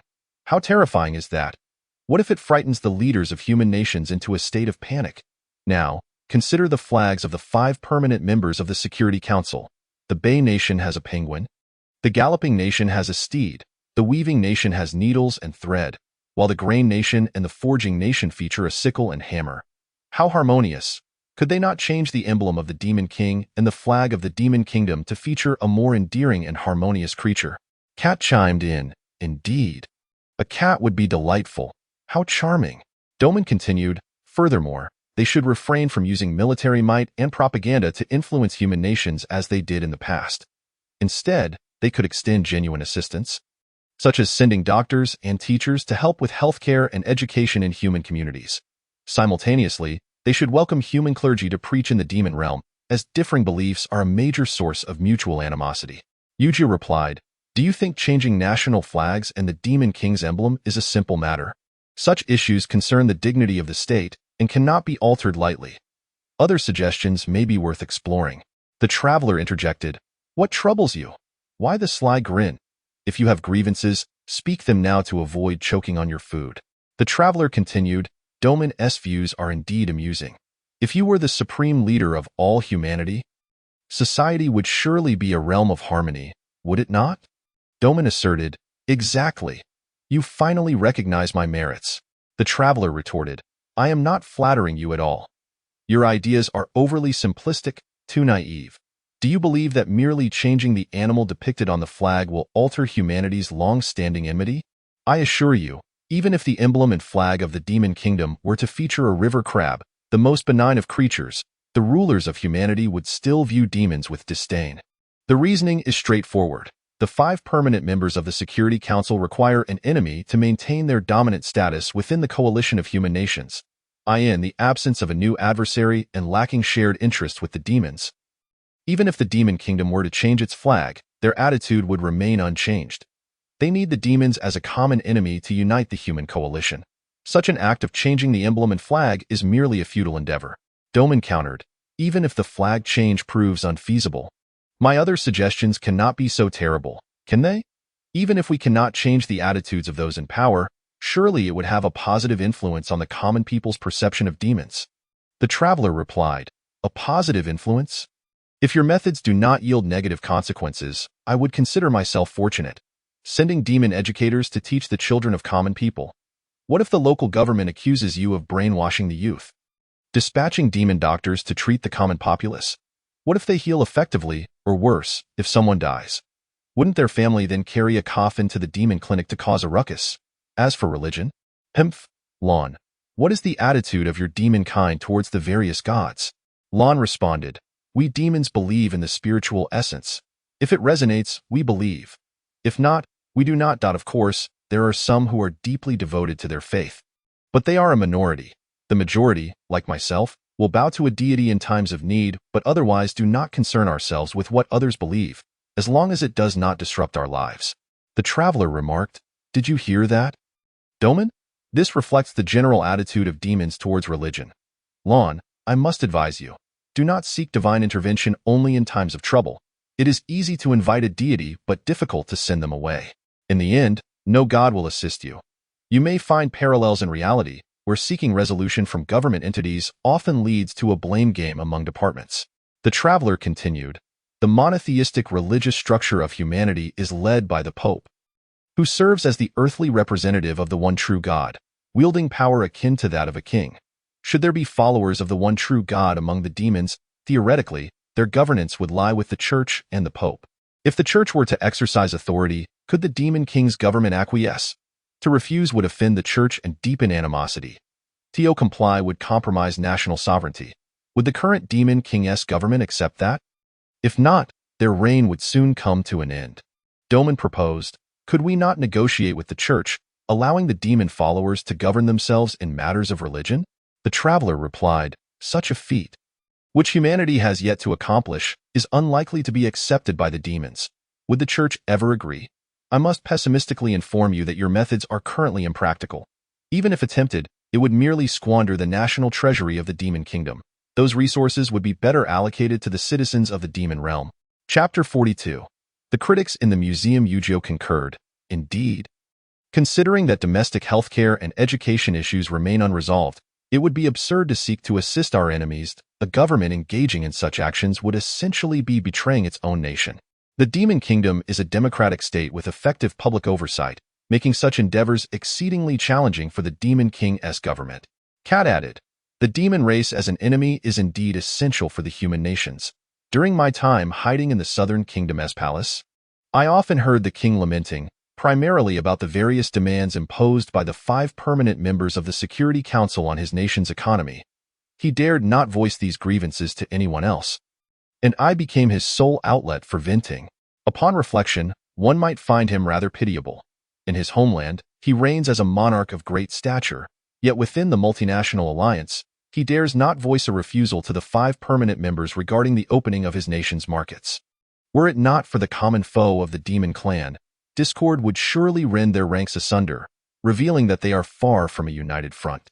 Lon remarked, the intelligence department possesses a wealth of information regarding the discord among human nations. The struggles within the framework of the multinational alliance are not few. Yet the pressure from the demon army has stifled any tangible actions. Doman sighed, all this disheartening news leaves us in a quandary, does it not?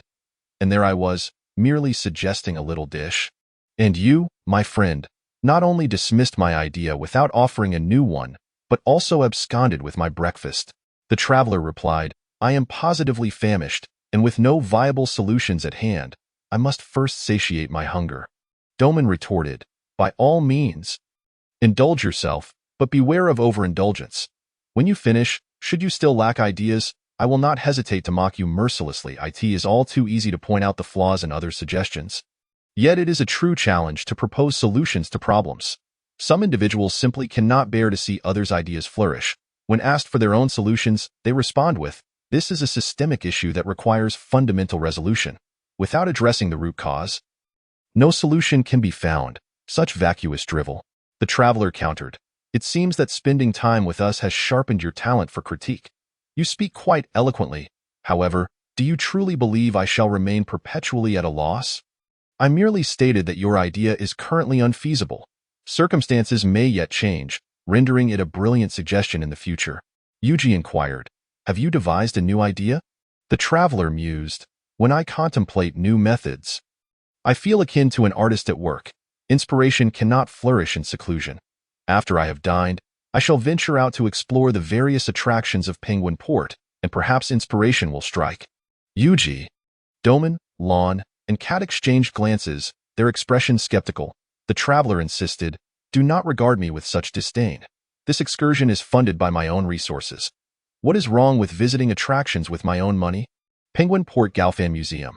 Hong remarked, here lies the museum of the illustrious artist Galfan from the Bay of Ships, housing approximately 200 paintings and over 50 sculptures, spanning his early to later works. It is a renowned tourist attraction. Doman exclaimed, so this is the work of the most famous artist in the human world over the past 2 decades. Why does it so starkly diverge from the actual appearance of the objects? Surely, it cannot be a forgery. The traveler chastised, you, barbarian, know not of what you speak. Do not besmirch the master's creations. He is one of the founders of Impressionism. You have yet to witness the works of Manet, another founder. I can already predict your reaction upon viewing them, given your current level of appreciation. Doman scoffed. Is it not of inferior quality? The traveler replied, here is a piece that Manet gifted to Gaufan. You may have a look. Doman gasped, this? The traveler pressed, what are your thoughts? Doman replied, madness, grotesqueness, nausea, utterly unbearable. And why is this painting so filthy? What are these melted pigments? The traveler elucidated. Those are the marks left by the audience members who, upon their initial viewing of this work, found it repugnant and spat upon the canvas. Doman mused, so this is one way to express the audience's sentiments? Very well, I shall add my own contribution.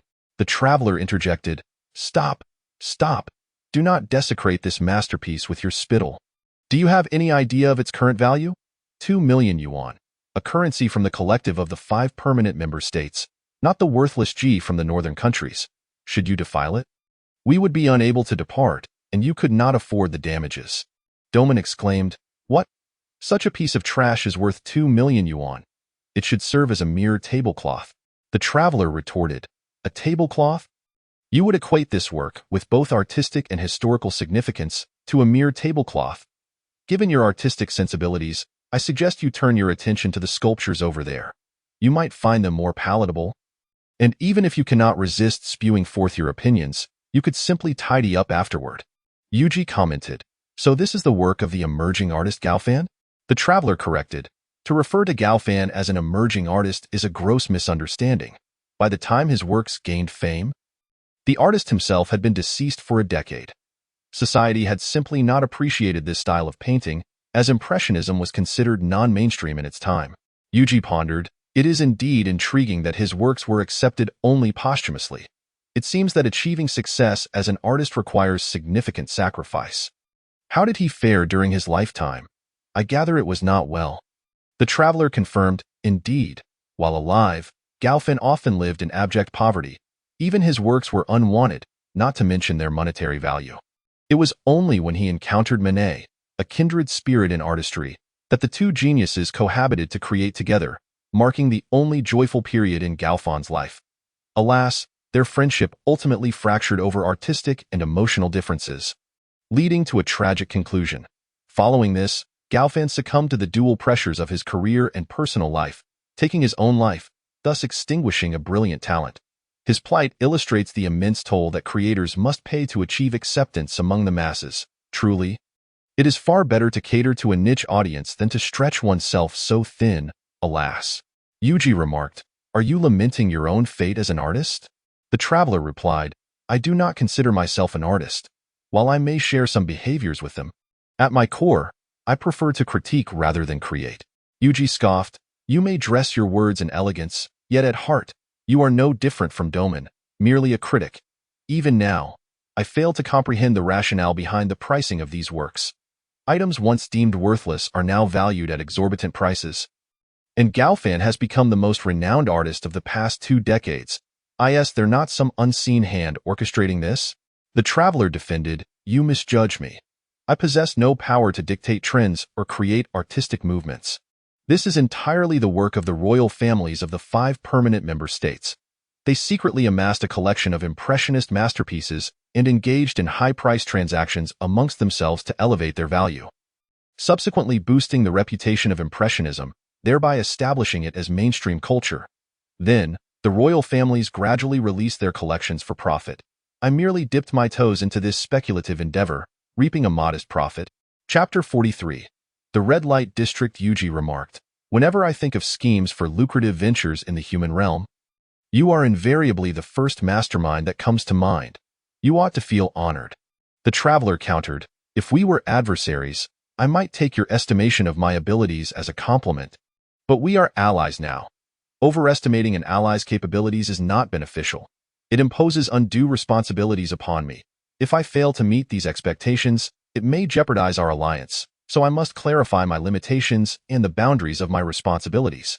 Yuji responded, you find it remarkable that I would not only express admiration for your abilities, but also seek to clarify them? You are indeed unique. The traveler insisted, such exaggeration of capabilities is hardly a boon. With greater power comes greater responsibility. Were it not for the fact that you are the one holding me in such high regard, I might suspect that some nefarious party seeks to undermine our alliance. Yuji replied, your inclination to view everything through a conspiratorial lens is quite tiresome. The traveler explained, it is merely a habit. Do you think I am a paragon of virtue? A person of my disposition is bound to perceive matters through a lens of intrigue. Yuji sighed, very well, your honesty is commendable. Just do not attempt to obscure your responsibilities from me. The traveler asked, and now you perceive me as a figure of intrigue? Rest assured, I shall uphold my responsibilities. Doman interjected, responsible? I just returned from the sculpture area and overheard that word. You cannot possibly maintain that you two share no connection? Do not forget that the big brother is watching you. Yuji inquired, what do you mean by big brother? Are you aware of Doman's implications? The traveler brushed it off. It means nothing. He is simply having a fit. He quickly clasped Doman's mouth to silence him from nearby Hong's ears. Doman muffled, mm, Yuji observed. Are the landscapes depicted in these paintings representative of the Bay of Ships? The mountains, waters, plains, and meadows exude an aura of vitality. I long to witness them firsthand. The traveler replied, the scenes portrayed are from the Galloping Kingdom, where Galfan produced his works. Let us proceed to the next destination. I shall lead the way. There lies a unique landscape of the Bay of Ships in human society, and Hong may feel too shy to guide us. We have nearly exhausted our exploration here. Penguin Port's Red Light District. The traveler explained, the Red Light District of Penguin Port is the largest and most famous in the human realm, with ladies displaying themselves in windows like merchandise for patrons to select. Additionally, there are live performance theaters. It is a distinctive attraction of the Bay of Ships. Long questioned, so there is no need for Hong to guide us? Hong hesitantly replied, correct. I apologize. But although this is a renowned site of the Bay of Ships, I do not dare to venture here alone. Lon, it's all right, I understand that if you feel embarrassed, you can return to the hotel first. We will explore by ourselves. Hong, thank you. Steward. Blushing, she dashed away. Duoming, you brought us here for a tour? It's over. Now Big Brother is going to destroy the world. Traveler, what are you worried about? I'm not going to perform a reality show on stage in the theater with the young lady. I'm merely here to admire this open scenery. This industry permitted by the laws of the Ship Bay Nation is beyond Big Brother's concern. Duoming, didn't you say Big Brother is omnipotent? How can he not intervene? Traveler, primarily because his power is too great. If he were to lose his temper at will, the world would have been destroyed countless times by now. The deities under him signed a 5-item treaty of peaceful coexistence to restrain his destructive tendencies. He will not interfere with matters permitted by the laws of human nations and respects the internal affairs of other countries, only imposing various restrictions on humans under his jurisdiction, namely, me. Just observing this unique scenic area of the Ship Bay Nation does not violate the restrictions of the treaty. Duoming, that's a relief. Ever since I heard about Big Brother from you, I've been on edge. If he only had to keep an eye on you, then I just need to ensure your safety, and the world will be harmonious and secure.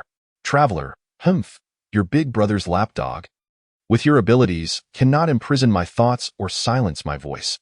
Watch how I express what I wish to say and do what I desire in a perverse manner just to disgust you.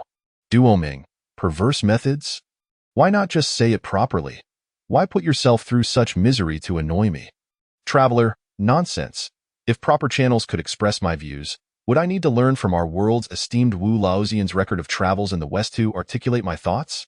Yojiu, after all this talk about Big Brother, we still have no idea what you're referring to. Traveler, that's the entity overseeing our human deities. Whether the demon clan knows about it is irrelevant. Yojiu, do your deities have so many affairs? How troublesome. Yet, humans are quite impressive. Every season seems to be their mating season. And how did Penguin Harbor become the largest red light district in human society? Clearly, there are many other business opportunities. Traveler, you must understand that crew members on cargo ships spend months at sea. Once they dock, to them, even a sow can appear as a beauty. They'll gladly spend money to trade for any woman, thus lowering the standards of female appearance, leading to a flourishing brothel scene locally. In truth, assassins and prostitution are the two oldest professions in human society. The vitality of these two industries is the strongest, and no matter how you restrain, attack, or suppress them with morals, administration, or religion. They will persist. Even if they vanish for a time, they will resurface with the spring breeze after a few years. Yojio. It seems humans are quite aware of their nature and even utilize it for commerce. Their economic perspective is quite strong. Traveler. Indeed. Those governments that prohibit flesh trade likely understand this as well. Their legislation against such activities is to prevent the spread of disease and maintain family harmony and stability in society, which is understandable. However, the primary targets of their crackdown are the women selling themselves, while the buyers are rarely scrutinized. Without buyers, how could there be sellers?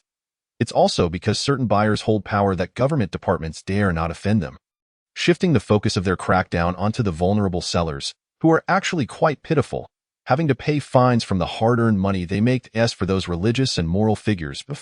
They love to present themselves as saints above worldly matters. Yet when their interests are at stake, their true colors are revealed faster than anyone else's. They slander and persecute others to elevate their moral standing, which is the most shameless behavior. Yojio, calm down. I didn't expect your grievances to run so deep. It's not worth getting angry over them. Traveler, you're right. I won't dwell on it. It's a rare opportunity to visit this famous scenic area. It would be a disservice to my travel expenses if I don't explore thoroughly. Red Light District, here I come. Yojio, Duoming, Lawn, Cat, glancing sideways. Chapter 34. The deity descends again. Penguin Harbor Inn, Traveler. After a day of touring, everyone is tired. I'll return to my room to rest. Please do not disturb me. Duoming. You seem to be enjoying yourself. Have you forgotten about serious matters? Traveler. What serious matters? Duoming. Of course. The trade protectionism issue you discussed with Yojio regarding the human world last night. Have you come up with a solution? Traveler. Why the rush? The trade route from the special zone to the Night Harbor Nation has yet to be constructed, and large-scale trade has not commenced. We still have time. We can come up with a solution before autumn. I'm going to rest now. Today is a special day, so don't bother me. Duoming. What special day? Are you on your period? Traveler, don't be ridiculous. What period? I'm a pure man. It's a serious matter, occurring only twice a year. You don't need to know what it is. Just go back and rest. Duoming. Humph. You think you can dismiss me with just a few words? What is it? If you don't tell me, I'm not leaving. Traveler, sigh. I give and I'll tell you. It's about regular communication with Kara and the general manager of the smuggling guild to report on the recent progress of various tasks. Now you know, hurry along. Duoming, I can't shake the feeling that it's not that simple. My instincts tell me otherwise. Traveler, it really is that simple. If you don't believe me, go find Yojio. She's likely in her room contacting the agents arranged by the demon realm. You'll just get kicked out if you try to enter her room. Duoming, fine anyway. I trust you won't do anything that jeopardizes world safety. I'll return to my room. Traveler, you, the lapdog of Big Brother, should go back and sleep soundly. Leave the harmony and peace of the world to me. Duoming. Traveler's room, Penguin Harbor Inn. The traveler uses a device to activate the communication channel. Traveler, how has my little Kara's research progressed? I hope it hasn't been in vain for the 2 months I endured. Communication channel, Kara. After 2 months of research, Mr. Suzuki and I have reached a final conclusion regarding your potential for using magic. Would you like to know? Traveler, I do. Stop keeping me in suspense. Just tell me. Communication channel, Kara. I shall inform you. Your body's composition is entirely different from the elements contained in this world. You will never be able to use magic in this lifetime. Traveler, what? After all the money I spent and the hardships I endured, you give me this answer? Aren't you afraid I'll cut off your research funding and fire you? Communication channel, Kara. If you were to take such action, I would have no choice but to return to the demon realm with Mr. Suzuki to conduct research. My conclusions about your study are rigorous and professional. I cannot fabricate false data to deceive you just to secure research funding. To do so would equate me to those grand sages and university scholars at the Magic Academy, and that would be an insult to me. Traveler, sigh. The truth is often harsh. Reality is so cruel. No wonder honest people have a hard time getting by. Kara, rest assured, I hired you for the lab because of your responsible attitude toward your profession. Even with this conclusion, I wouldn't fire you. Do you have any future research directions? Please share. Communication channel, Kara. I'm glad you didn't fire me. To facilitate rapid movement for someone like you, who cannot use teleportation magic, we have invented a new transportation tool. If you had dismissed me, I would have taken this patent secret and run away. Traveler, oh, a new transportation tool. Show me. Communication channel, Kara. I will send you the image. Here is its design sketch. Theoretically, it can move quickly in the sky and carry a large number of items and people, though we haven't decided on a name yet. Traveler, ha ha ha, isn't this an airship from Final Fantasy? I'm amazed you could invent it. But can someone like me, who negates magic, ride it without issues? Communication channel, Kara. Airship. What a good name, both vivid and fitting. Let's use it as long as you stay away from the airship's magical engine. There won't be any problems. It can theoretically travel from the special zone to Night Harbor Nation in just half a day's time. So you won't have to endure a week of horse-drawn carriages anymore. Traveler, that's all theoretical. Haven't you built a prototype yet? Communication channel, Kara. No. We need your approval and funding to proceed. Traveler, all right. I will contact the general manager of the Smuggling Guild to allocate funds for your project. Midnight, Traveler's Room, Penguin Harbor Inn. Traveler, you always arrive on time. You?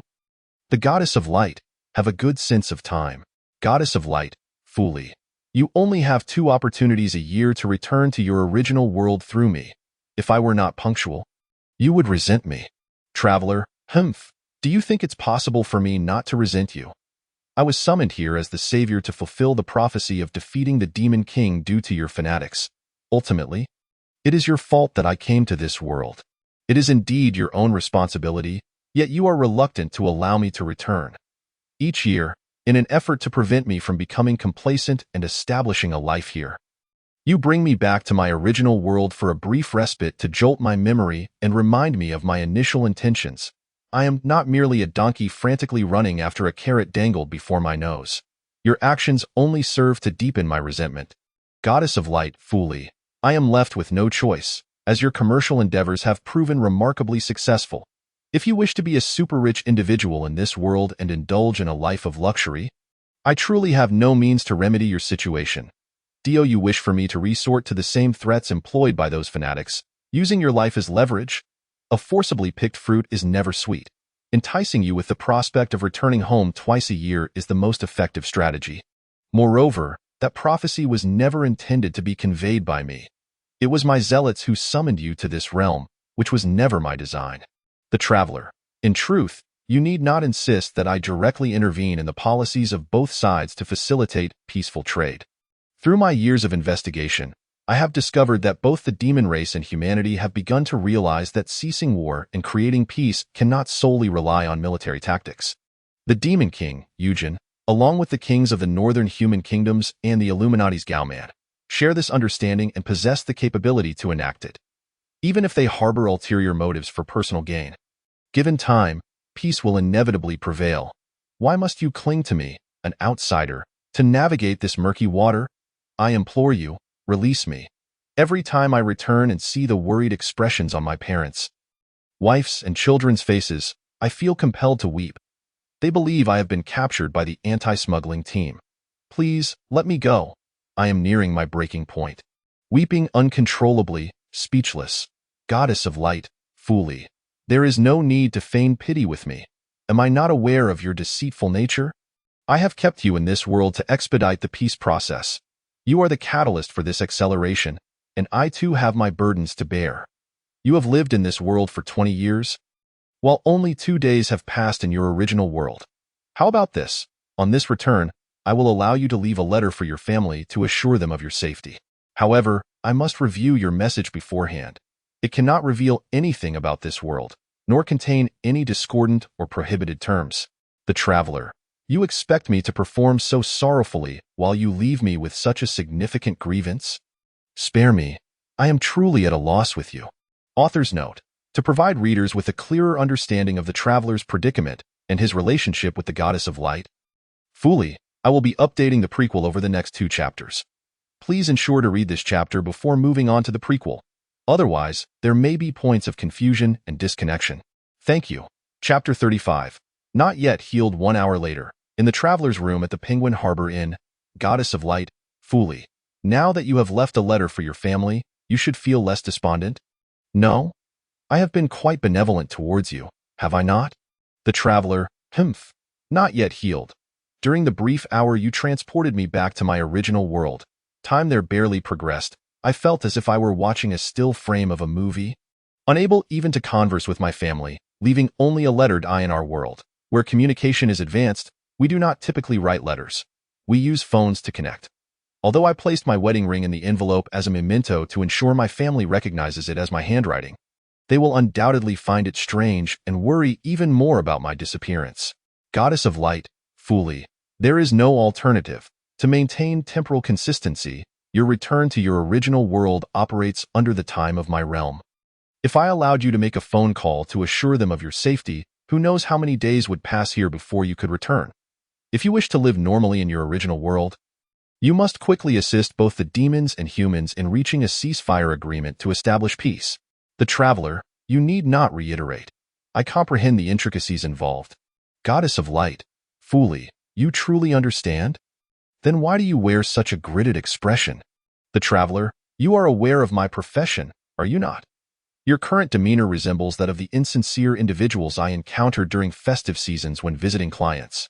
Surely, I understand the implications of your words. Goddess of light, fully, it's good that you understand, but do not harbor any ill thoughts in your world-esque vernacular. It would be, comrade, do not overthink. Take good care of your mental state. And understand our leader's hardships. How is that? Have I eased your mind somewhat? The traveler, indeed, your performance is quite evocative. It reminds me of the wonderful times of yore, providing me a sense of comfort. Goddess of light, fully, that is splendid. It appears my role as an actor to cheer you up was not in vain. The traveler, well, I shall labor tirelessly for you in this realm, so you may return to your paradise and enjoy its bliss. Goddess of light, fully, that concludes this round of benefits. The next distribution will occur in half a year. Until we meet again in 6 months. Vanishing into thin air, the traveler, bah, what benefits? You truly have the audacity to utter such words. Each time you descend upon me, you carry an air of grandeur. With sacred flowers scattered throughout the room, and I am left to clean up the aftermath. Clearing the room, using supernatural powers to disintegrate the sacred flowers. The next morning, in the corridor of the Penguin Harbor Inn, the traveler opens the door. The traveler, wow, why are you standing at my door? You startled me when I opened it. Doman, I intended to go downstairs for breakfast this morning, but suddenly felt an ominous premonition. As though there were a blasphemous individual nearby seeking to cause trouble. Thus, I rushed to your door to see if all was well, and before I could break in, you opened the door. The traveler, are you serious? You think I am the blasphemous individual causing chaos? Have I become your primary concern? You truly regard me highly. Doman, of course, I must prioritize your well-being. Your state directly affects the fate of this world, and I cannot be careless. You know how open-minded the citizens of the Bay of Ships are, and the law does not prohibit the trade of flesh. Last night, someone knocked on my door. Offering special services, I feared you might succumb to temptation and provoke the wrath of your overseer, resulting in the destruction of our world. The traveler, rest assured, I have traversed many places over the years. What have I not seen? Such trivial matters will not sway me. It is you I worry about. You are young and vigorous, and I find myself concerned for your well-being in such situations. Doman, do not worry. I have learned not only sword techniques and divine arts from my master, but also the importance of maintaining a calm mind during battle. I usually uphold a tranquil state of mind. Ordinary beauty cannot tempt me. The traveler, truly deserving of the teachings of the invincible one from the east. Whispering, Doman, what did you say? I did not catch that. The traveler, I meant to say that you are indeed a commendable hero, with unwavering ambition and determination. Doman, yes, indeed. The traveler, humph. You start to pant after I mention your weight. Let me make it clear. In a country like the Bay of Ships, where the law does not prohibit the trade of flesh, you must resolutely refuse any offers for special services while traveling alone in other nations. My warning is not based on moral grounds, but rather your superior conditions. Being single, from out of town, and in a small establishment, if you happen to encounter such offers near year's end when local government departments are urged to increase revenue, you will be viewed as a prime target, and they will not let you go easily, extracting every last bit of oil from you. Should you dare resist? They can kill without burying. Doman, are you serious? This is more ruthless than bandits. Is this how government departments operate? The traveler, young man, you are still inexperienced. Do not presume that having some skills means you can dismiss everything. If you find yourself alone in a foreign land and agree to such offers, you are merely inviting disaster. In times of trouble, no one will pity you. Doman, is the government this powerful? With my agility, I could easily infiltrate the demon realm. They could not possibly catch me. The traveler, you must understand that during the century-long war between the human world and the demon race, governments have mutually agreed to refrain from using city management first. In reality, capturing you, the guardian hero, would be as simple as catching a chick, for government departments are quite powerful. Doman, with all this talk, I still wish to see inside your room. Who knows whether you are attempting to mislead me and evade my scrutiny? Pushing open the door, surveying the room. The traveler. After all this, you still do not trust me? What do you see, esteemed watchdog?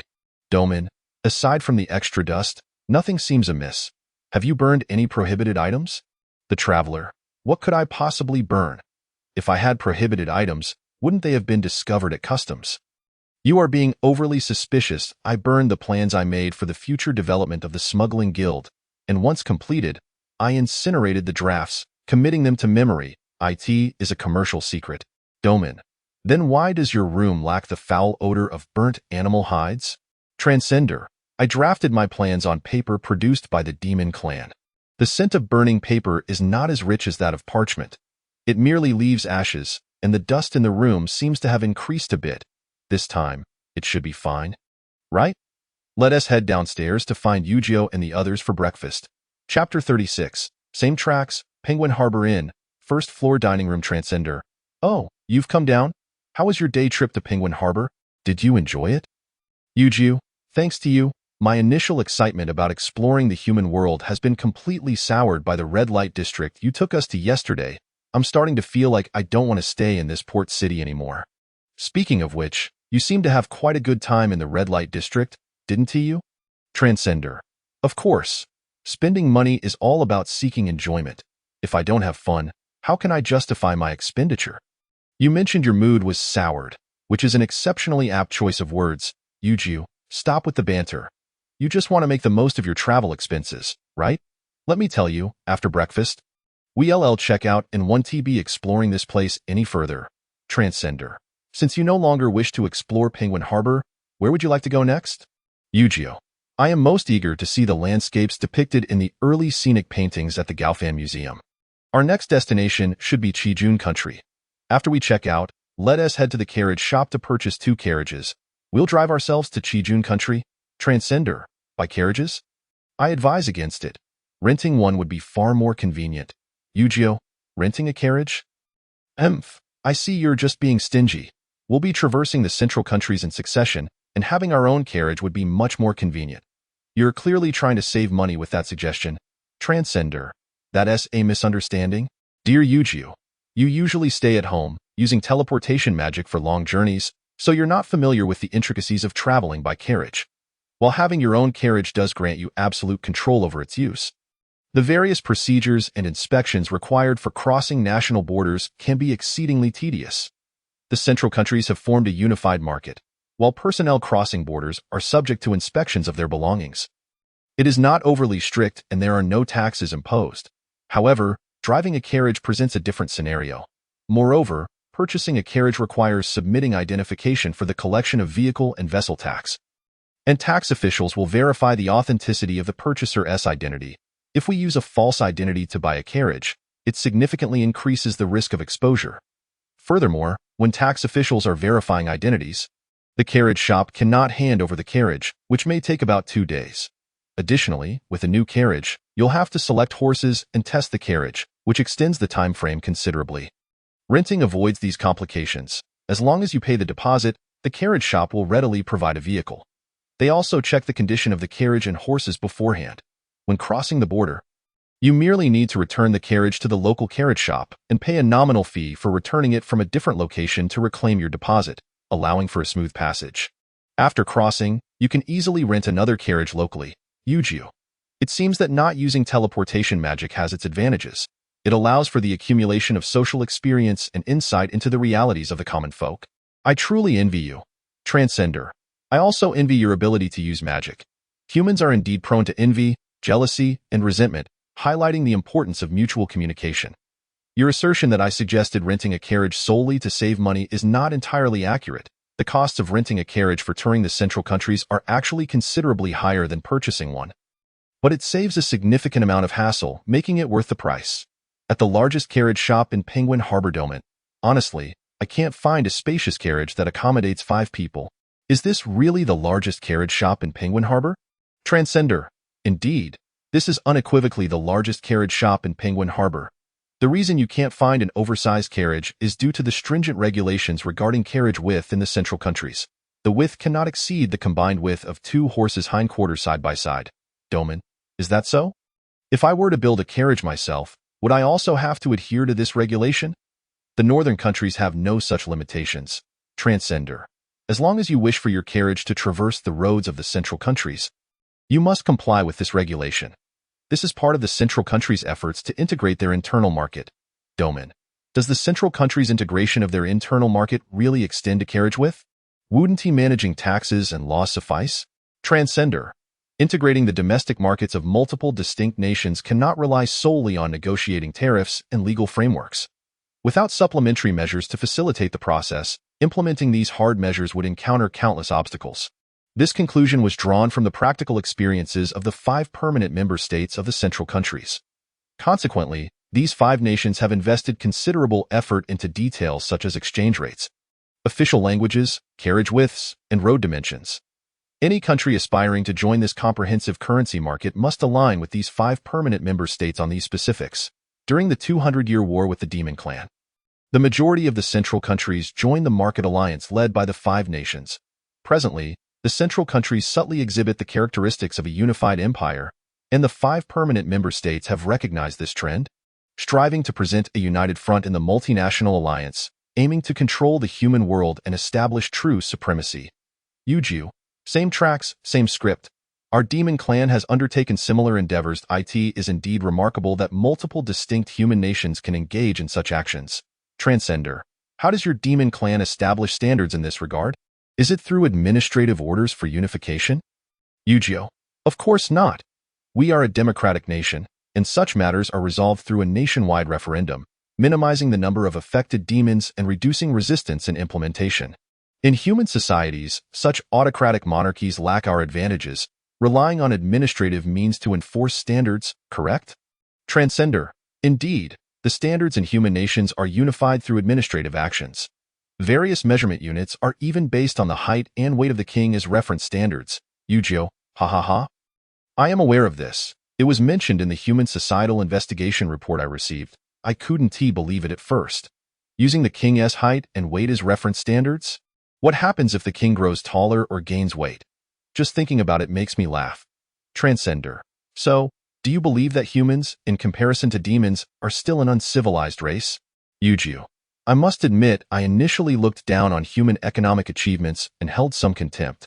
However, upon learning about individuals like you and Gao-man in the human world, I no longer dare to underestimate them.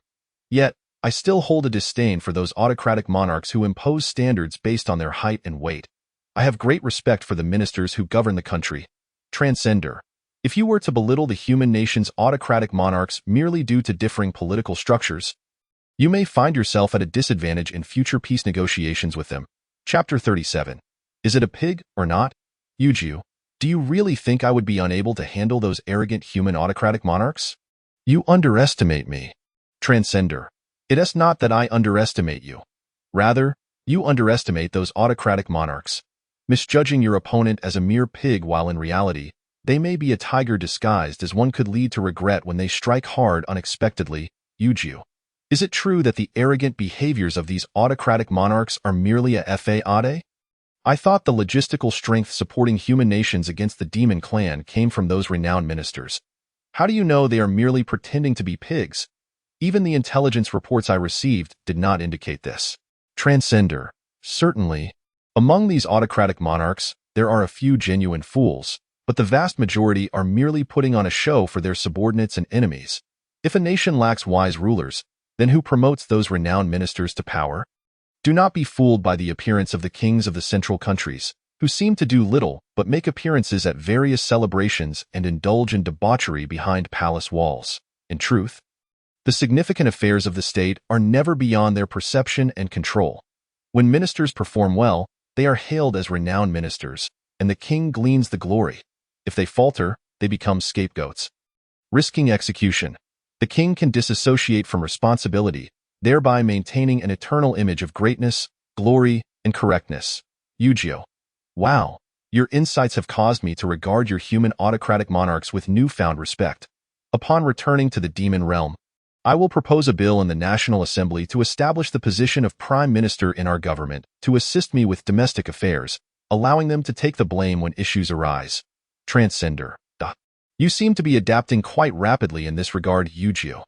The wise actions of human autocratic monarchs deserve my utmost praise. They are indeed the most sagacious rulers, and I, as a minor demon king, must learn from them. Transcender. So, does that mean their actions no longer appear foolish to you? Yu-Gi-Oh! Not foolish, not foolish. In comparison, we democratic demon kings are merely stubborn donkeys laboring tirelessly for the people. Rewarded only with a carrot when we perform well, we cannot compare to their cleverness and cunning. However, returning to the subject, how did you deduce their true nature from the matter of same tracks? Traveler. As the saying goes, it is not the thief that one should fear, but rather the thief who harbors intentions. The standards they set when implementing the unified rail system cannot withstand constant scrutiny. In reality, the width of roads is determined by the distance between the wheels of each vehicle. However, the wheelbase of a two-wheeled carriage cannot be infinitely long. If it were excessively long, the weight of the axle combined with the vehicle's load would inevitably result in a breakage of the axle. Moreover, there must be a suitable proportion between the diameter of the wheels and the length of the axle, as this ratio ensures maximum load capacity without the risk of overturning. If the wheels are too large and the wheelbase too narrow, the likelihood of tipping over increases significantly. Given these physical characteristics, and considering the practical aspects of industrial investment, materials, and other factors, the width of the roads for vehicles capable of bidirectional travel and the width of the axles are largely fixed. Although human despots may employ administrative means to unify these standards, they are fundamentally based on scientific principles and have no relation to the personal preferences of the despots. The reference standards based on their height and weight are essentially irrelevant and merely serve as a smokescreen.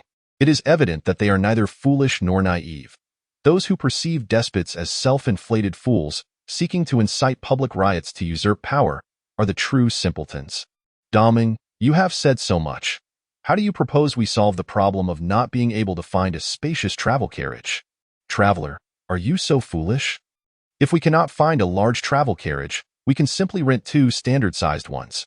Yujing, Lon, and Hong can share one, while you and I can share the other. With the three of us alternating driving the two carriages, it will suffice. As the carriage traverses the road from Boweguan to Qijun, Yujing remarks, the sun shines brilliantly outside, and the fragrance wafts in the air. I hardly wish to remain inside the carriage. Hong, miss, please refrain from sticking your head out of the carriage. It is quite dangerous. Traveler, indeed, children should not lean out and gaze around while in a vehicle. It is perilous. Listen to the adults and return to your seat quickly. Yujing, aren't you supposed to be in the other carriage? Why have you come to mine? Traveler, I will take over driving from Lon shortly. After all, driving while fatigued is exceedingly dangerous. It would be too late to regret an accident. It is more convenient for us to switch places while I am in your carriage. Yujing, I see. You must not want to be alone with the luggage in the other carriage. If you are feeling lonely, I can lend you the cat. Go back to your carriage and amuse yourself with it. Traveler, oh, you are truly generous. Very well, I happen to be hungry as well. Come along. Little cat, how about you accompany me back to my carriage? Swallow's hard cat, meow, meow meow meow. Please, Lord Demon King, no. Scratches anxiously. Traveler, alas, it seems the little cat does not take a liking to me. I am truly saddened. Yujing, you coward. Never mind, you can stay with us. After all, you will be taking over from Lon soon. Speaking of which, what crops are being grown in the fields outside? From the carriage, they resemble a vibrant patchwork. And the scent is delightful, completely unlike the typical aroma of fields. Traveler, those fields are unique to Boweguin, cultivated with various ornamental flowers. Hong, what? They do not grow grain but flowers. What do people eat then? Traveler, the grain production in the Central Kingdoms has always been abundant, and Boweguin's aquatic resources are exceedingly rich.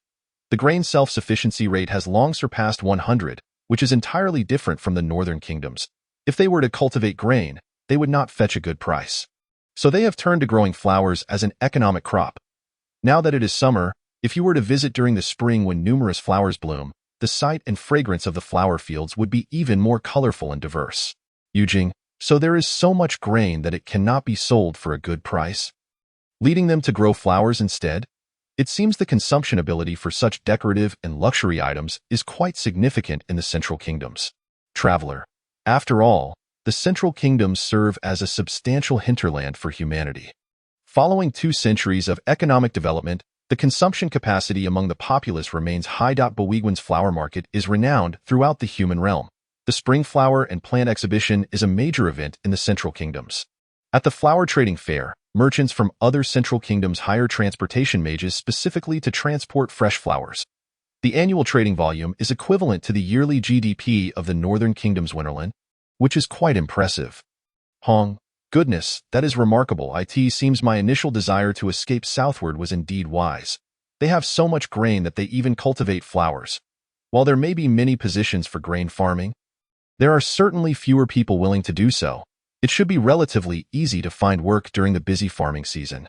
Traveler, do not be mistaken. Just because there are fewer people farming grain does not mean it will be easy to find work and live a good life. There are far too many serfs from the Northern Kingdoms with such naive thoughts. The majority of those working the fields and grain production are fleeing serfs from the Northern Kingdoms, who can expect decent compensation calculated in the common G of the Northern Kingdoms, yet this is barely sufficient for survival in the local context. After all, without minimizing grain production costs, landlords in the Central Kingdoms cannot profit from grain cultivation. And the lives of serfs who have fled from the Northern Kingdoms are hardly better than before. To maintain employment for their own serfs and ensure social stability, the Central Kingdoms even capture fleeing serfs from the Northern Kingdoms. If apprehended, they face fines and deportation, losing their hard-earned income in the process. Their lives remain quite miserable, with no substantial change. To be a lady's maid, like you, is indeed a stroke of good fortune that one could attain only after 8 lifetimes of merit. You should cherish it. Hong, yes. Chapter 38. 2 old friends. Meanwhile, construction site for the trade route connecting the special district to Yegong. Scout A. Captain. The B3 section has been supervised and completed as per the schedule. We are now awaiting the engineers from the Smugglers Guild Technical Department for inspection tomorrow. I report this back to you. Salutes, Ryan. Good job. The other brothers in the team have also reported that the sections they are responsible for are on track for completion. If this continues, in just 3 months, this high-speed trade route, capable of accommodating 4 carriages side by side, will be finished. Scout B, however, Captain, we are the elite scout team in the Army. Is it appropriate for us to be supervising construction? If we do not practice horsemanship and archery, what will we do if war breaks out? This large contingent has been repurposed as a road construction team. Although it is by the order of the military commander, won't this affect our combat effectiveness? Ryan, certainly, if old construction workers do not engage in combat training, it will affect the Army's combat effectiveness. However, the units assigned to road construction are all B-level troops. Not a single elite unit has been called up. So the core of the military remains unaffected. Speaking of which, if elite units were called up, would we scouts even be needed for supervision? Scout A, ha ha ha, that's true. The lower-ranking commanders of these B-level troops are all offspring of the nobility and wealthy merchants. They join the military merely to gain credentials for future high-ranking positions in government. They would be quite displeased to be working as construction workers. Without our supervision, would they be able to work efficiently? Ryan, indeed, if it were not for the national regulations prohibiting entry into government positions without serving full military duty, they would never volunteer to risk their lives at the front lines. They should actually welcome this type of work that does not involve going to battle. When they were first assigned to road construction, they protested and slacked off. The military commander, fearing that they would not complete the work on time and would be unable to report back to the Smugglers Guild, sent us to supervise them. With our elite scout team's reputation in the army, they surely would not dare disobey. Scout B, alas, having this bunch of fellows dragging us down will hinder our military training. It will be difficult to achieve merit when the time for battle arrives. Ryan, are you so eager for combat and to earn military merit? Are you not afraid of losing your life in the process?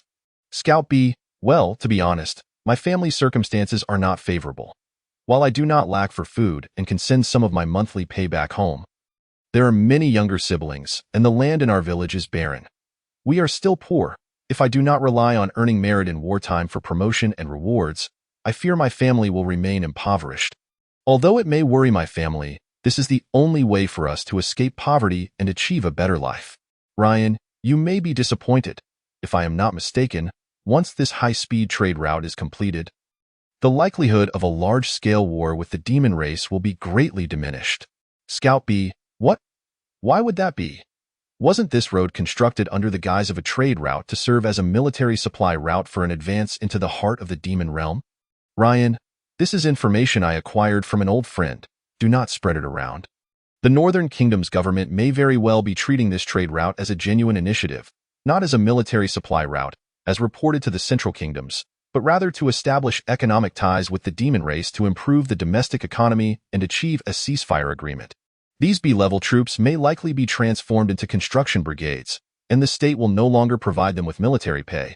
They will have to support themselves. If that happens, future conflicts will most likely only be sporadic skirmishes, and large-scale battles will cease. Scout A, that cannot be. If the Central Kingdoms learn of this, will they not stop providing us with military aid each year? Moreover, can these B-level troops truly sustain themselves? Ryan, dealing with those young military officers from the Central Kingdoms is quite simple. As long as an agreement is reached with the Demon Clan regarding a single day of mutual bombardment with magic and a 2-day ceasefire, it won't disrupt the supply lines. Those military observers from the Central Kingdoms would dare to inspect the front lines? I can guarantee they will stay comfortably in the imperial capital, too afraid to venture out.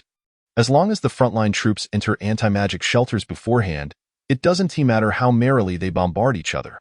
Neither side will suffer casualties. After all, as long as the Demon Clan does not invade, we need not risk our lives for military aid.as for those officers in the B-class units. They are all wealthy individuals who hardly pay attention to their military salaries.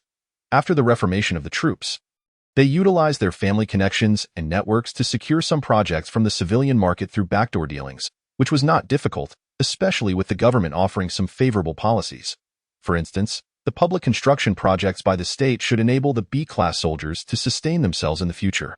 Scout B, if what you say is true, then their future is secure. However, if there is no war, how will I gain promotions and rewards to improve my family's living conditions?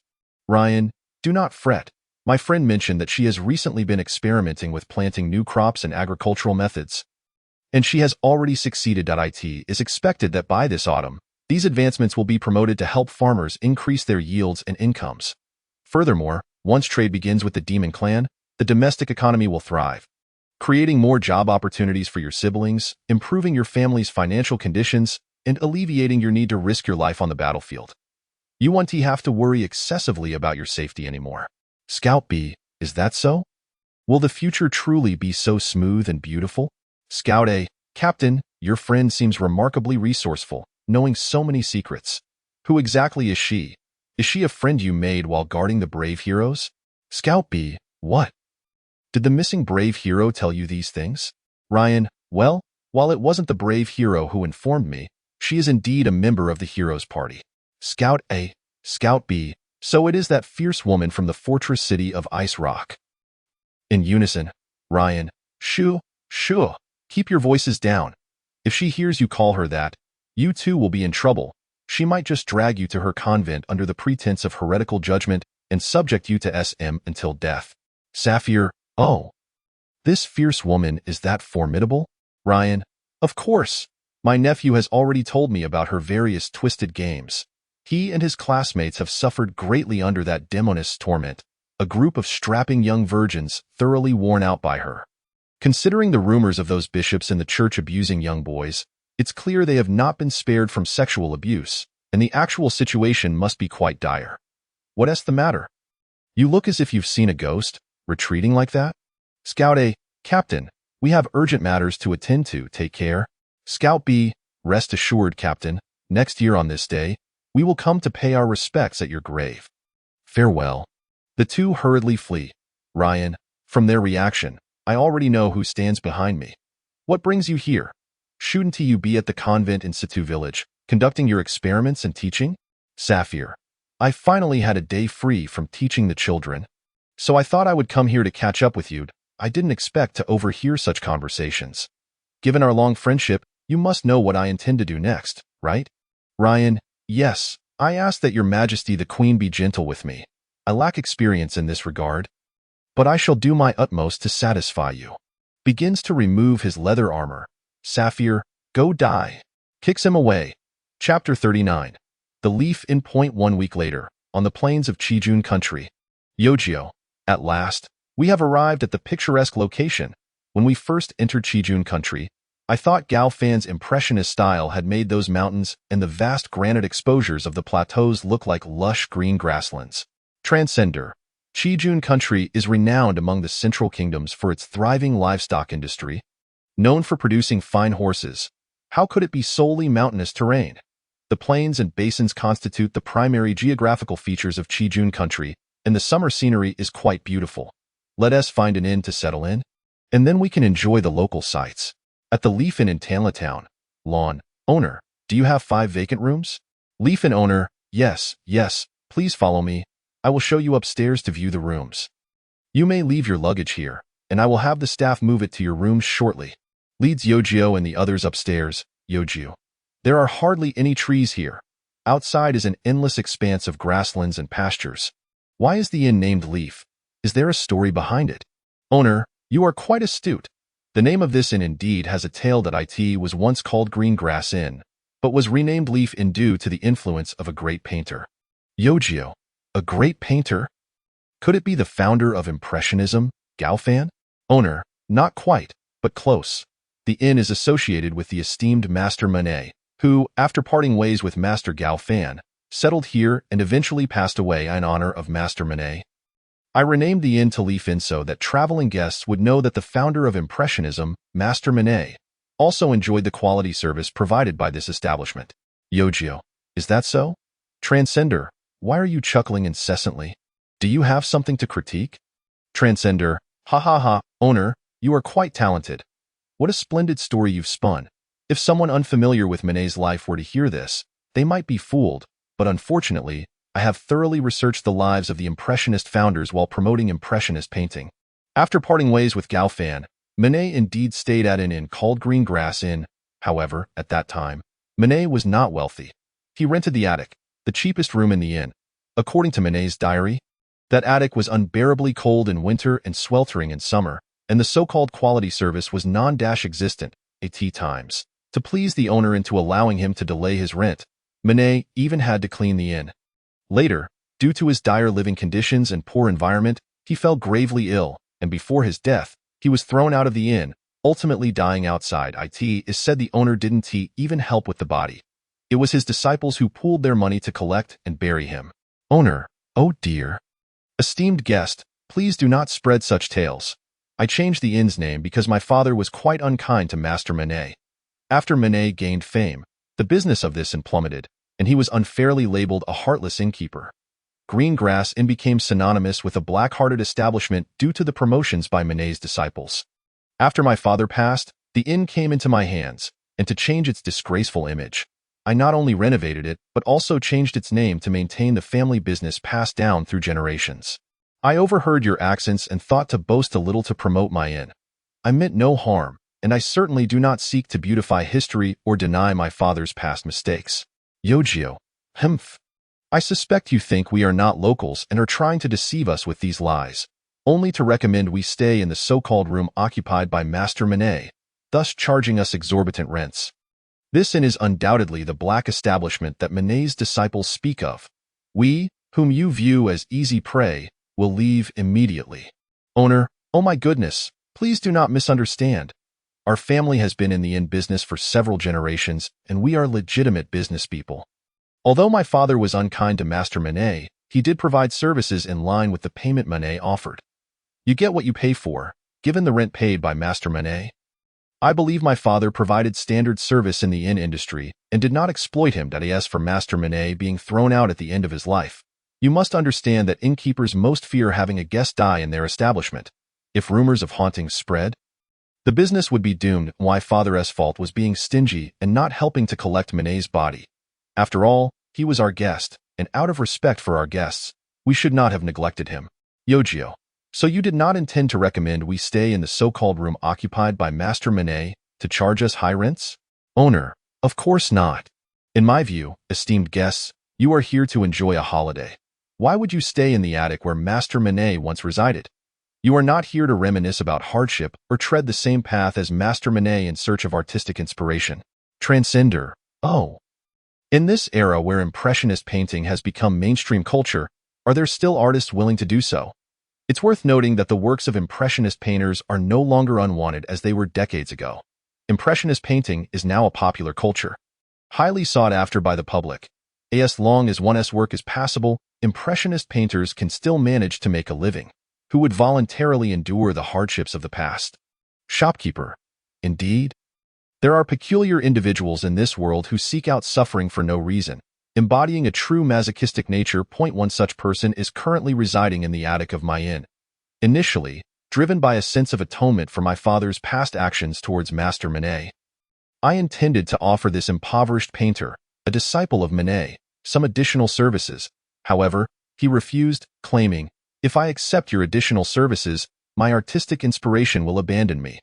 I simply cannot comprehend this. To me, he appears to be utterly insane. Traveler. Insane? Do you recall the name of this lunatic? Shopkeeper.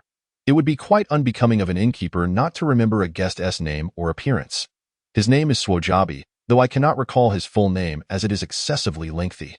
When he signed the guest book, it took up half a page, and I initially thought yet another disciple of Master Manet was here to cause trouble.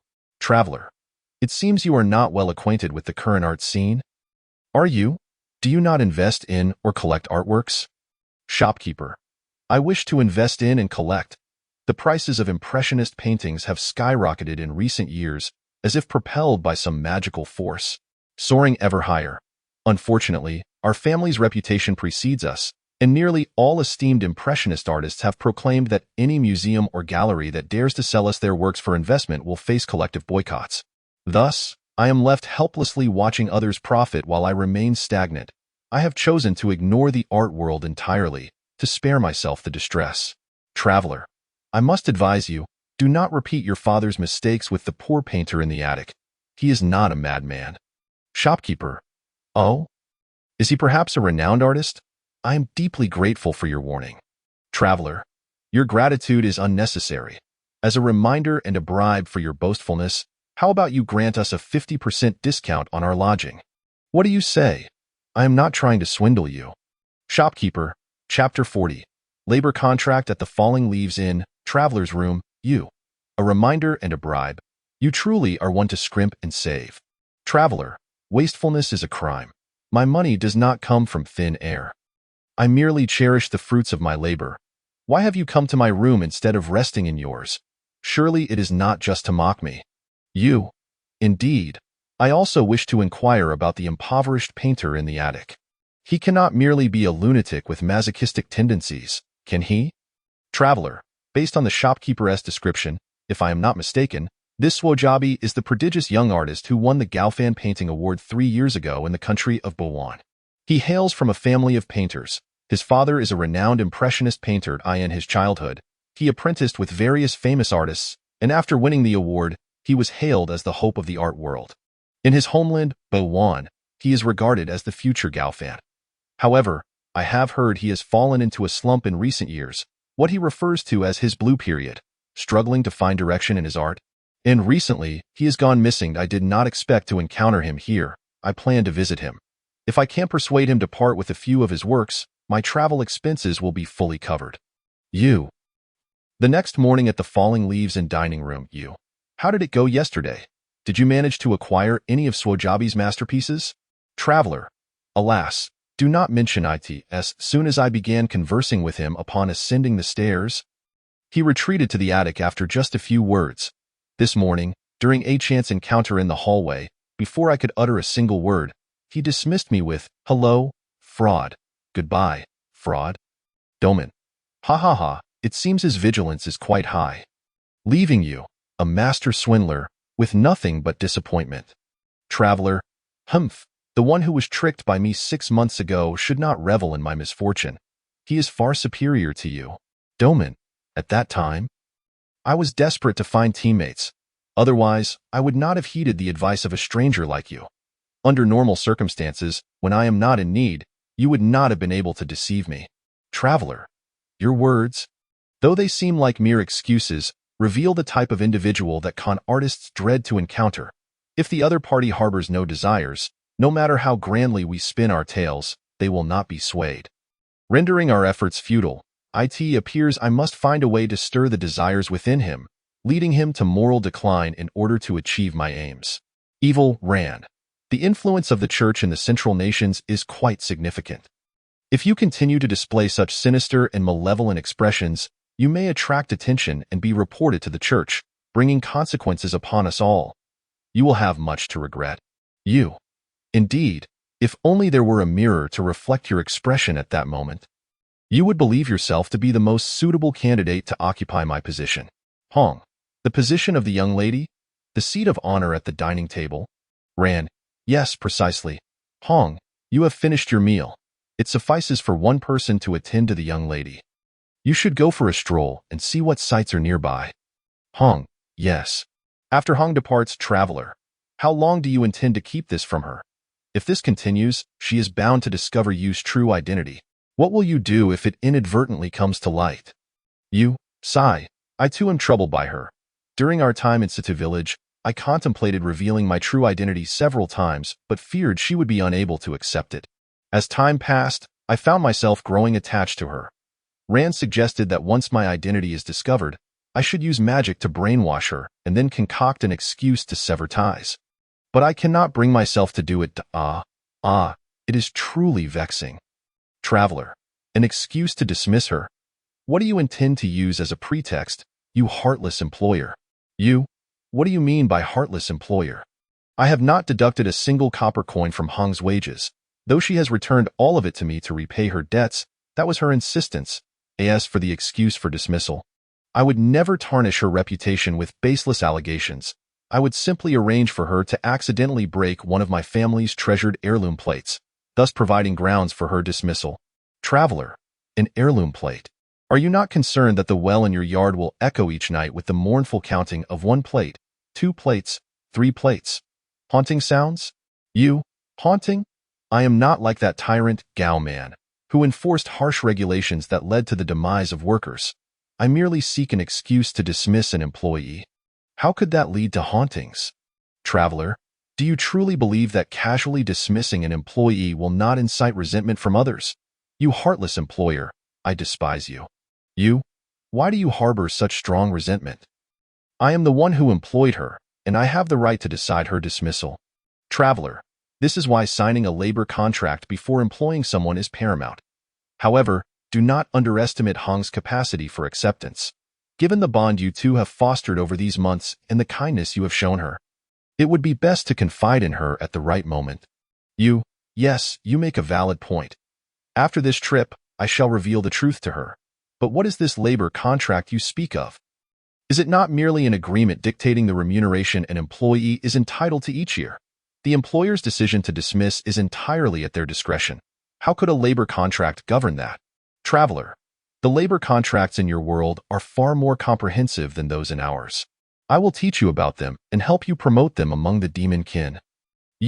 Enough. Such a proposal that undermines the interests of the financiers would, if initiated by the Demon King's government, jeopardize my electoral funding, rendering my re-election impossible. Furthermore, should I propose such a bill, I would encounter significant resistance in Congress. After all, the sources of funding for the legislators are the same wealthy donors. Unless there is a shortage of labor in the domestic market, it is inconceivable that those wealthy donors would willingly agree to amend the labor contract laws in favor of the employees. Traveler, Thus, it seems that dictatorship is preferable in this regard. A human dictator can simply issue the highest decree to implement such changes. Long live the dictatorship.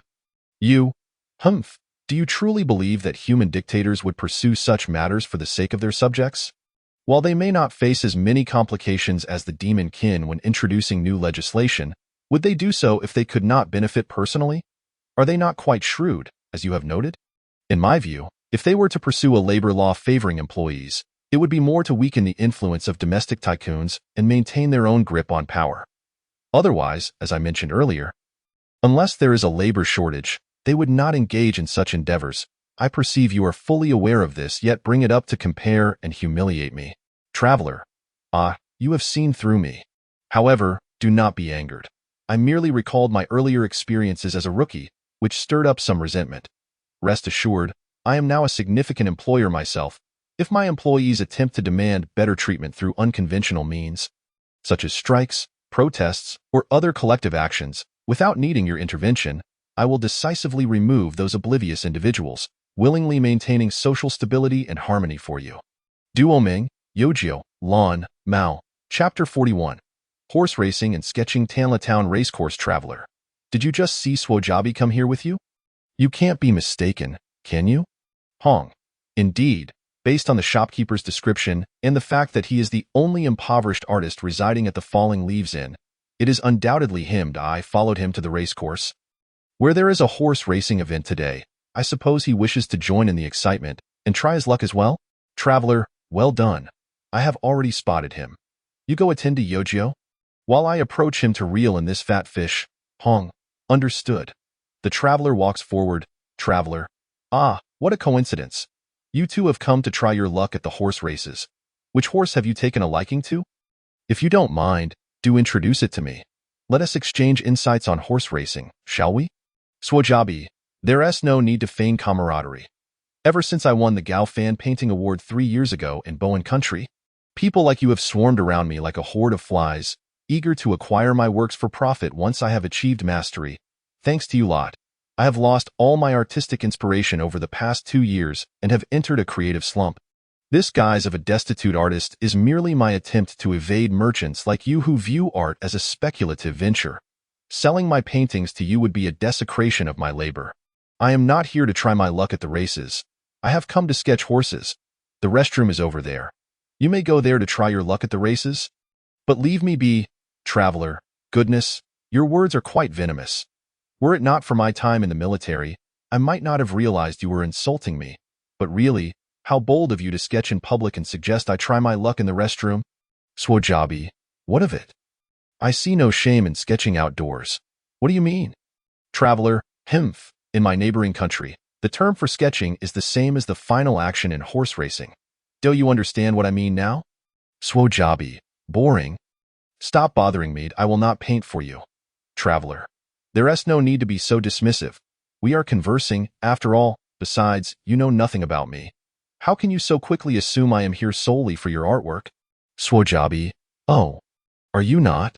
Traveler, while I do wish for you to create a painting for me, I assure you I am not one of those merchants who treat art collection as mere speculation. Swojabi, well? The ladies of the red light district in Bowen Country claim to be virgins as well. I see you are no different. Traveler, goodness, your tongue is sharper than I imagined. Let me be frank. What must I do for you to agree to paint for me? Everything has its price. What are your conditions? Swojabi, so, you are revealing your true colors? Very well, I shall give you a price. If you cannot meet it, do not come to bother me again. Traveler, agreed? State your conditions, and if I cannot fulfill them, I shall not trouble you further. Swojabi, this is a race course. If you can accurately predict the top 3 horses in the next race, I will paint for you. Traveler, the next race? That's far too soon. I can barely assess the horse's conditions, let alone make predictions. Swojabi, I did not expect you to understand horse racing. Fine, let us set it for the final race. If you can provide me with the winning bet slips for the top 3 horses, I will create a painting for you. I will not go back on my word. Traveler, humph, that's still a considerable sum. You are not exactly losing out, but I agree. After the race, we shall meet. No one shall leave without seeing the other. Swojabi, good? No one shall leave without seeing the other. The grandstand where Yojio and the others are located at the racecourse, traveler. And that is the situation. I have come seeking your assistance. Duoming, Himph, seeking assistance? I see you wish for us to use magic or martial energy to influence the race, thereby obtaining the results you desire. You want us to aid you in cheating at the races? Lon, if your thoughts are indeed as Duoming has stated, I advise you to abandon such ideas. From my observations, the racecourse is designed in a manner that, should any magic or martial energy interfere with the horses, such as casting bloodlust or levitation spells, or using martial energy to stimulate the horse's meridians for speed, the track will detect such influences and trigger an alarm. If you wish to drug the horses, not only would you need to approach them, but those inspectors and judges are no fools. They would surely notice. Traveler, rest assured, I would never engage in such fraudulent activities. While I once envied such schemes back in my homeland, time and circumstances here do not permit it. I have other methods to predict the race results. Duoming, what methods? Traveler, I require your assistance in filling out the betting slips, and then I will place the bets. I cannot manage this alone. After the final race concludes, Swojabi, well? Horse God, what of the betting slips for the top 3 horses? Traveler, here you go. Hands the slips to Swojabi. Swojabi, no way, you really predicted correctly? I have never even won a single bet before. Traveler, you claim to be here for sketching? Yet you too tried your luck. Swojabi, I cannot bear to simply watch without placing a bet. I merely see it as a way to relax. Let me see how much you wagered. Goodness, you only bet 1 lang. Why not wager more?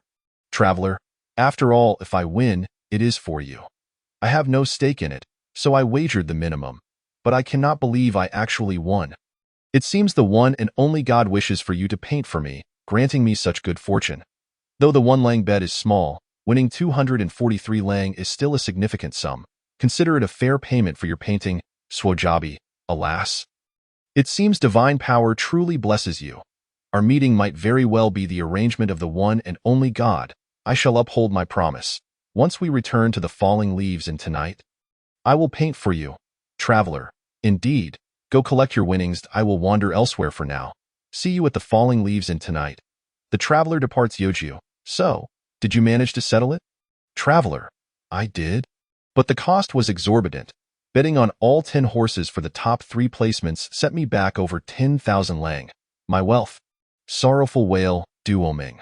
Ha, look at your pained expression. It brings me such joy, traveler. How could I not be distressed? It cost me not a single copper coin to have you assist me, and if Swojabi fails to become a master, my investment will be in vain. Duoming. Chapter 42. Art and Paper Evening at the Falling Leaves Inn. Traveler's Room. Swojabi, Horse God, I have come as agreed to paint for you. Who are these 2? Is the man your brother? Is the little girl your daughter? Yojio. How rude. With his appearance, how could he possibly have a daughter as beautiful as me? Duoming. I am not his brother. We are merely friends. Traveler. What do you mean by my appearance? Although I am now middle-aged and lack the charm of my youth, as the saying goes, a man at 40 is like a flower in bloom. I still possess my potential, Swojabi. Enough, enough. I do not care whether you are in bloom or withered. Just tell me who I am to paint.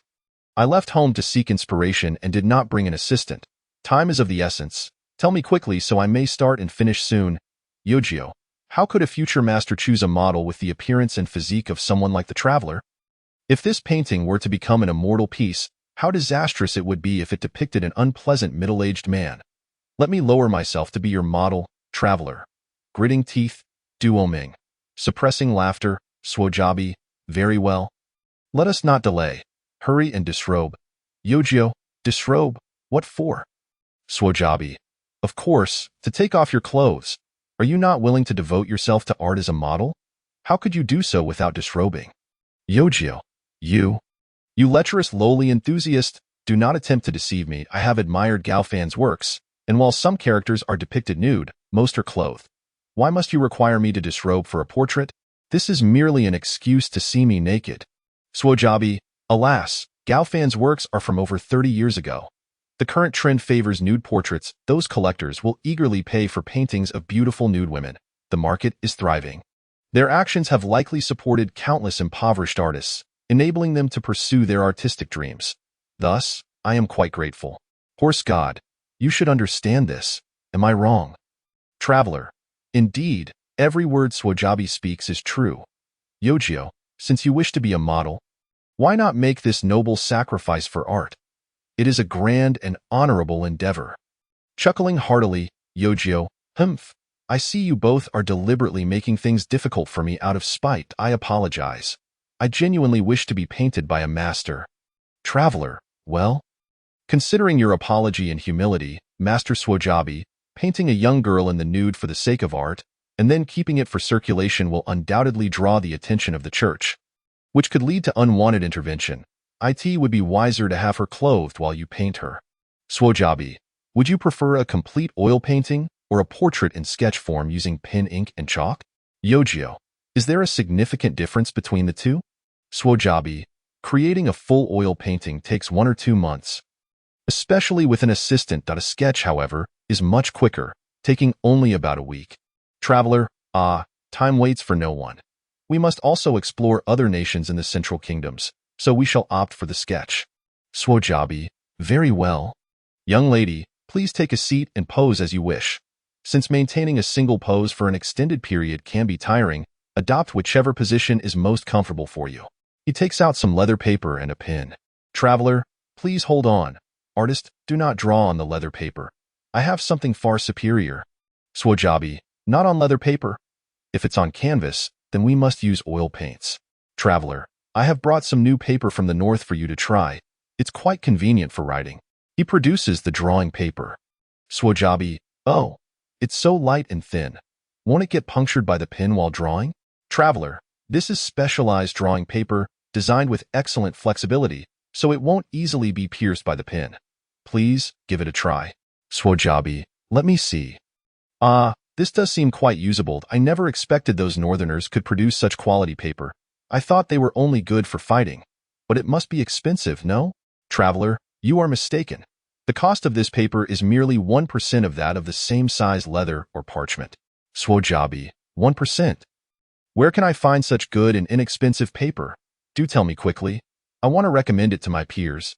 We artists spend a considerable amount each year on various art supplies, and a significant portion goes to consumables like leather paper, parchment, and canvas. For those less fortunate artists without fame, they must rely on painting nude portraits to cover their practice expenses. If this paper can truly be sold at such a low price while remaining so functional, it would be a boon for us artists. Traveler, currently, this paper is still in my factory in the Northern Territories. It hasn't yet been released for sale or exported to the Central Kingdoms. I only brought some samples of various industry papers with me. If you wish to recommend it to your colleagues, I can arrange for a portion of the samples to be sent for you artists to test. Your feedback would help us improve the production process to better meet your needs. Swajabi, that would be splendid. I will certainly recommend it to everyone. Once your paper is exported to the Central Kingdoms, we will be your loyal customers. Traveler, I too wish for you to have access to affordable paper, enabling you to promote art and elevate people's spirits. However, the last product from our factory, the Sound of the Divine, was deemed a luxury item by your customs authority, resulting in exorbitant special tariffs. Consequently, its price nearly doubled upon entering the Central Kingdom market. This paper may face a similar fate, and it might end up being only marginally cheaper than leather or parchment. Swajabi, humph. I am aware of this. Those tariffs only line the pockets of the customs officials, those bloodsuckers. We cannot allow this to happen again. If they impose high tariffs on paper, I will rally esteemed painters from society to jointly petition the Ministry of Commerce and His Majesty the King, urging them to uphold the free trade agreement with the Northern Territories and cease their unjustified tariffs, which harm our consumer rights. Traveler, with your connections and those of your teacher, father, classmates, and friends, you will surely unite the mainstream forces in the art world. The impact of such a movement will undoubtedly be significant, and the Ministry of Commerce and His Majesty will not turn a blind eye to it. I entrust this matter to you. Swajabi, leave it to me. This is also for the benefit of all artists in pursuit of true art, reducing the necessity to compromise their integrity by creating works they do not desire. It seems our meeting was indeed a divine arrangement. Chapter 43. The Chick Eating Rice. After Swajabi completed the sketch, Duoming sighed, alas, Yet another faithful follower of the one true God has been deceived by your devilish charm, selling their soul. If you ever encounter the goddess of light, Fuli, again, she may cast you into hell for eternity. Traveler, cast me into hell for eternity? Would she truly be so cruel? I believe she would be quite pleased instead. Duoming, how can you know her thoughts? You hardly meet often. The goddess of light, Fuli, is not someone you can simply encounter at will. Especially not for someone like you, who tempts others' desires to achieve personal goals. Do not assume that just because you found her once, you can easily find her again. The divine is omnipresent yet elusive. Her arrival depends solely on her will. Do you think you can casually meet her 2 or 3 times a year? Traveler, I must restrain myself. Duoming, Himph, you seem at a loss for words now. Traveler, this is quite frustrating. Fine, let's say you're right, I concede. Let us not dwell on this matter any longer. Yojio, I never expected to see you bested by Duoming. Has your eloquence diminished? Yet, I am surprised that you not only persuaded Swojabi to paint for you, but also managed to promote the Demon Realm's products, creating a public discourse to pressure the government into honoring the free trade agreement during the export issues. You have truly achieved 3 goals with one effort. Your expenditure is well justified. Traveler, hearing your praise alleviates my spirits. I ensure that those I hire are utilized to their fullest potential. This way, my investment does not go to waste. Duoming, Himph, from what you say, the employees in your smuggling association must be suffering under your command. Traveler, not at all. I merely treat female employees as male ones, male employees as beasts, and the beasts as magical creatures. Duoming, thankfully, I am not working in your smuggling association. Otherwise, I would be reduced to nothing but skin and bones. Traveler, alas, only by exhausting them to the bone can the smuggling association remain competitive and avoid being outdone by others, leading to its demise. If the smuggling association were to close, its employees would lose their livelihoods. So truly, I am doing this for their benefit. Don't you see the logic in that? Duoming, at first glance, that seems reasonable, but my instincts tell me there is deceit afoot. You are trying to mislead me. Traveler, piffed. With a dismissive attitude, Duoming, indeed, you are deceiving me, you scoundrel. If you continue down this path, you will truly be cast into hell for eternity by the one true God. Once we finish our tour here, we shall head to the holy temple of the one true God in the Papal Kingdom for your confession and atonement, so that after death, the one true God may fish you from hell into heaven. Traveler, fish me into heaven? Do you think I am a fish? Furthermore, did you not say that the divine is omnipresent yet elusive? Wouldn't the one true God hear my confessions at the holy temple of the Papal Kingdom? Duoming, you know the Pope is the sole earthly representative of the one true God. Your prayers and confessions there will surely reach his ears, far more effectively than in any other monastery. Yojio, I also wish to visit the Multinational Alliance headquarters in the Qijun Kingdom, so let us go together. The next day at breakfast, Lon remarked, with Hong absent, I must inform you, miss, that your desire to visit the Multinational Alliance headquarters is unattainable. Yojio, why is that? Lon, because it is too dangerous. The intelligence department has made significant efforts to infiltrate the Multinational Alliance headquarters to gather information on human political and military activities. After all, it is the negotiation hub for coordinating the armies and logistics of human nations. The security measures here are exceedingly stringent. Our disguised identities cannot breach the outer perimeter of the headquarters, let alone gain entry for a tour. The risks of exposure are too great, so I implore you to abandon the idea of visiting there.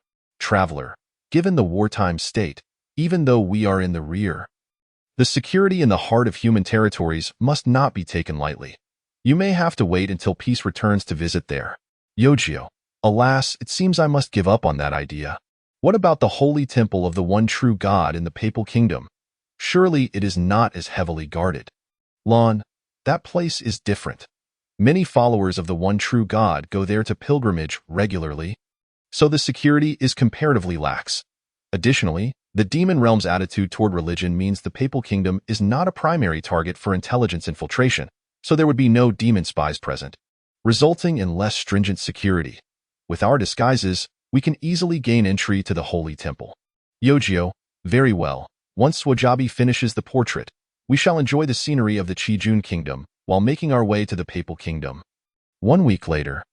In the traveler's room of the Falling Leaves Inn, Yoji remarked, "I have heard that the master's masterpiece has been completed?"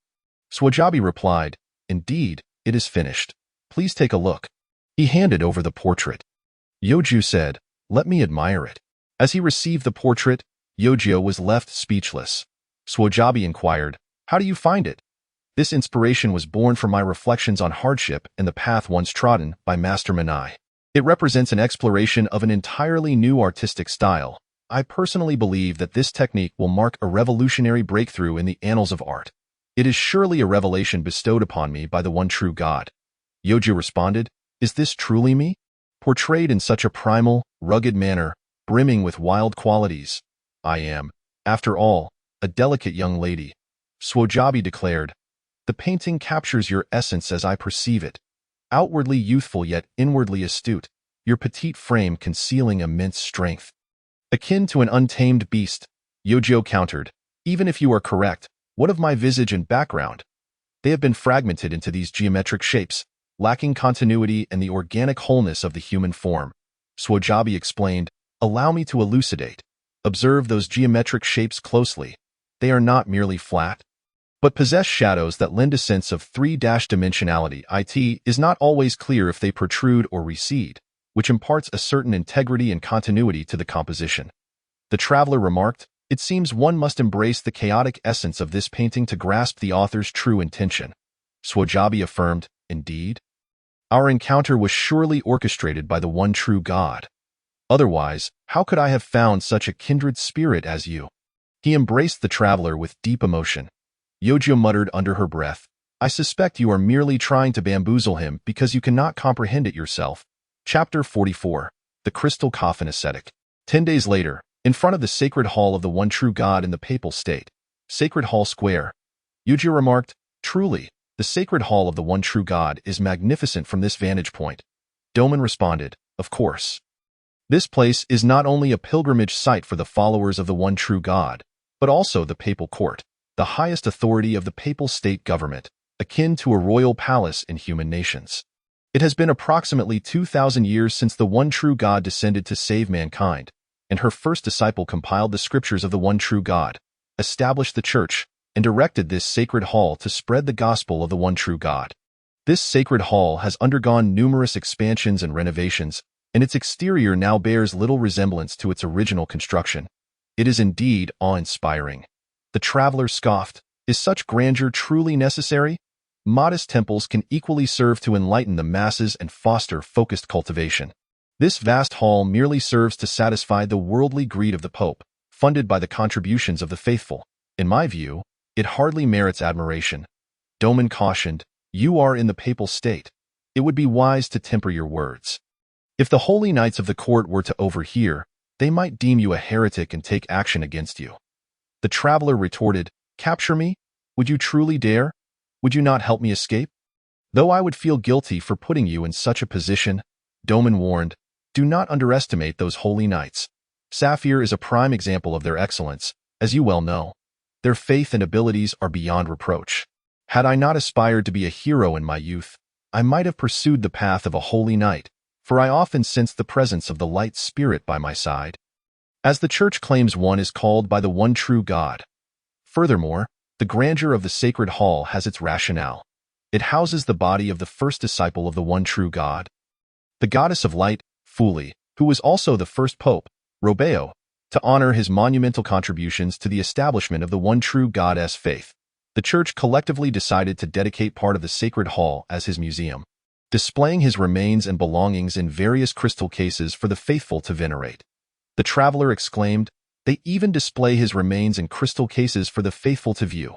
So this place holds its own crystal coffin ascetic? Was this all at the request of the first pope, Robeo?" Doman clarified, "Not at all. When Pope Robeo passed away, he was laid to rest in accordance with his last will in his hometown.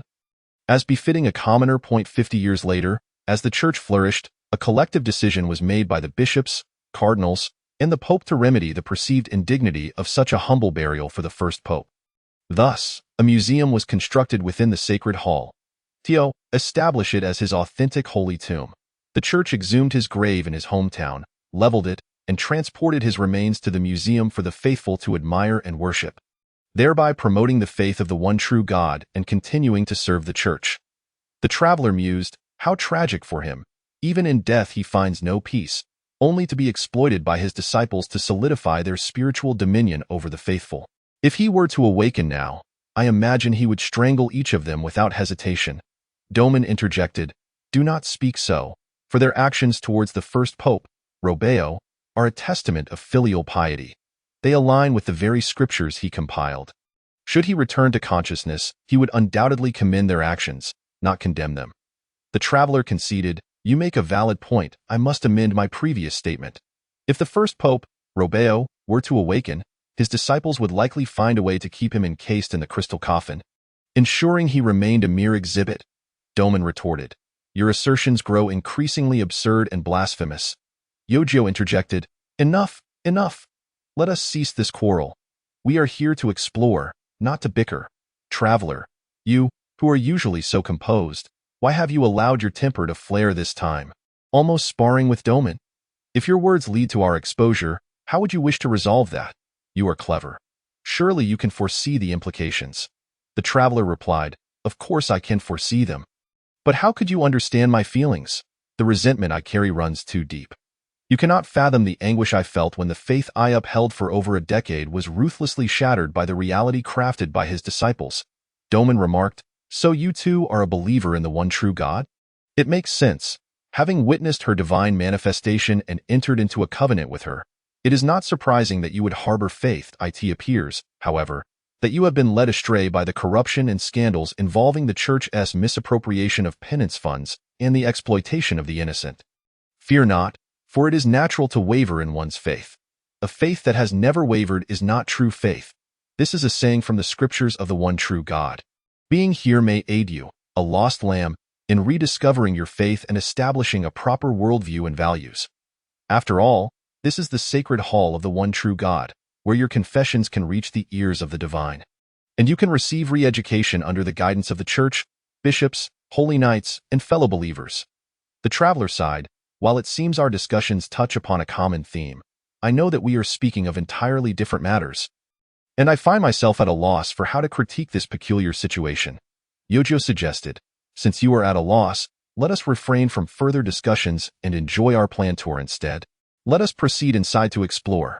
Inside the sacred hall, in the memorial hall of Pope Robeo, the traveler inquired, are these indeed the belongings of Pope Robeo? Doman confirmed, yes, this is a collection of ordinary items used by Pope Robeo, gathered by the church to the best of their ability. These are true historical artifacts, quite unlike the opulent treasures intended for the museum in the special district or the lofty museum of the Bohan nation. They comprise items such as pens, cups, garments, diaries, and drafts of the scriptures of the one true God, all of which are now invaluable. The traveler remarked, these items, while not extravagant, suggest that the first pope led a rather frugal life. Doman replied, indeed. Everything Pope Robeo did was to illuminate the glory of the one true God and to save the people of this world. He cared little for personal indulgence, for his heart was devoted to the teachings of the one true God. Yojo added, thus, he attracted so many followers. To inspire belief in your faith, one must first embody virtue. Otherwise, a deceitful scoundrel preaching the utmost truth will find no audience among ordinary people. However, why are there so many corrections in these diaries and drafts of the scriptures? The entire wooden slips and silk cloths are nearly obscured in ink, Doman suggested. Perhaps Pope Robeo sought to express his unwavering devotion to the teachings of the one true God with perfect clarity, meticulously crafting every word and revising them countless times. The traveler countered, is that so? The areas obscured with ink appear to vary in age. Some seem to have been added later. Don't you find that odd? Doman dismissed. What is there to find odd? This demonstrates how the scriptures of the one true God underwent years of refinement and revision. It is a testament to the labor of Pope Robeo. The traveler queried, if you say that about the drafts of the scriptures, how can you explain the same for his diaries? Doman urged, let us not dwell on this. The worship ceremony is about to commence. We should not linger, but rather join in to help you. A lost lamb, regain your faith. He pulled the traveler along. The traveler remarked, You certainly shift topics rather swiftly.